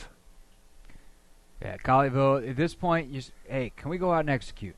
You know, you probably are not going to win the football game, but can you start getting some momentum for next week? You mentioned how tough next week is going to be. go ahead and start on that process now. Execute your offense. Well, and the other question is for Mike Fuller, do you start putting in some of the younger players and getting them some experience and, trying to keep from getting anybody injured in the last 7:46 that could help you next week? You could. I think it depends on whether or not they value that rhythm or whether they think, all right, you know what, just scrap it. Quarterback into the game is a new quarterback for Colleyville Heritage, so they'll at least get Pickler out.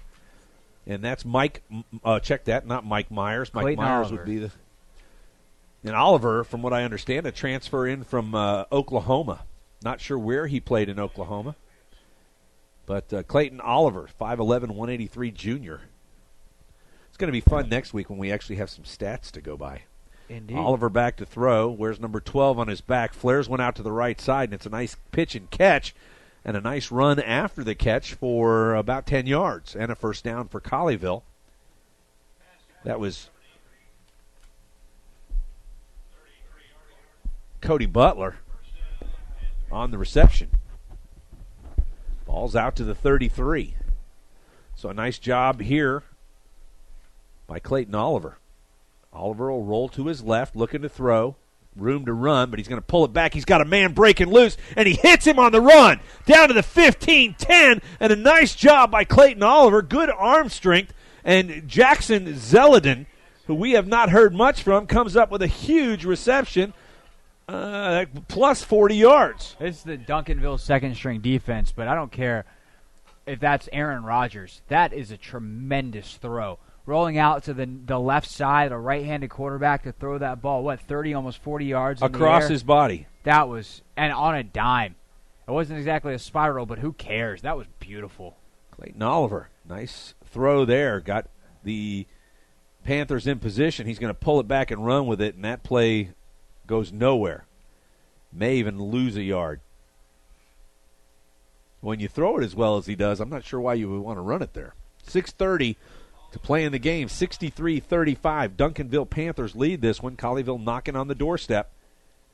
Maybe a little too late, and as you mentioned, a lot of second-string players, it looks like, in on the defensive side for Duncanville, and, of course, some replacements here for Colleyville also. Snap is back. Oliver's got it. He'll look. He'll throw. Crossing route. Got the man and a touchdown. Young man throws the touchdown to Jackson Zeledin. So Zeledin pretty much does it all by himself. 2 receptions, and we have a flag down. Tack on a late hit for the defensive back. That would be Alex Simmons slinging down Zeledin in the end zone well after the touchdown had been signaled. Just a stupid play, unnecessary play. 22-point game now with the extra point to come. Touchdown is good, but we've got unsportsmanlike conduct penalty on Duncanville. And I believe we've got same kicker. Holden Lyons is in to try the extra point. Smith will hold. Walsh will snap.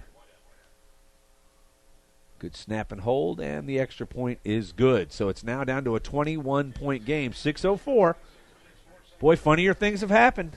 A kickoff here and a quick turnover, we could have a 14-point game. 63-42, 6:04 to play here in the fourth quarter. Back on Champion Sports Radio. Colleyville Heritage Panther, I can't even say it. Football, baby, it's back. Back in a moment. I'm running out of time to do something about retirement. Don't let that happen to you. AXA Advisors can help you do something now that may provide a solid future for you and your family tomorrow. Start your financial strategy today with AXA Advisors. Call Thomas Lee at 972-455-9114. That's 972-455-9114. Securities offered through AXA Advisors, LLC, 212-314-4600. Member FINRA, SIPC. If you're a basketball parent or coach, you need Stacky, the simplest way to keep stats ever created. Our easy-to-use iPad app turns anyone into a professional statistician, and all they have to do is simply follow the ball. Produce full and accurate box scores and play-by-play reports. Send accurate stats out to your fans, media, or recruiters. It's sports statistic collection redefined. Stacky is available right now in the iPad App Store for just $4.99, and there are team fundraising opportunities available as well. On the web at statgeek.com. StatGeek, keep your eye on the ball. Do you need a boost in exposure? Want to reach local, community-minded folks with information about your business? Join the Champion Sports Radio team and advertise during these games. In the last 4 years, Champion Sports Radio has broadcast over 600 games for more than 3.5 million listeners. And Champion Sports Radio wants to help you use major high school sports to reach thousands of local fans right in your community. It's also a way for your business to give back to the community by helping all these well-deserving student-athletes get some recognition for their accomplishments. The cost simply can't be beat for the effect it will have. You get a lot of bang for your buck, and best of all, it provides an opportunity for the best advertisement of all, word of mouth. To secure your prime commercial spot during the broadcast, contact Thomas Lee at Champion Sports Radio by phone at 972-741-0334. That's 972-741-0334, or online at championsportsradio.com. Champion Sports Radio, your home for championship broadcast. Back at Mustang Panther Stadium, the kickoff goes out of bounds. They tried to onside kick it because it was marked at the 45-yard line of Duncanville after the unsportsmanlike penalty on the previous touchdown. Ball actually was kicked fairly well. Got the big bounce that they needed, got over the first line, but just a bit too big on that last bounce. Yeah, exactly. A little too big, goes out of bounds, and it's a procedure penalty. Ball will be put down at the 39-yard line. That's where Duncanville will take over with 6:04 to play here in the game. And a 21-point lead. They lead at 63-42. I have to think that this is the most points put up in a game tonight, although I have not looked at the scoreboard in some time.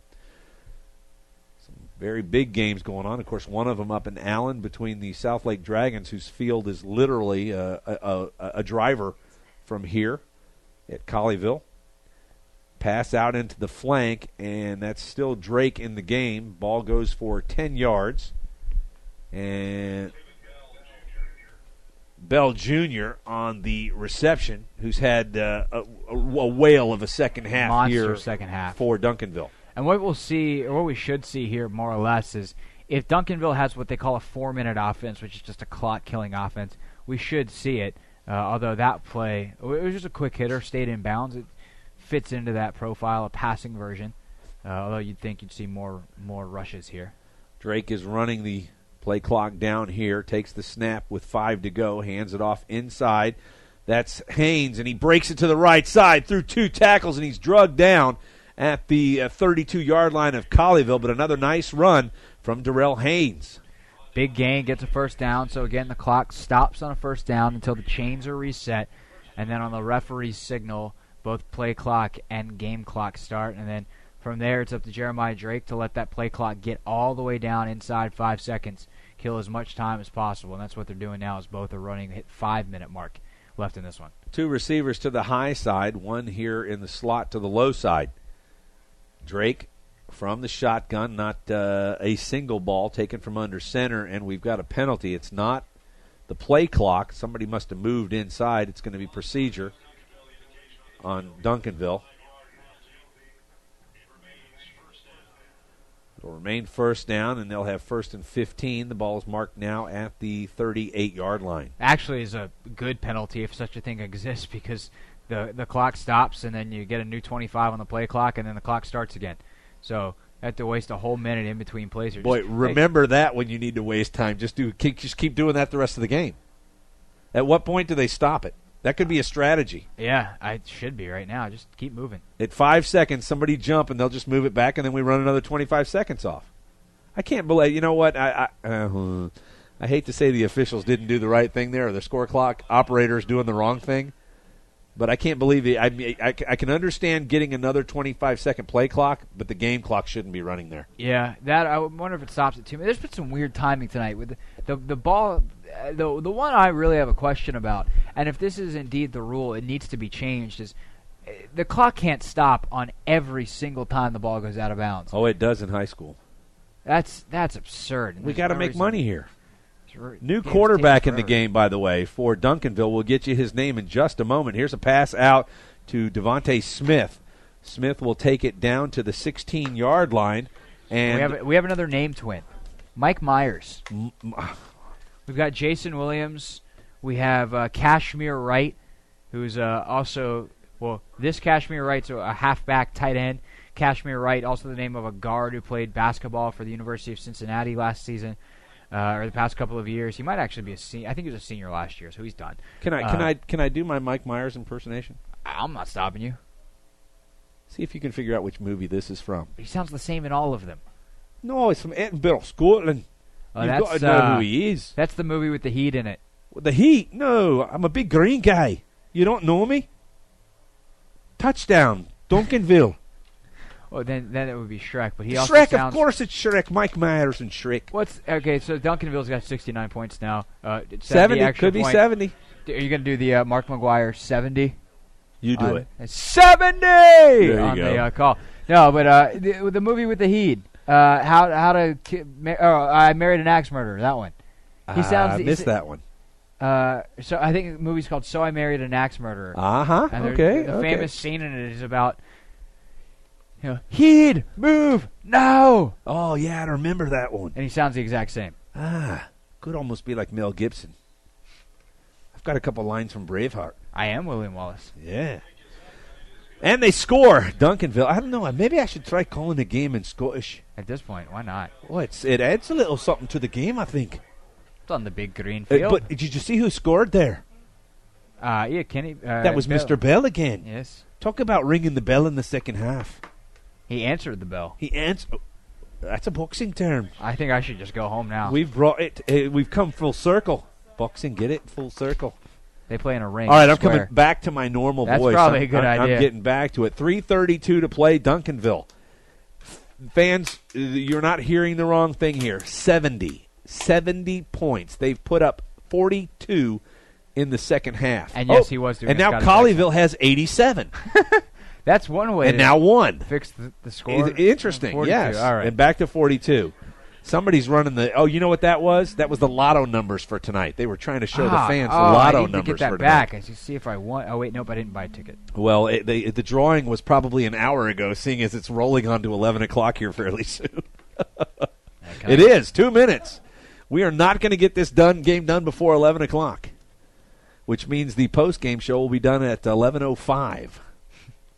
Just kidding, Thomas. And a game happened, and then it was over. Good night. 3:32 to play. Back to the more traditional play-by-play. 70-42, 28-point lead for the Duncanville Panthers. It has been all Panthers tonight, whether it was the first half or the second half.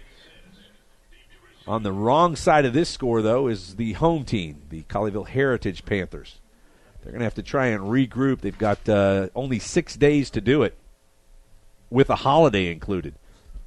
I got a feeling they're going to be working on Monday.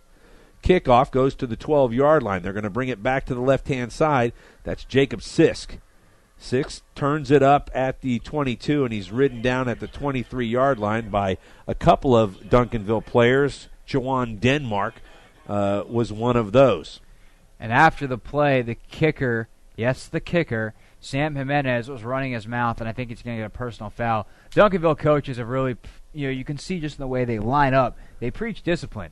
Well, they had some pretty questionable decisions tonight.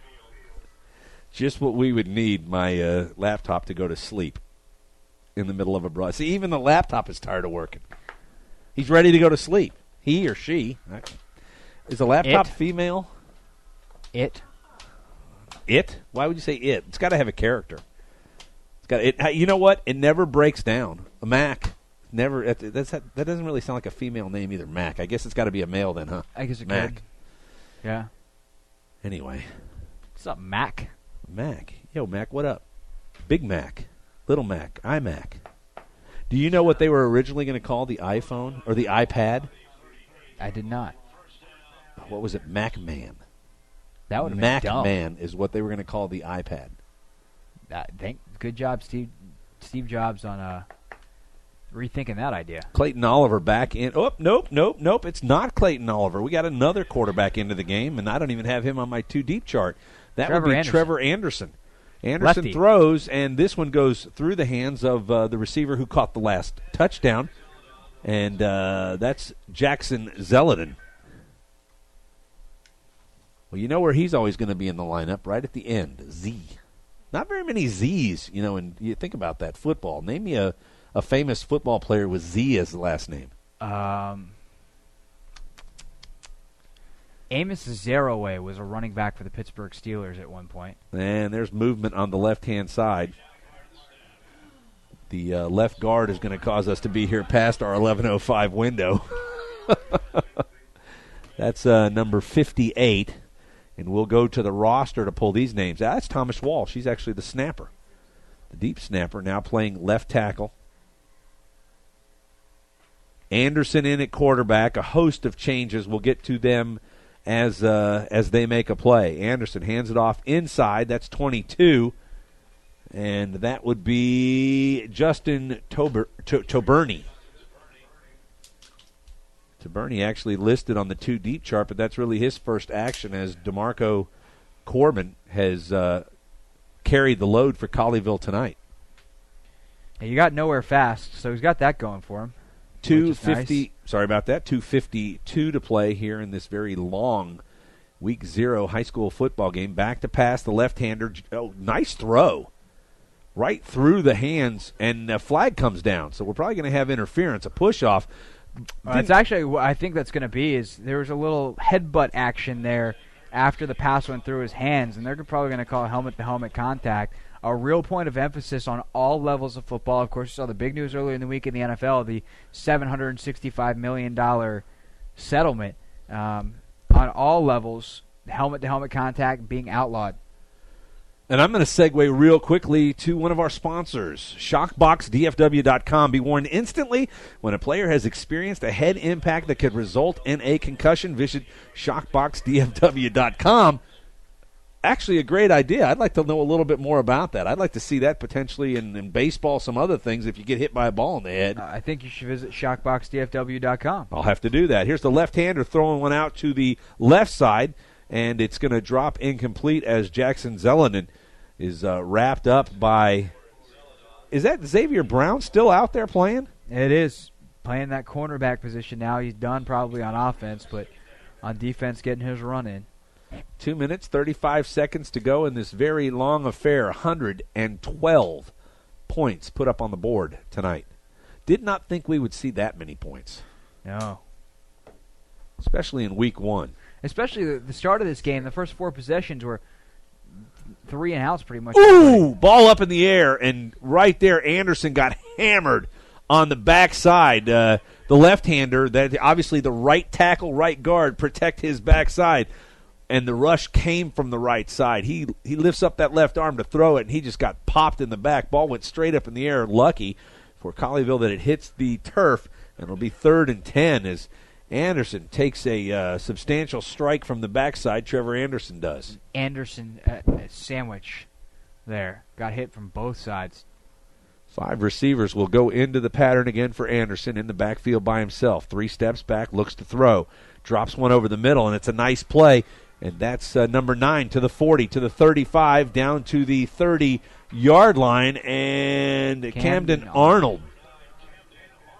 Arnold with a nice gain. And another first down for Colleyville as they continue to pad the stats here in the fourth quarter. Statistic-wise, you're not going to believe that Colleyville got beat by 28 points. Or not 28 yet, but I mean right now 28. The offensive statistics, no. The defensive statistics, yes. Yes. Arnold back to pass. Got a man over the center. It's tipped and almost picked off. But the ball lays at the 15-yard line on the grass in no one's hands.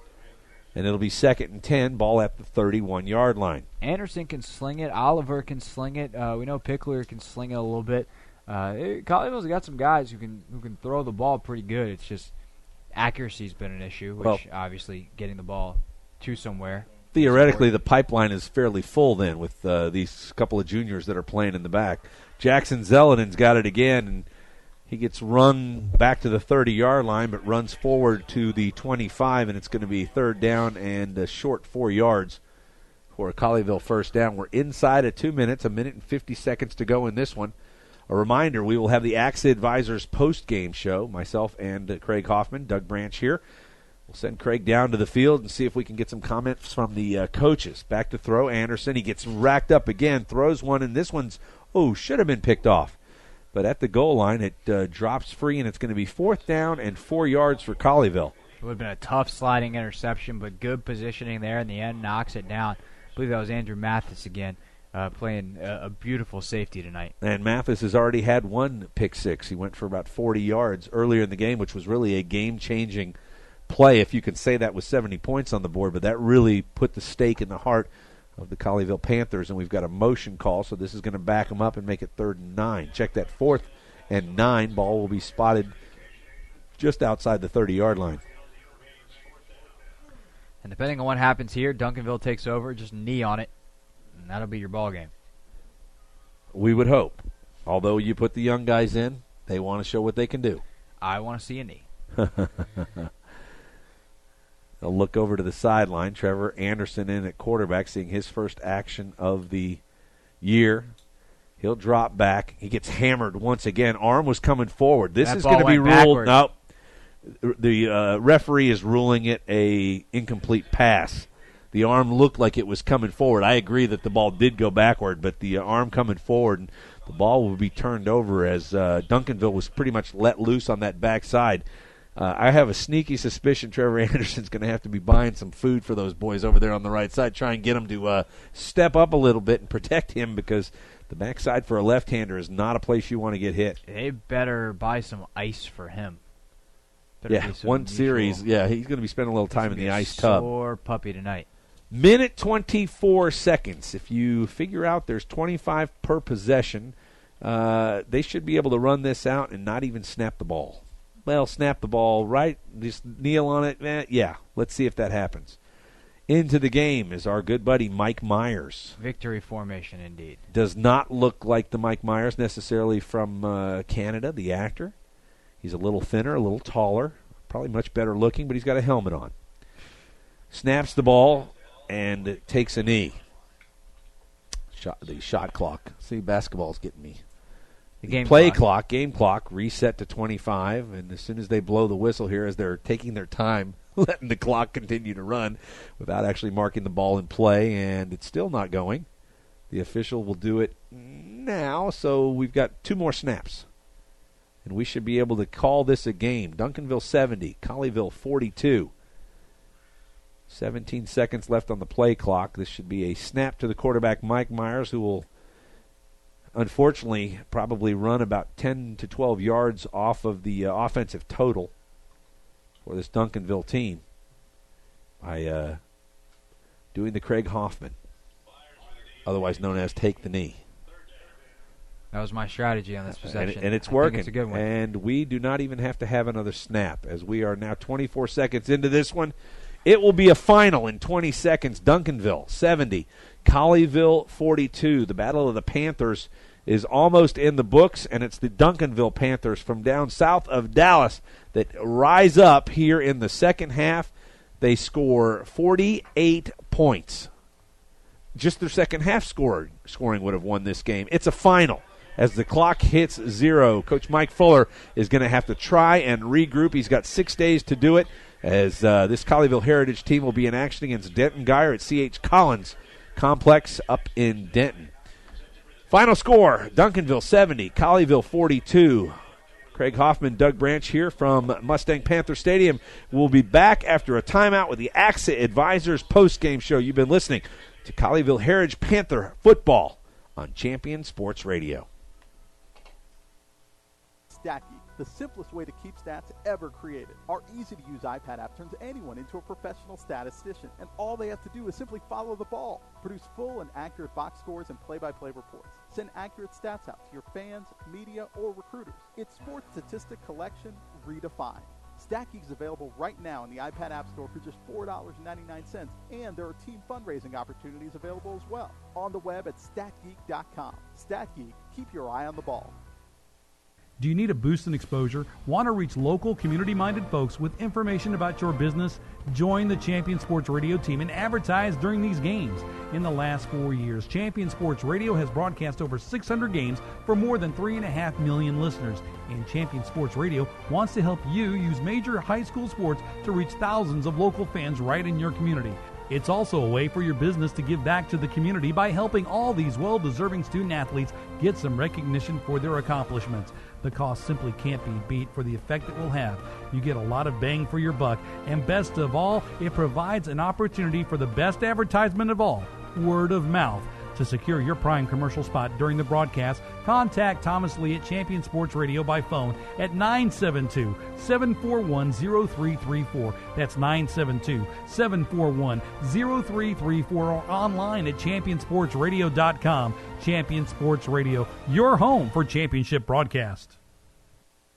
The Centers for Disease Control and Prevention estimates that nearly 4 million brain injuries occur every year due to sports in the U.S. They also estimate that 70% of concussions go unreported. Not identifying concussions early can be devastating, especially if the athlete continues to play with symptoms. Catching hard hits fast is critical, and that's why you need the Shockbox Helmet Impact Sensor. The Shockbox is a small sensor that easily attaches to most football, lacrosse, and hockey helmets and instantly sends a signal to a smartphone on the sidelines when the player has taken a hard hit that puts them at higher risk for injury. The free app receives data from the sensor, displays information about the impact, and even walks the user through a concussion assessment. The app also logs symptom and impact data for future medical use. Visit ShopboxDFW.com to learn more about the Shockbox Impact Alert Sensor and determine if it is the right option for your child. Be warned instantly when a player has experienced a head impact that could result in a concussion. Visit ShockboxDFW.com today. ShockboxDFW.com.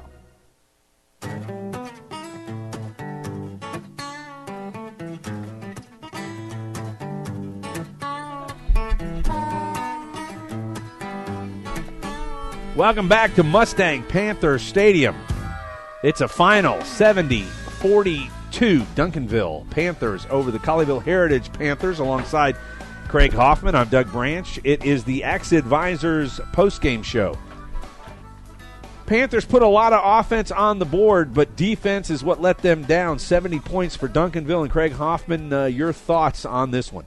Duncanville took advantage of what Colleyville couldn't stop in that first half. It was down the middle, and it looked like they made a minor adjustment at halftime, and they really attacked the outside instead. Xavier Brown was the guy in the second half, consistently picking up yardage. In the first half, it was Devontae Smith and Jeremiah Drake. As we wrap up the postgame show here eventually, I wouldn't be surprised, Doug, if he's our player of the game. Oh, I never thought of a POG. I just did. Player of the game. POTG. I like that. POTG. BMOC. Well, this is how the scoring went in this one. It started off 1:18 left in the first quarter. Darrell Haynes with a 4-yard run. Jeremiah Drake was able to pull off the swinging gate. He did a great job of keeping the ball in the runner's stomach, pulling it out, and then scoring the 2-point conversion. And just a minute later, DeMarco Corbin with a 13-yard run. Holden Lyons was able to convert on the kick. Then all the action really got going as Jared Vallely with a 45-yard fumble return. Holden Lyons converted the extra point. Then right after that, Duncanville comes back. Devontae Smith with a 21-yard strike from Jeremiah Drake, one of his, I believe, 5 touchdowns it ended up being on the night. Right after that, DeMarco Corbin for Colleyville comes back with an 8-yard run. Game's basically a 1-point difference because of the early 2-point conversion. Then Corbin again is able to score on a 10-yard run. Then Xavier Brown comes back right at the end of the first half, and they miss the fail. They fail on the extra point from Eric Carasso, and we go into halftime tied at 28. Yeah, and we said at halftime it's going to be which team makes the adjustments, and it turned out somewhat that was true. Duncanville's coaching staff did a really good job, and not that Colleyville Heritage didn't, just Duncanville made and executed the adjustments better. But that first score of the second half, when Colleyville Heritage fumbled the opening kickoff and Duncanville came back and scored immediately, big play, deep pass, score on the first play, that was almost the knockout blow in this game. Statistics through basically for the first half were fairly even. Mm-hmm. As you look at the end of game statistics, boy, it's not a tale of what the score was. Let's go through second half scoring. You mentioned it on the kickoff. The ball was fumbled away, and in just one play, Xavier Brown takes a 44-yard strike from Jeremiah Drake. Carasso ends up converting the extra point, and then not really that much longer after that, just 3 minutes later, Kevin Bell Jr., who has a great second half, minus 1 yard in the first half. And let me see real quick here. Kevin Bell Jr. finishes with 103 yards in the second half. So a very, very productive second half, and maybe the game turnaround person for that Duncanville squad. Yeah, overall, it was just a dominant performance in the second half by them. As you said, as the game came to a close, 48 second-half points, and that would have been enough to win it on their own. Back to the scoring, we headed to the fourth quarter, and it was really all Duncanville, as they are able to score 4 different times. Darrell Haynes on a 5-yard run, Andrew Mathis on a 44-yard interception return that he looked like a pinball going through and we used the pinball more than once tonight. I guess the pinball wizards were here tonight. We went through pinballs a lot, but Maybe he was we'll able play to Mario next week. There you go. He was able to take it through the Heritage defense, and then Roosevelt Richmond, who had a good game tonight with a 4-yard run. Jackson Zeledin, a late score with 6:04 to play in the game on a 12-yard pass, a very pretty 12-yard pass from Clayton Oliver, who came in for one series and looked very good as the backup quarterback. And then kind of rubbing salt in the wound, Kevin Bell Jr., 16-yard pass from Mike Myers. Caruso with the extra point, and that's the final score, 70-42.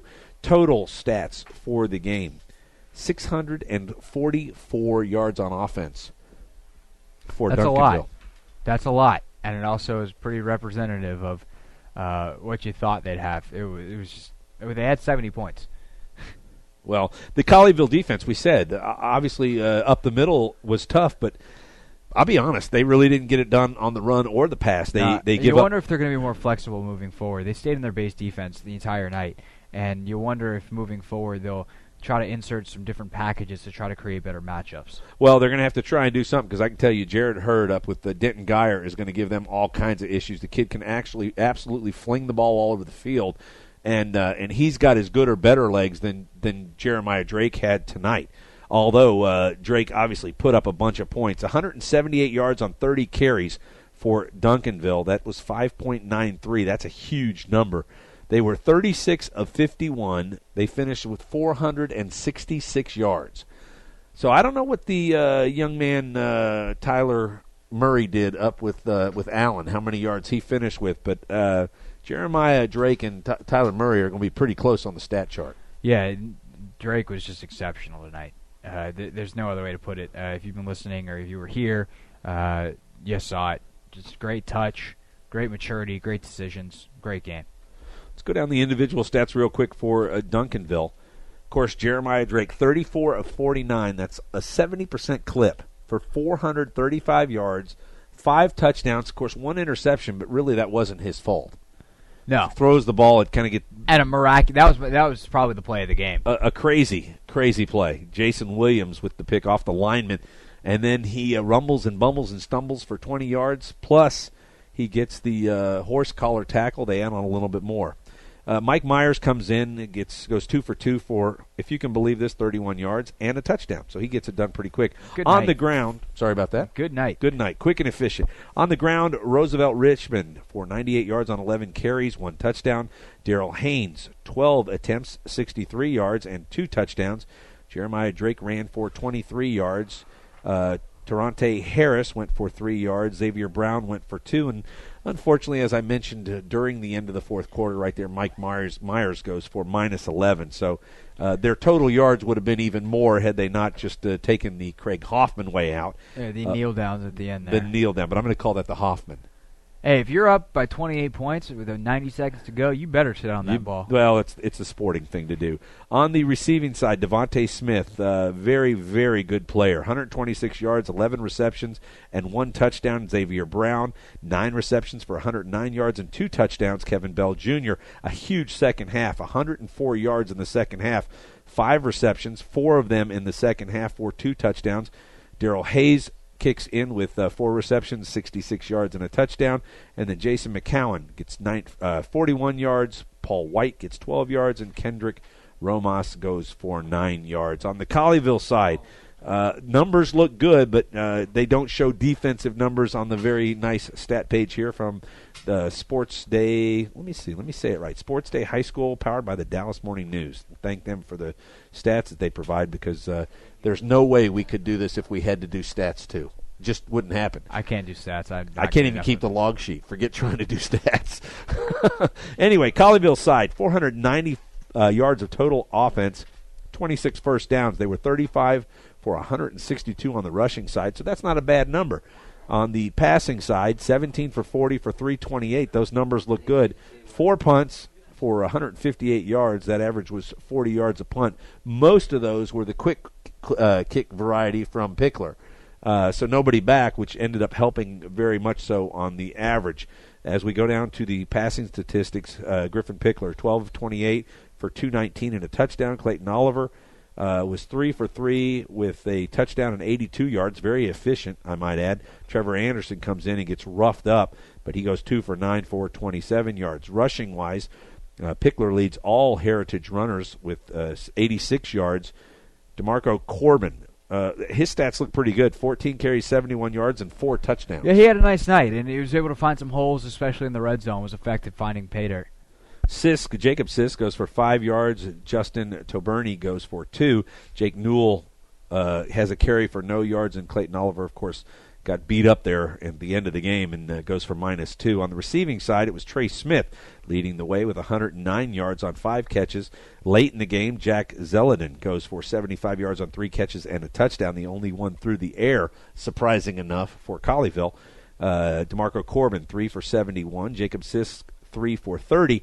Camden Arnold, 1 for 21. Justin Toberny, 1 for 13. And Jake Newell, 1 for 9. So statistic-wise, offensively, it looks real good. What you don't see here is defensively.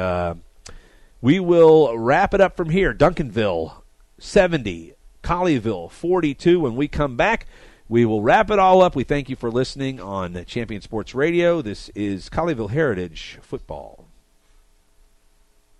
Never do today what you can put off until tomorrow, right?